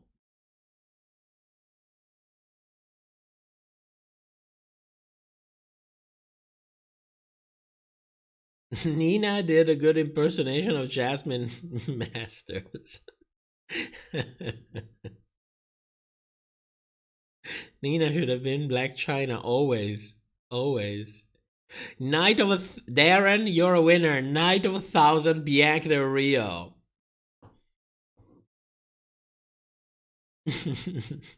So you have noticed after season 13, no queens did any impersonation outside of their own ethnicity. Well, you also have to understand it's tricky. It's tricky because, I mean, you saw how people reacted to Jimbo. it created this all cartoonish characters that required his face to be completely painted black. People came out and say, "Oh my God, that is blackface." This is, this is the what we have on social media today. It's basically angry people hunting for an excuse to lash out at other people, and if in the meantime they manage to trash any kind of cause in order to weaponize it so that they can feel less powerless for that 1 second, they will do it. They will do it. They won't think twice about it.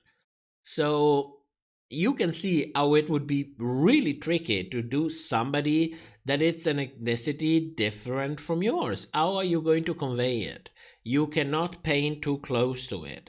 You cannot simulate the kind of talking. You cannot do all of these things because immediately people take it, they want to take it as something that it's absolutely not only offensive, it's an attack. That's the reaction for people. When this is the climate, you know what I would do? I would be like, fuck it. I'm not going to even put my hands in that kind of worms. Fuck it. Just fuck it. Oh yes, Joey, yes. Allocate more budget for acting challenges with actual writers. I agree on that. And sets, well, let's not get it crazy. This is not Canada. This is the U.S. season. Sponsors are very different in here. So actual sets, no, forget it. It's going to be green screen. It's going to be green screen. Fracking the Rusical, do you see? There it is. STD sounds like something they would totally do. don't let them hear it. Yes, they would do it. Lovish, being a person of color, it wasn't blackface. You see, but I mean, even a person with 3 neurons understand the difference between stage makeup and actually mocking a race. I mean, come on. This is like Raven is doing blackface because she tans and paints a little bit, on the black side. I mean, we can joke about it, how different she looks with and without tanning and makeup. But come on, that is a different thing. Let's not waste energy talking about this bullshit and invest that energy in real things that are really happening and that are really making the world a worse place. Let's spend our energies there. We are people. We have limited amount of time, limited amount of patience, limited amount of mental resources. Let's be smart in the way we spend our resources. Let's not go in circles about bullshit. Let's do things that actually have a chance to change something for the better. But you see, that's not the point, because when you see these people on Twitter, that is not the point. Their point is, oh, look at me.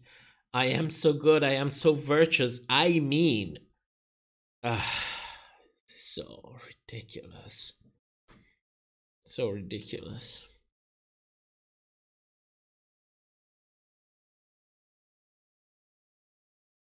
Fantasia loved the past couple of Rusicals. Did I like them? I don't remember what they did for season 13. I do remember the season 12 one, the Madonna.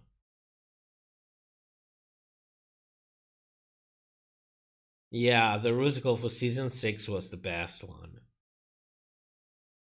It was the best one. Not just because it was the first. It was literally the best one. Night of 1,000 Nicole Page Brooks. Childhood trauma, the Rusical. Oh, God. And they love to be self-referential, so I could totally see them doing something like that. Childhood trauma, the Rusical. Why didn't they do that when she was there? Joey, what do you mean? Phoenix, Night of 1,000 H&Ms. There you go. Imagine the RuPaul-inspired look that reveals into sweatpants. You are done. You are done. Your career is over. You will be edited like shit. No mirror moments for you. You will get a last-minute villain edit. And when people literally shit on you on social media, you will just stay on the side and smile while everything happens.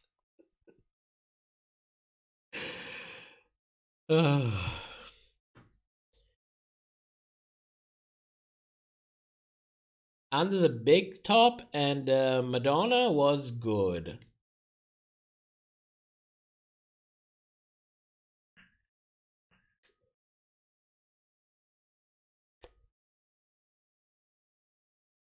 Was Under the Big Top the one on Canada? Because I like the one on Canada, but I cannot recall the name.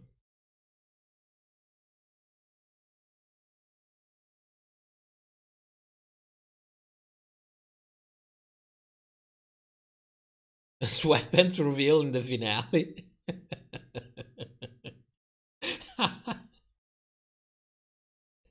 Yes, Fantasia, they are. They are. I mean, people are frustrated and they will weaponize anything and everything in order to take their frustrations on others and avoid accountability for that. And if they have to weaponize your cause, they will, without thinking about it twice. Oh, I was referencing Trisha's #1 stance with the Night of 1,000 Nicki Minaj. You mean Night of 1,000 Nicki Dolls? If Becca revealed sweatpants and slides under a RuPaul dress, that's the only way I will tolerate her winning. It would be nice if we could get some facial expressions as well. I mean, you're still impersonating RuPaul, so in a way, it would still work with the characters. But yet, I'm like, can Becca do something else than just opening her mouth and blinking? Sen, sweatpants, the Rusical, but they all dress up as RuPaul with sweatpants. And they live in sweatpants houses. Ari, yes, Under the Big Top is Canada Season 2. Then I liked it. I loved that one. It was campy as hell. It was written so well. And Monday Matt won everything. I will never, ever concede anything on that. Monday Matt won that. And I like that there was an autotune. I want Rusicals without autotune. I feel like I'm the only one that wants it so bad, but I don't care if they cannot sing. I really don't care. I just want to hear their real voices. I want to feel them trying. When you put autotune in there, you completely lose the personality. It's like you're listening to a machine. I really don't like it. San, Night of 1,000 Pearls. Is there something on my face? Pearl doesn't exist. Pearl doesn't exist. Don't forget that.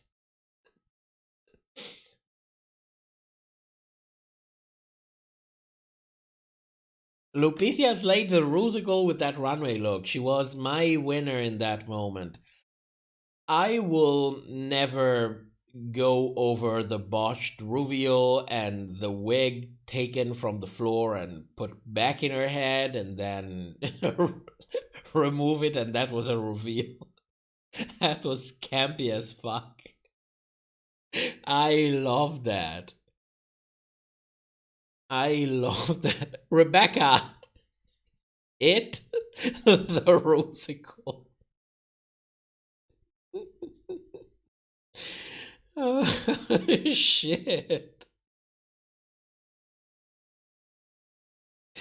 The shade to bag. I love it. Well, listen. I don't think people should be giving feedback to other people when it's not required, because based on, you know, the state of mind of the other person, it could feel like you are really pushing someone down, like you're really bullying someone. So there is one thing about, you know, throwing some shade here and there and, you know, going details about opinions, or even say, you know, bag of shits is not my cup of tea. I just find her annoying. But there is one thing saying it in this context where we are just discussing, and another thing is going directly to a person and tell her, oh, you this, oh, you that. That you don't do. That you absolutely don't do. Especially in this climate, especially knowing how the fan base is. You know, there are 1,000,001 reasons to never do that. But if you are in your own space discussing something or someone, I don't see the problem with that at all. I mean, I don't like bag of shits. I don't find her entertaining. I think she was very attractive before the facial surgery that she got. Not surgery, facial plastic surgery, you know, the Restylane, the Botox, allegedly, of course, but whatever it is, she cannot move anymore. Like, you know, you need to set a binary system to understand what she's saying. Becca, open your mouth and blink with the right eyes if you want something to drink. Blink with the left one with your mouth closed if you want something to eat. If you are surprised, open your eyes and your mouth. If you want to have oral sex, close your eyes and open your mouth. You know, that's what it looks like. It's terrible. She should really sue whoever did that terrible job. They destroyed her.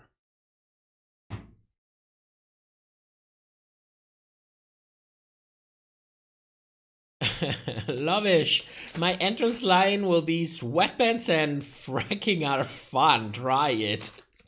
You would be sent home immediately, and your replacement would probably be back already, because when they have replacement, it's smart to have them on set.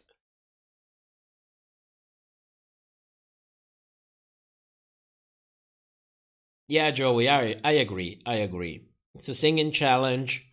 You need to be able to reward the people who can actually sing. Bag of shit's the Rusical.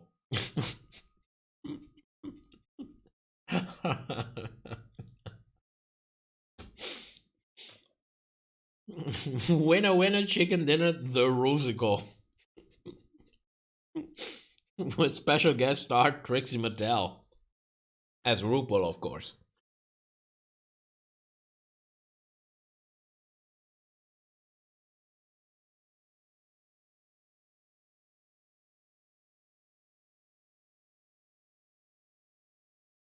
People are turning on Jujubee, and it makes me sad to see.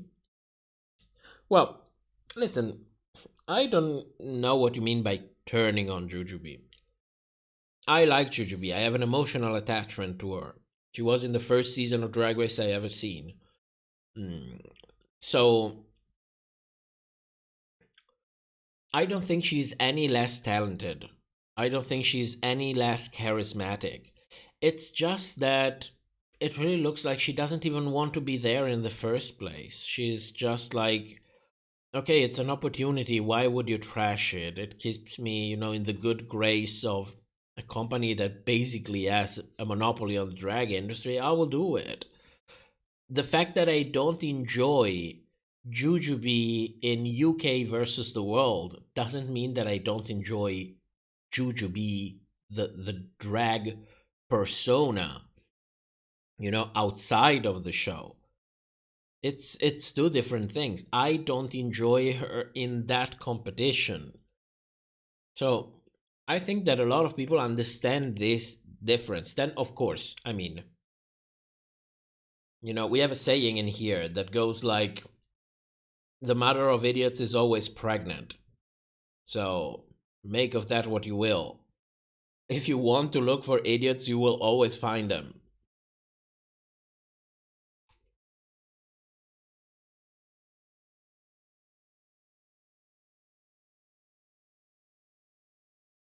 Yeah, Rebecca, it made like the face look puffy. She looks like she's constantly under anaphylactic shock. Roman bag of chips is pump the house.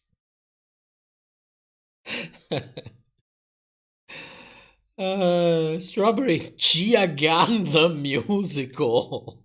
Oh my god.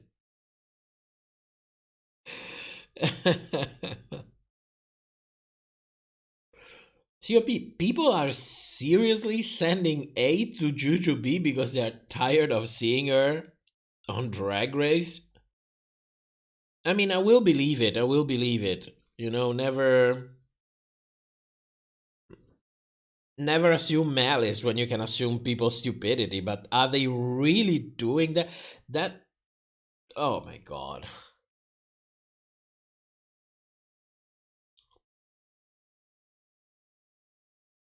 Inner Saboteur, the Rusical. That would work as well. What are the nicknames of the Canada drag queens again? Oh my god, I'm not sure if I have them all by memory. Well, you have the Trinity with Chanda Bander, Pinocchio, and MacGyver. Then you have Lupita Nyong'o, Adrienne. Who else was next to the top? I cannot recall them. Then you have Mundane Matt, Marina, which is OCN, Sexy Doll. Who else was in there? I cannot recall them. I cannot recall them anymore.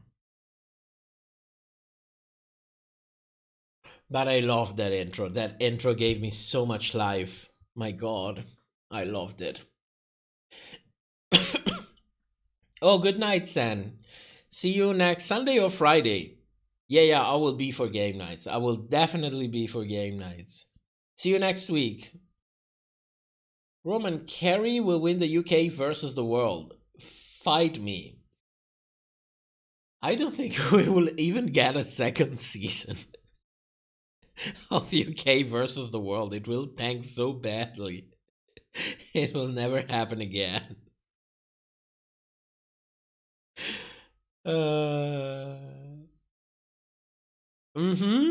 You are the queen of multi-hour live streams. Holy cow. I am. Apparently I am. Pangina receives a lot of hate from eliminating Lemon. The fandom is crazy and too young. Oh my god. Oh my god. I cannot hear these sort of things anymore. It's like, oh good lord. It's just so much bullshit. Don't people have anything to do in their lives? Why would you invest your energy making some other people miserable?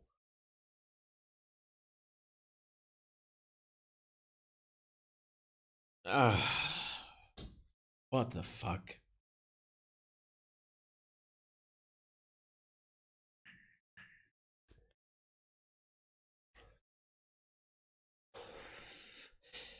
Jason, no one should ever throw shade at Jujubee. How very dare you for even thinking that way?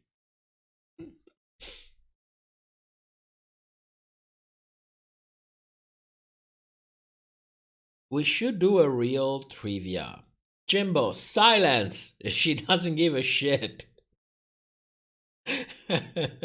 Oh yes, there was that moment from Jimbo. There was that moment. She really doesn't give a shit.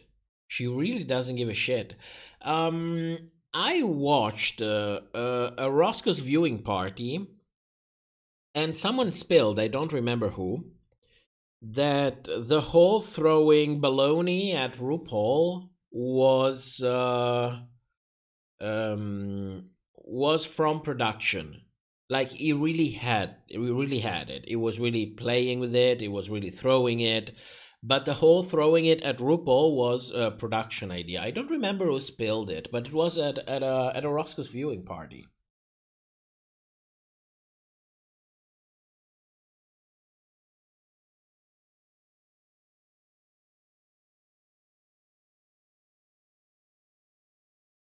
I love that I come home from working on Sundays and I still get to spend time with all of you here. Thank you. I like it too. I like it too. I should probably not be on stream this long. I always wake up like, since I took the Mondays off, I never wake up before 12 on Mondays. I'm celebrating. I'm still celebrating. I'm still celebrating. But tell you what, I need something to eat.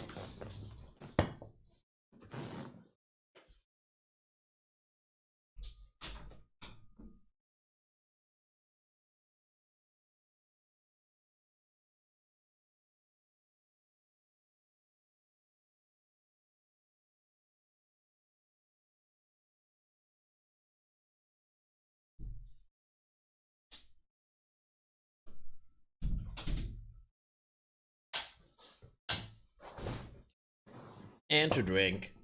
By the way, Spotty disappeared. I thought she would be running on the wheel at some point. She completely disappeared. I don't remember who was last week who said, "Did you just put an image in there? Is that a real mousy cam?"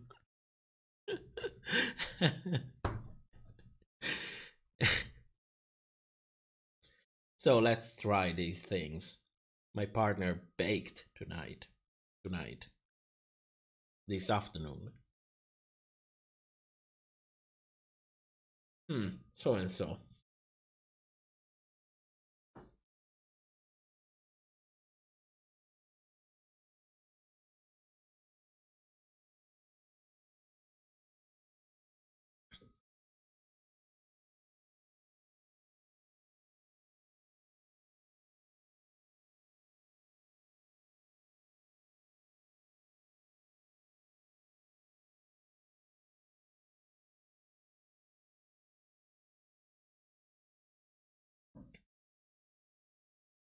Joe, if my memory is correct, Jimbo said that he did the number once, and then after Ru reacted positively, he asked production if we would be allowed to throw it. Yeah, it could be. I don't remember precisely. The only thing that I do remember is that the throwing itself was produced.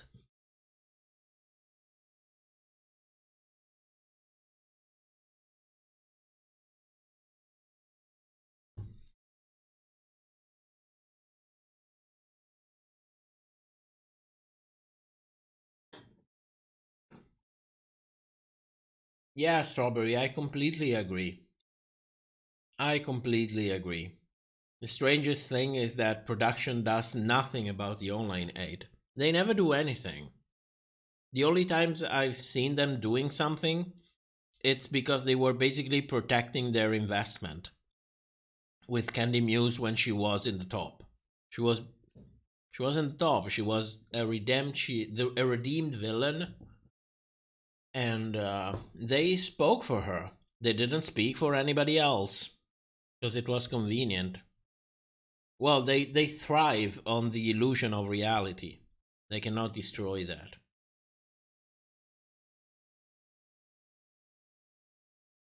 Mike, I feel bad for the next queen on the list. Who would have gotten the call if Juju admitted they didn't have the dollars or energy to compete properly? Well, I don't know about you, but I have a feeling that a lot of queens might have actually said no. And why would you? Why would you put yourself in the hands of a team that you don't know, which is the UK team, on a schedule that you know it's going to be rushed, for an iteration of the franchise that's never been done before and you are not sure how it will be received?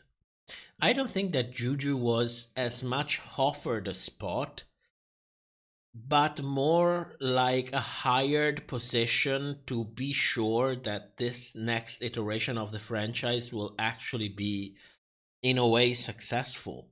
This is what I think happened. I think a lot of Queen might have been contacted and said, well, maybe no, maybe next season. Maybe next season. No, I wasn't gone. I was eating. I was eating. If we have to have Baga win, she can at least get roasted like Crystal Versace. Oh, good lord.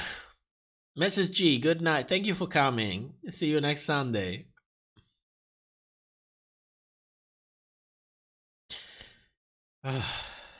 Baga.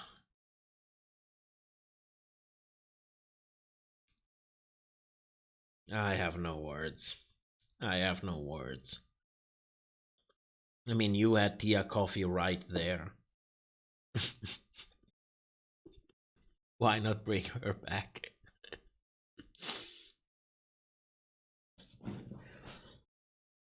A Star Booty viewing party would be insanely hilarious. We cannot do that. We cannot do that. At best, what you can do is synchronized viewing. Like, everybody is responsible to have the movie for themselves, and then you synchronize the viewing. That you can actually do. And you know that it's also because it's an X-rated movie. So, since you cannot easily...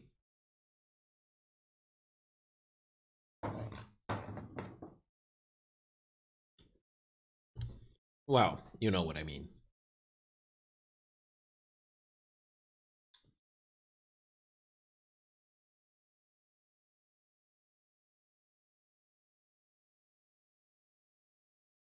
What did they do for Candy? They started publishing this bullshit images on Instagram, on Twitter, saying, if you don't like our queens, then shut the fuck up. Or don't send hate to queens. You are not a fan if you do so. You know, this bullshit stuff. That never really actually changed anything at all, but it's basically a publicity stunt. That's what they did. Then when other people had a villain edit, nothing happened. Not even that. Zero.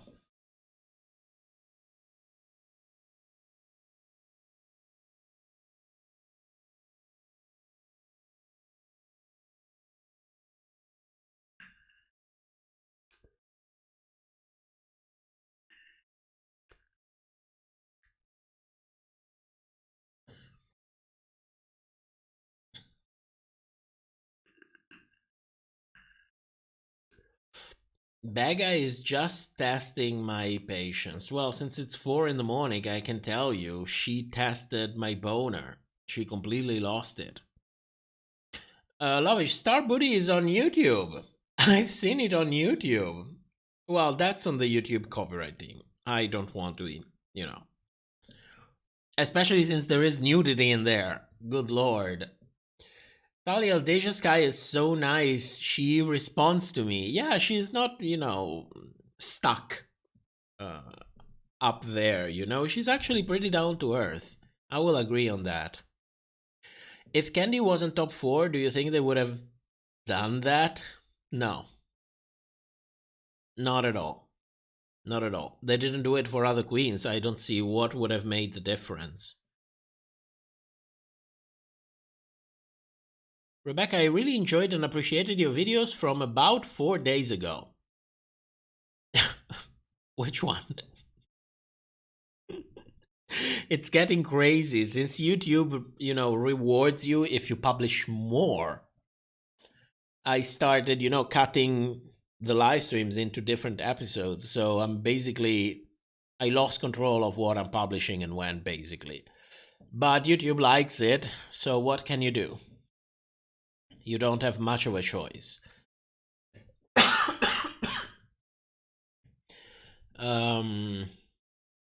What did I publish 4 days ago? What was 4 days ago? The 10th of February.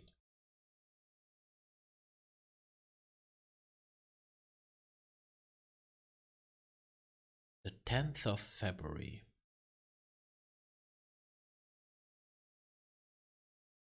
Oh, the main episode. The main episode?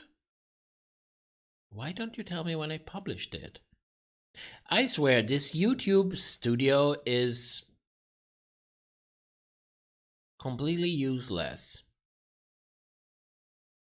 Oh, that it's well, I don't know which one was it. I completely lost it. I'm sorry. Only those ones from 4 days ago.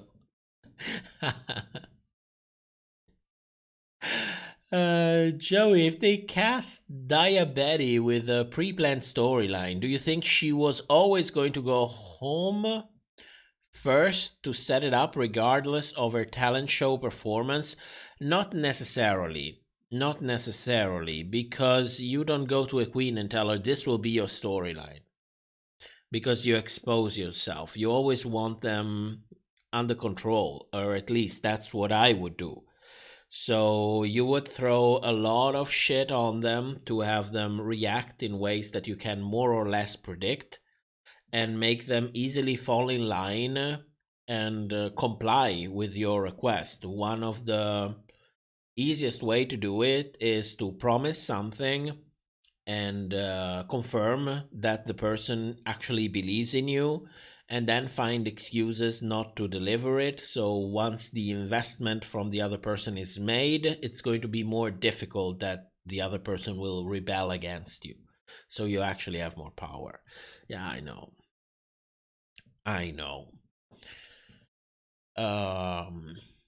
About the return to the riggery, you were spot on with the commentary. Sorry, I'm a bit tired. Don't worry. I'm tired as well. At this point, I'm basically talking shit. Thank you. But it's really the live streams. I just cut them down. I rarely re-record something. Like for the Diabetic Villain edit, I will re-record it because it's a delicate thing to talk about, and I want to talk it in a specific way. Like I want to send a message in a clear way, and you need to have a proper script to do it. So probably that I'm going to record it. But otherwise, it's just a live stream cut together with added videos, made more synthetic, if you will, more effective. And it still manages to be 40 minutes plus, so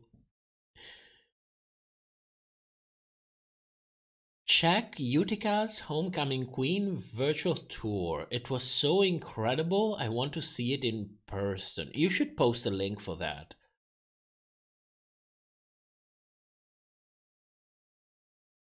Get this money. When are we going to do the manscaping commercial? Oh my god. For a long time, you don't get actual commercial reaching out to you unless you start getting 50,000 views per videos. And I think you know at this point that my goal is 20 to 30,000. That's when I am happy. I will not overwork to get anything more than that. That's basically, you know. And I don't think there are more people interested in talking about these kind of things.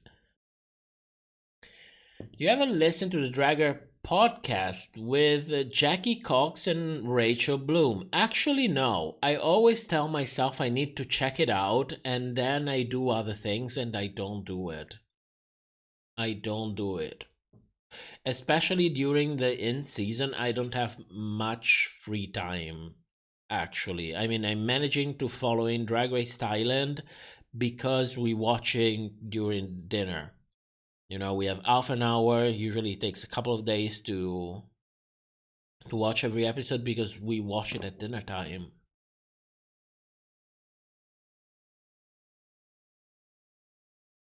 Nicole Bayer no longer on Dragger. I like Nicole.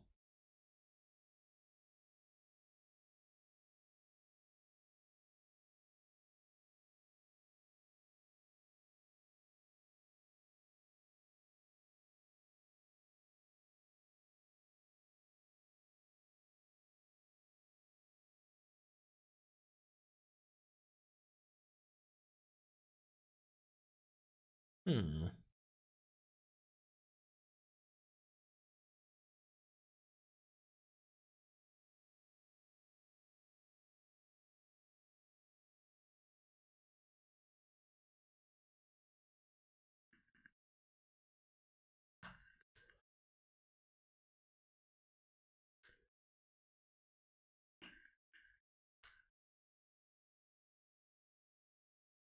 If you ever do, make sure you watch the Drag Race recap episode, not the bonus ones, because that's the one where they talk about Jeff Goldblum. Okay. Wind of Gust. If an extermination was simple, stay awake for longer than your opponent to survive, then you would defeat any monster.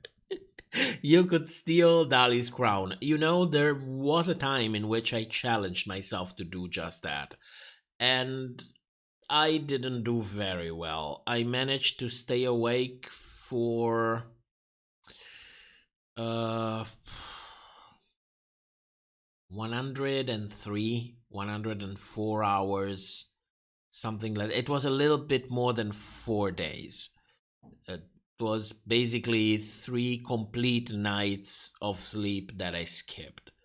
I couldn't manage to do more than that, and I can tell you, by the time I got to day after the second night without sleeping, I felt that like I was continuously high on some shit. I couldn't remember anything. I would forget things immediately. Like I would go to the kitchen and be like, "What? Why did I come to the kitchen? Why am I here?" And then go back to another part of the house because you cannot go out. You are a danger to yourself if you go out in that state of mind. And I couldn't remember shit. Like literally, people would tell me I was living with housemates. People would tell me things. By the time they got to the second sentence, I was like, "What are you saying?" It's weird as fuck to stay awake. Like, try a couple of nights without sleeping. You will see it for yourself. You will see it for yourself.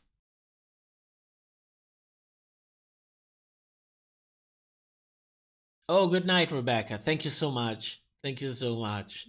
We take good care of the mouses. Don't worry. We take good care of them. See you next week. I think I lost a couple. No. Okay, I'm all caught up.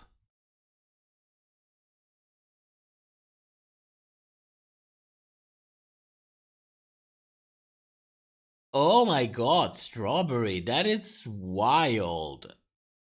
That is wild. Extermination comment reminded me of a show where brides had to stand in place the longest in order to get free plastic surgery for their wedding day. That is wrong on so many levels, I don't even know where to start. 4 days, holy shit. It was 3 nights. It was 3 nights. Because you know when you go all around on the 4th night I blanked. And I don't think that's a record. I remember at the time I was curious about it. I think the record was like 11 days, 12 days. Eventually you reach the point in which your metabolism is simply not doing some things anymore when you stay awake for too long, and you risk making some strong damage, like even die. There are animals that if you keep them sleep deprived, they will die. So, fuck those Balenciaga bonus points. Oh my god. Oh shit.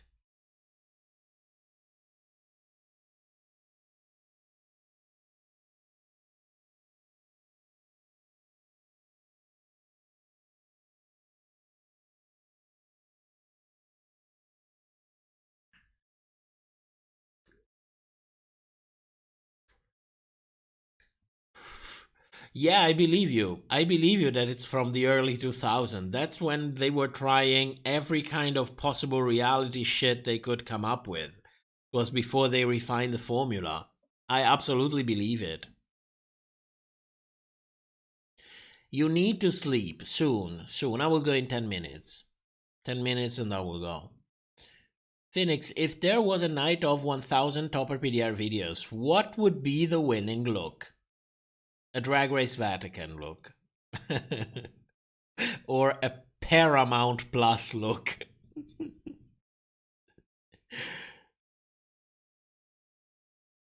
A DJ that attempted to stay awake more than 78 hours died. Well, I think of a correlated accident or because the human limit is like long. It's like pretty long. You have to go over. You have to at least reach 7, 8, 9 days. That's when the limit starts to actually come. But you become. It's like you're intoxicated. You know, it's like you are completely intoxicated. I wouldn't say drunk because you can reason. It's just that your brain it's like wired in a different way. You cannot remember shit. You are not very aware of your surrounding. You don't have like reflexes. You don't have them.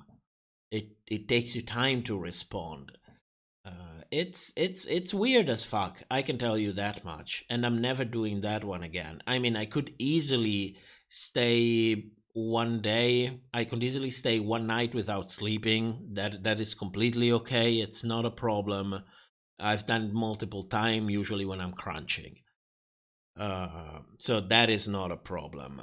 Start a second night without sleep? Not really. At least a 3-hour power nap I needed. But then after that, I'm destroyed. Like, I need a good sleep after that. And the problem is that the older you get, the more difficult it becomes. I used to be able to rebound pretty quickly. If I crunch for a couple of days, the third day I will be destroyed. Like, completely destroyed.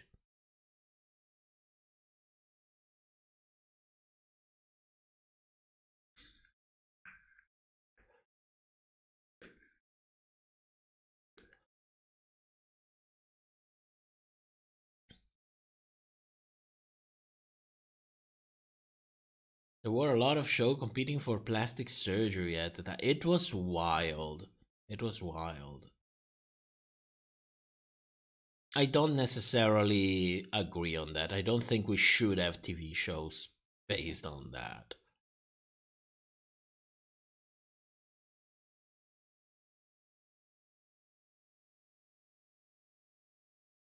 What are your dream cast for the next XX versus the World season?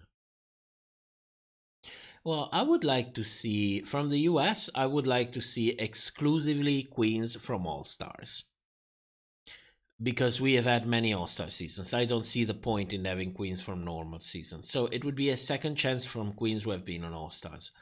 But not queens who have been on multiple seasons of All-Stars. That is something that we did before because we needed to have All-Stars every year at some point, and they panicked, they didn't know what to do, they started relying on queens that were already on there. So let's just forget it, let's not do it again. But audience don't respond well when they see queens too much. That's plain and simple. Mostly because the queens don't really have a drive. So at least queens that have been once on All Stars. If you fail All Stars, you go on the international season, and that's it. So queens that I would like to see again from All Stars that competed only once, I can tell you I would really like to see Thorgy. I would really more than adore. Because Thorgy has actually a lot to offer, and I don't think she really got much recognition for that. So that I would like, for sure.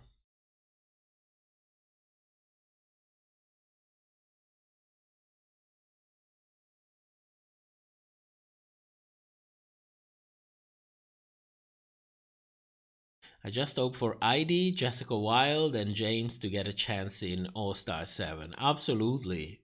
Absolutely. Jessica, considering her stunt on All Star 6, I think there is a very good chance she will come back. Like, at this point, it's time. It's time. I think the next All Stars, Jessica Wilde, will be there. They brought her back as a lip sync assassin. They saw the reception and they are probably thought, okay, this is good. I think we're going to see Jessica for sure. Other queens from earlier seasons, I don't know. I've been waiting for Jade for a long time, and she's not the only one.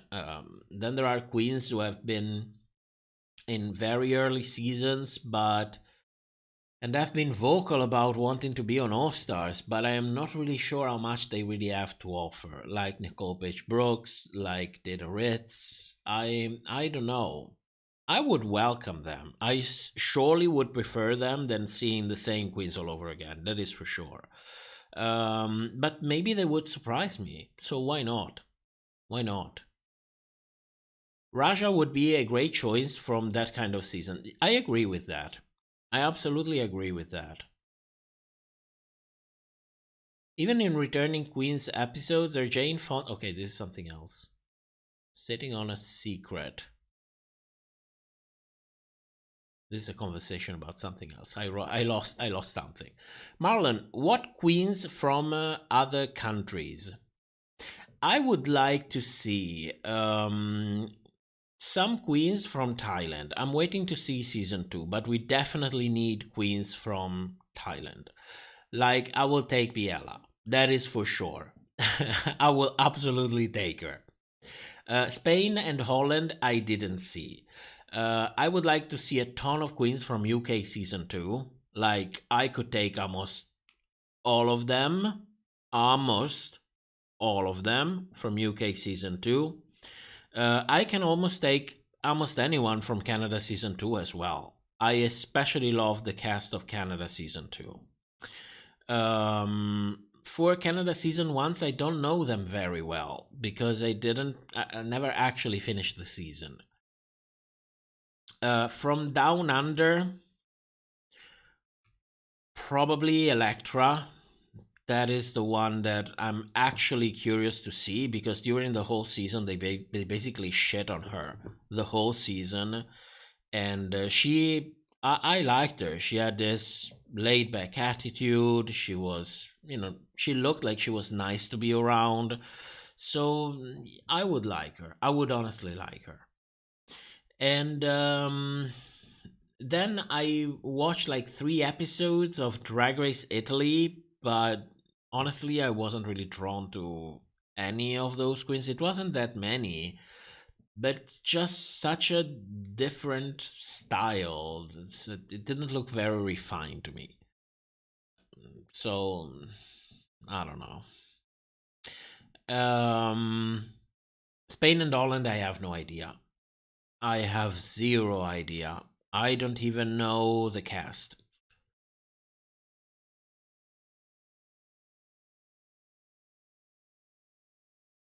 What's your dream All-Stars cast?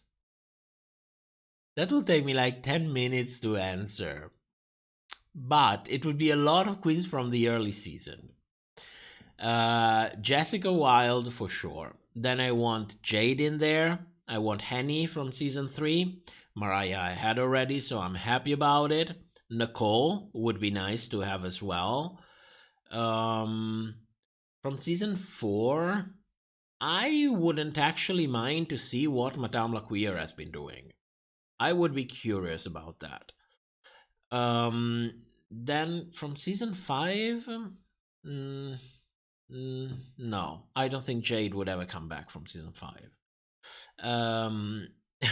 Magnolia Crawford. Basically, all of the queens we haven't seen since from season 1 to season 7. Because it's been a lot of time for all of them, and you can see a real difference. I would love to see all of that. I would like it, yes. Because, for example, I love Jada. I always talk about Jada. But if you don't have time to evolve, you are basically rehashing what you have seen before. That's why I'm saying, well, if they really do an all winner, if Jada is really in there, of course I will watch it, of course I will leaving. But it will never be as much as if I would see it, like, for example, in 3 or 4 years. You know, when you can see the change, you can see the maturing. Now, Jada is also, she is not like a teenager. She is not Jorgeous. You know, she's not 21. But still, if you haven't something new to show me, your next step in your evolution as a person or as a character, you lose a little bit of something in there. At the moment, I lost a little bit of chat in here. Not to be too sappy, but as someone who doesn't have many friends, this live stream makes me feel so connected to a community. I don't know if you saw this or no, I didn't see it. But I'm happy. I mean, I'm happy that you get something out of this, apart from, you know, the shade and the chit chat. And we have a Discord. You are welcome to join in the Discord. That runs 24/7. We have it exactly because the live stream were just like once a week, you know, and at some point people started saying, well, I enjoy chit-chatting in here. I would like to do it more often, not just on Sundays. That's how the Discord came in the first place. So there is a link in the description. Bev, this is irrelevant, but I am so happy that someone else saw the Nightmare on Elm Street reference in Willow's Look episode. Of course, I love that. I mean, you know I love horror. You know I love Dracula. How could I not get that reference? I never get any kind of fashion references, but this one I got it. This one I got pretty well. Phoenix, I don't want Utica to go on All Stars because I just know they will try to screw her over with a roast and trying to get people outraged again against her. I agree with that. You don't fuck with RuPaul. Period. She doesn't forget and she doesn't forgive. We've seen it happen multiple times. If you fuck with RuPaul, she will fuck back with you. So I agree with that. I don't think it would be wise to ever see Utica again, unless she goes on All Stars and pulls a Pandora. But at that point, is it even worth it? Sheehan, from what I read about Drag Race Italy, they edited kind of weird, mainly to make more palatable for the Italian public. It's similar to how their other reality TV shows are edited. At some point, because we have some Italian people in the Discord, and I don't remember when we were talking about it, and I said it's a shit show, and they said yes, it might look to you as a shit show, but it's getting really successful in here because that's how we like things. And I'm like, you know, I am not here to judge anyone. You enjoy what you enjoy. I can tell you that for me, from my point of view, I didn't enjoy that. It was literally a shit show. There were some redeeming qualities here and there, but I watched like 3 or 4 episodes and then I tuned out. It's already difficult enough with the subtitles. If it's even annoying, you lost me. Fantasia, I never saw that image of Freddy, so I would have never gotten it. My mom could win All Stars. Maxi Colombianos. The queens from Drag Race Italy are stuck in the 90s, not only, but the judges too. In a way, yeah, they have a form of drag that, from what I know, drag, it's kind of dated. But I don't want to sound it mean, but, you know. Also because they have the Vatican in there. So they need Drag Race. They absolutely need Drag Race. Lovish, this live stream makes me really happy too, as I'm in the closet with no chance of getting out. This is my escape, and I get to talk about my favorite show. I didn't know that. I didn't know that. Well, if you have a safe way to come out of the closet at any time soon, whenever you feel comfortable, don't be afraid. in a safe way, because I don't know where you're from. Like, Drago is from... where is Drago from? Algeria? I don't remember, but one of those countries in which it wouldn't be safe to come out. So, Violet Chachki can be a winner who won... oh, wait a moment. Violet Chachki can be a winner who changes in the first seasons. Maybe she can be an interesting choice, but she would never do it. I don't think she would ever do it either. She's like, she thinks very highly of herself, you know. It's also, if you got lucky the first time and you won, you don't want to try it a second time. Do you think they'll ever put queens in a house with cameras and make it Drag Race Big Brother? I would love that. They told me that they do it exactly like that for Drag Race Spain. And I think it's a genius idea. It's just a genius idea. You basically have two shows in one. The main show and the house show. You know, you can run them along with each other, get rid of this untucked that's basically become the worst part of the show. It's either sisters of traveling pantyhose or people basically going at each other's throats. There is nothing in between. So we could easily get rid of it. It's adding nothing to the story. And instead having, you know, a good 1 hour and a half of, you know, house show, like a recap of everything that happens, edited. It would be really good. I would watch it. I would even review it.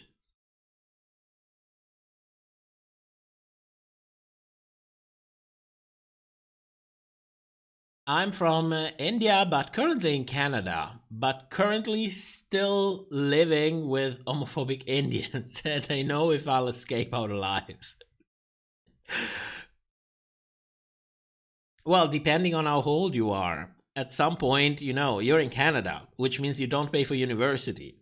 You can, you know, study in another region, in another city, you know, and oh shit, sorry if you heard the loud bang. While I was talking, I was feeling my oats and moving my hands, like pointing as if you were here and I was pointing you, you know, all the different places where you could go. And then I hit my electronic cigarette.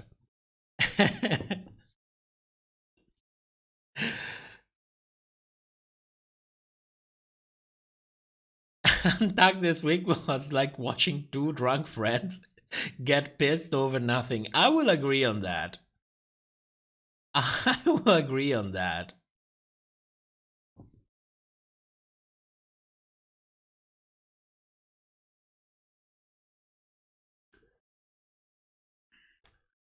You don't get free university in Canada? I didn't know that. I thought you got free university in Canada. Well, at least you get free healthcare. Come to Europe. Come to Europe. It's easier.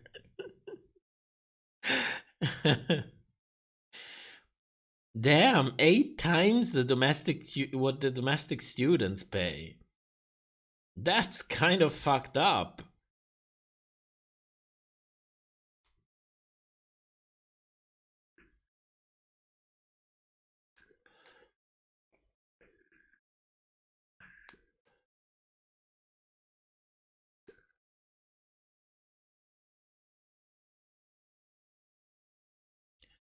That's kind of fucked up.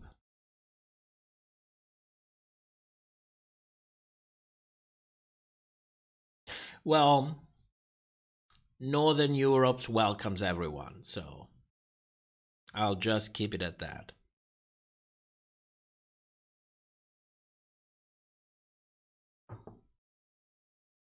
I miss you saying delusion on the runway. It gives me life. Well, it's a good thing that we're not getting much delusion on the runway. It's a good thing. It was mostly Candy Muse. Poor Candy. We read the shit out of a runway. Well, in a way, we had to survive season 13. So thank God for Candy Muse, I guess. You remember that runway with the bags? And I think she was safe. It was a swing challenge. It was awful. And she had like glue smeared everywhere. And I took this tangent and we're like, oh, jizzed on Candy's outfit. Oh shit, literally, thank God for Candy Muse. For how much shit we can talk about Candy Muse, thank God she was there. Because one way or the other, she saved the day. Thalia, I'm from Peru and it's so difficult to come out to your friends and family. Many people here take you like ignorant or crazy. Many Catholic people in here. Well, I am not. I mean, I have been with my partner for many years, and he didn't come out to his family for... I think I met his father after 6 years, something like that. So, you know, independently of where you are or which situations you live in, but especially if it can put you in danger, it's not a necessary thing. I mean, yes, it limits you a little bit, but as long as you live a safe and comfortable and happy life, it's not like something that you have to do. Yes, sure, if everything goes well, it can make life easier, but if you cannot do it, it doesn't mean that you're necessarily limited. I mean, I know that there are assholes out there who are like, oh, what are you, 50 and you still haven't come out and blah, blah, blah. And every person is different. Come on. You will always find someone that doesn't give a shit about this kind of things or other kind of things. So Russia has a free uni and healthcare, but it's kind of crappy. On the other butt, no D1E cause $100 he I don't understand that. I'm sorry. I don't know if it's late or a language barrier. Phoenix Candy gave us so many awful outfits. She did. She did.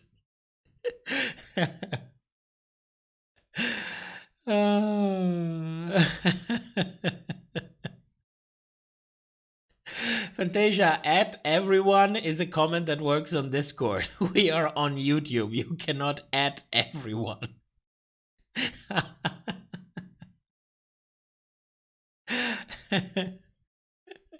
Night of 1000 Candy Muse.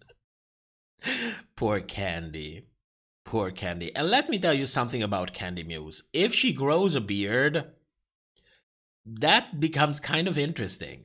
Like, really interesting. But I didn't like her fashion. And I don't like her attitude. Wind of Gust. Candy thought she should have topped the same episode when wearing that suspicious backpack outfit. You nailed it. Yes, it was backpacks. It wasn't bags. It was backpacks. You're right. Hong, you going to do UK versus the World Cup? No, but I talk about it in the live stream. Like every Sunday, we spend about, I don't know, 40 minutes, 1 hour, something like that. We discuss what I remember about the episode, but a proper video, no, mostly because I'm not really enjoying it. I don't really have a passion, okay, for sitting down and putting in all the work that goes into making a proper video. And I'm also very overwhelmed already with following a main season week after week. So I'm also trying something new with YouTube, see if it works a little bit better. So no, I had a review for Drag Race Italy, and it should have been out in December. It's the middle of February. I don't even think I will even have time to ever do it at this point. What's the point in having it out in September?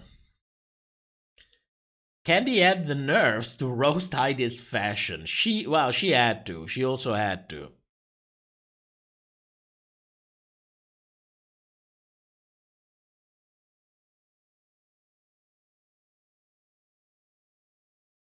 Candy didn't deserve to be in the... Girl, I don't want to be rude, but I don't think none of the top 4 for season 13 deserve to be in the top 4. Maybe Rosé. Maybe Rosé. I mean, they got out the good ones as soon as possible. It was like, oh, you're good? Get out. You're not wanted.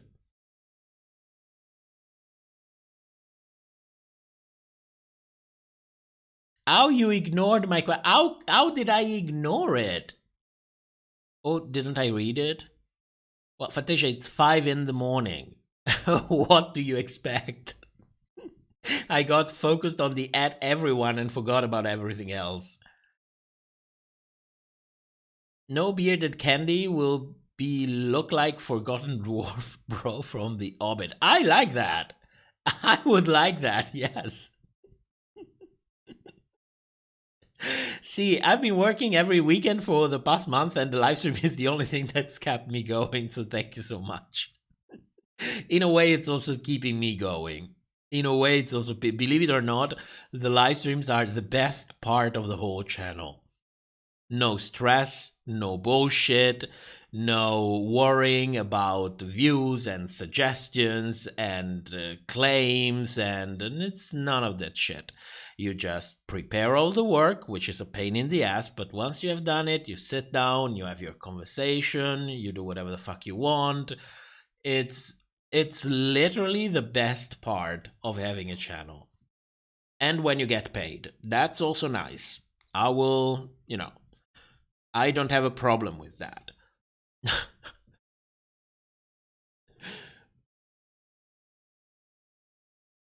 Taliel, just hoping for Jada to be in an all winners to have the reviews from top. Oh my god.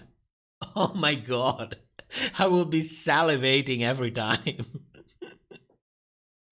Denali is the true winner. Yes, yes. I am not going to complain with that. Yes. Yes.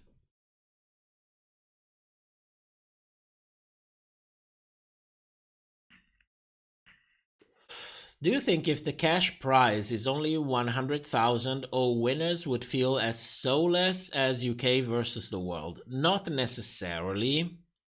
Not necessarily.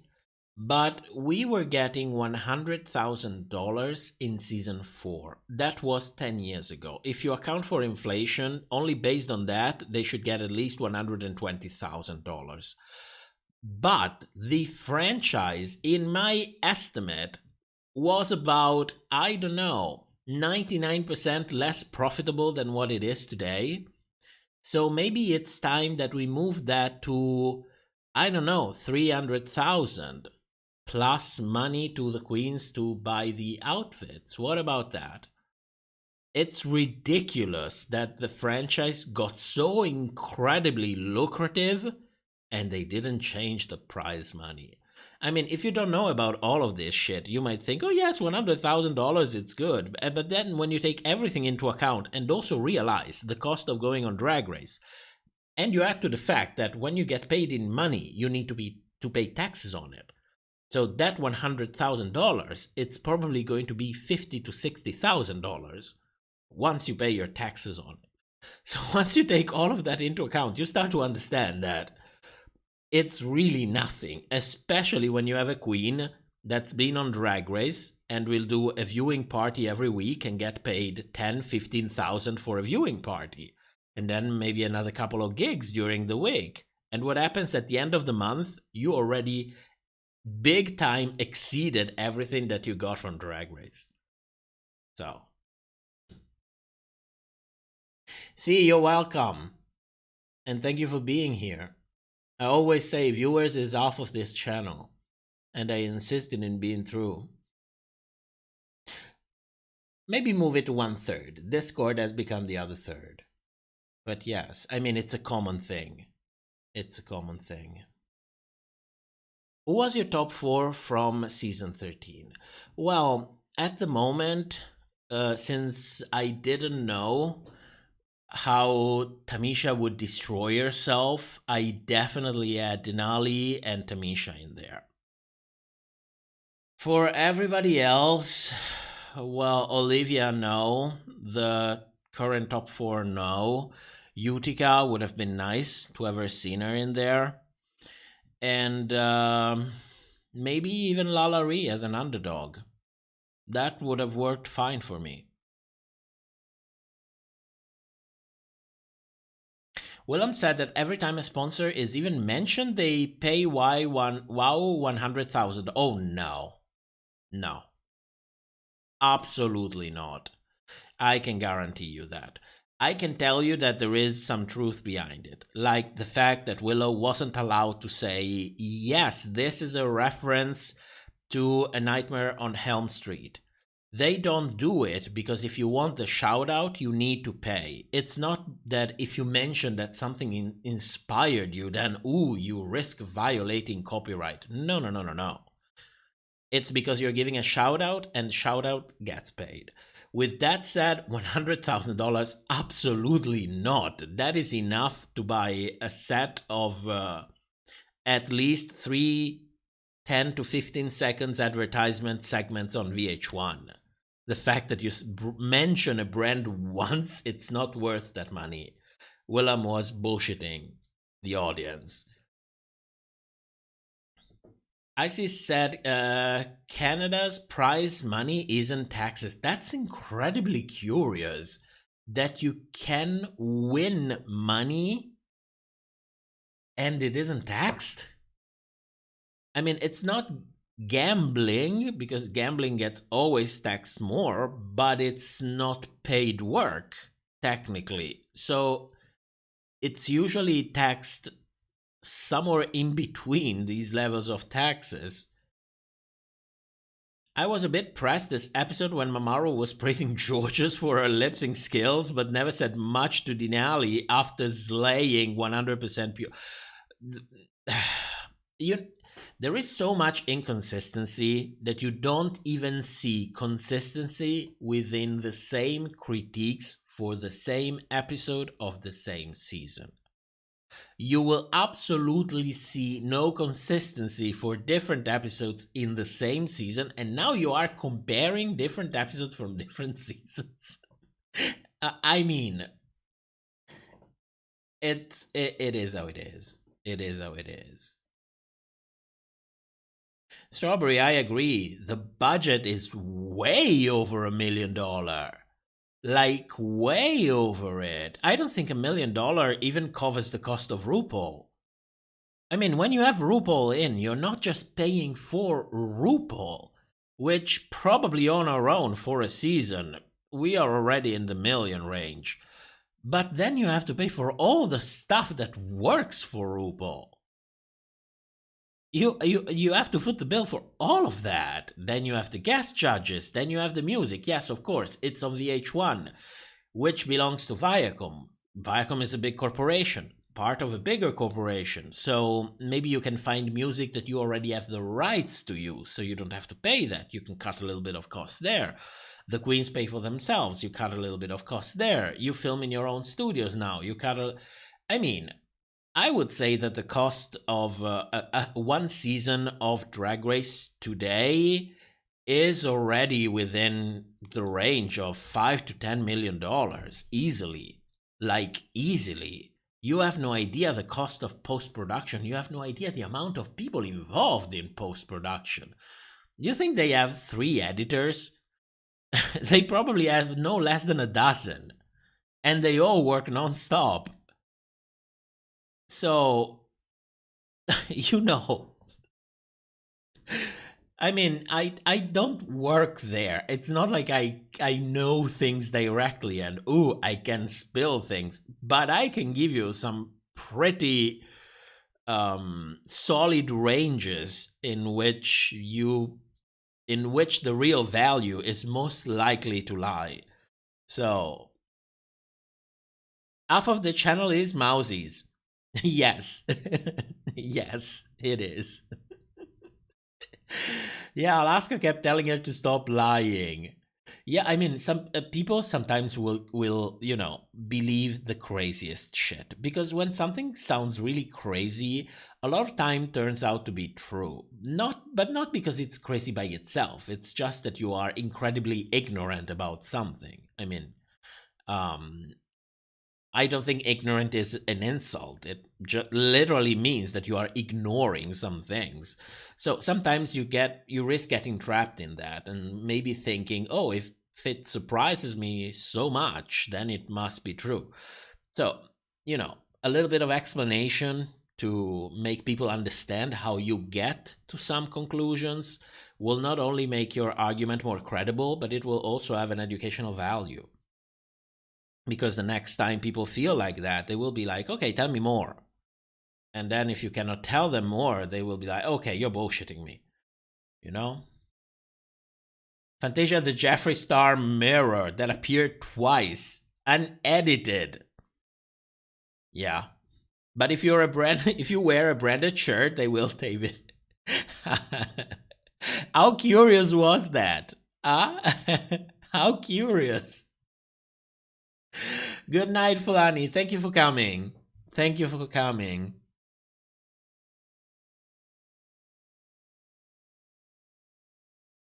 Oh, I saw a tax comment. I think tax must be paid by the channel. Which taxes are you talking about? Well, I didn't read the name. Ready. It's a comment from Ready.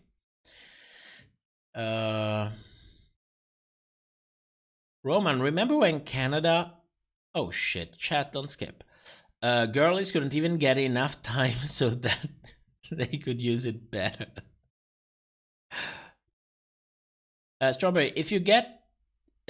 I know you get taxed for winning the lottery and you have to donate to charity with the winnings, but I don't know if the rules are different for this kind of prize money. Phoenix, clearly they had 30 editors just for the discommentary alone. Shady.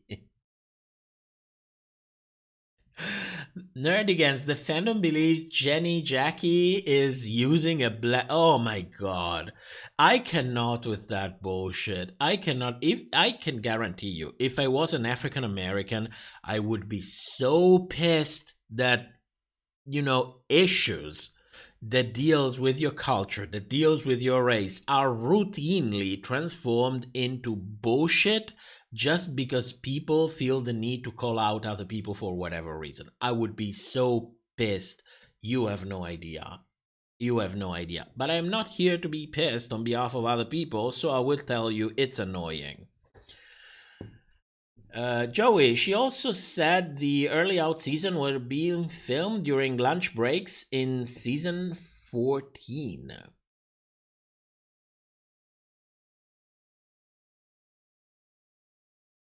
No. Absolutely not. I don't know what's wrong with Willem. She has a reasonably good track record, but when she starts spilling bullshit, it's like a sea of bullshit. Like, how can you film during lunch? You have one workroom. How are you going to clean everything up, remove stuff from everybody, then put other people in there? Hey, you're here for 3 hours. Then you need to clean up everything, and we put it back exactly the way it was before. Well, either she was joking in a very serious way, or she was trying to bullshit everyone. I can guarantee you she did not believe that. Kea Martinez, I love your videos from season 12. I'm here to support you. Thank you. Thank you so much, and welcome, even though it's like the really end. I'm reading the last comment before going to sleep, but thank you, you're welcome. I'm here every Sunday. Nerdigans, I swear the white savior complex in this fandom is ridiculous. It is. Sometimes I think that people never really met or had to deal with different cultures, different races, different points of view, because they act in a way that it's like they are completely out of touch. Like the moment I came in contact with cultures very different from mine, the first thing that I learned was always ask,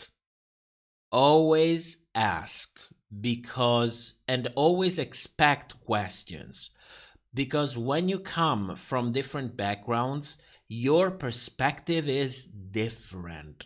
So you need to create a bridge in order to understand the other perspective. Don't be afraid to ask. And be honest when you answer. And this thing goes both ways. And they act as if even the act of asking is like an offense. You know, I remember one time I asked Fantasia, what is this thing with the police and African American in the US?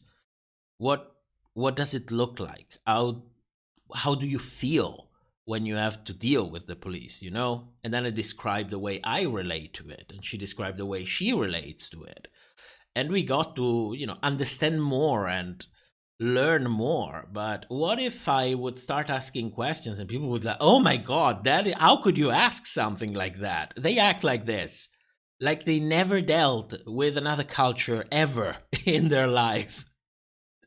It's ridiculous. It's ridiculous because, and they are the saviors. Remember that. They are the saviors. Oh, good Lord. Joey, I think because 1 out of 1,000 crazy things she says just happens to be true, I can't help but wonder what is real. Oh, Willem. Well, if I can find receipt to back it up, it's very likely to be real. That's the thing about Willem. That's the thing. When she spills, she spills. Lovish, gotta go. Good night, and you better sleep now too. I will go. I will go in a second. Willem is messy. You don't have 2 workrooms? Or is there no budget this time around? No, I wasn't asking her right now. It's a conversation we had back in the day. Anyway, it's 5 in the morning. It's time for me to go to bed. So I will see you back next Sunday. I will publish the videos if you want to come by, and I don't know, I will include actual videos. So if you want to get a more detailed thing, I guess, I will cover it in the videos. For everything else, I will be on Discord as usual.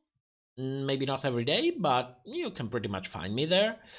And otherwise, I will see you next Sunday. Same place, same time. I'm also on Twitter, which I never use, but, you know, I have it. And thank you so much for joining it. Have a great week, and I will see you soon. Good night, everyone.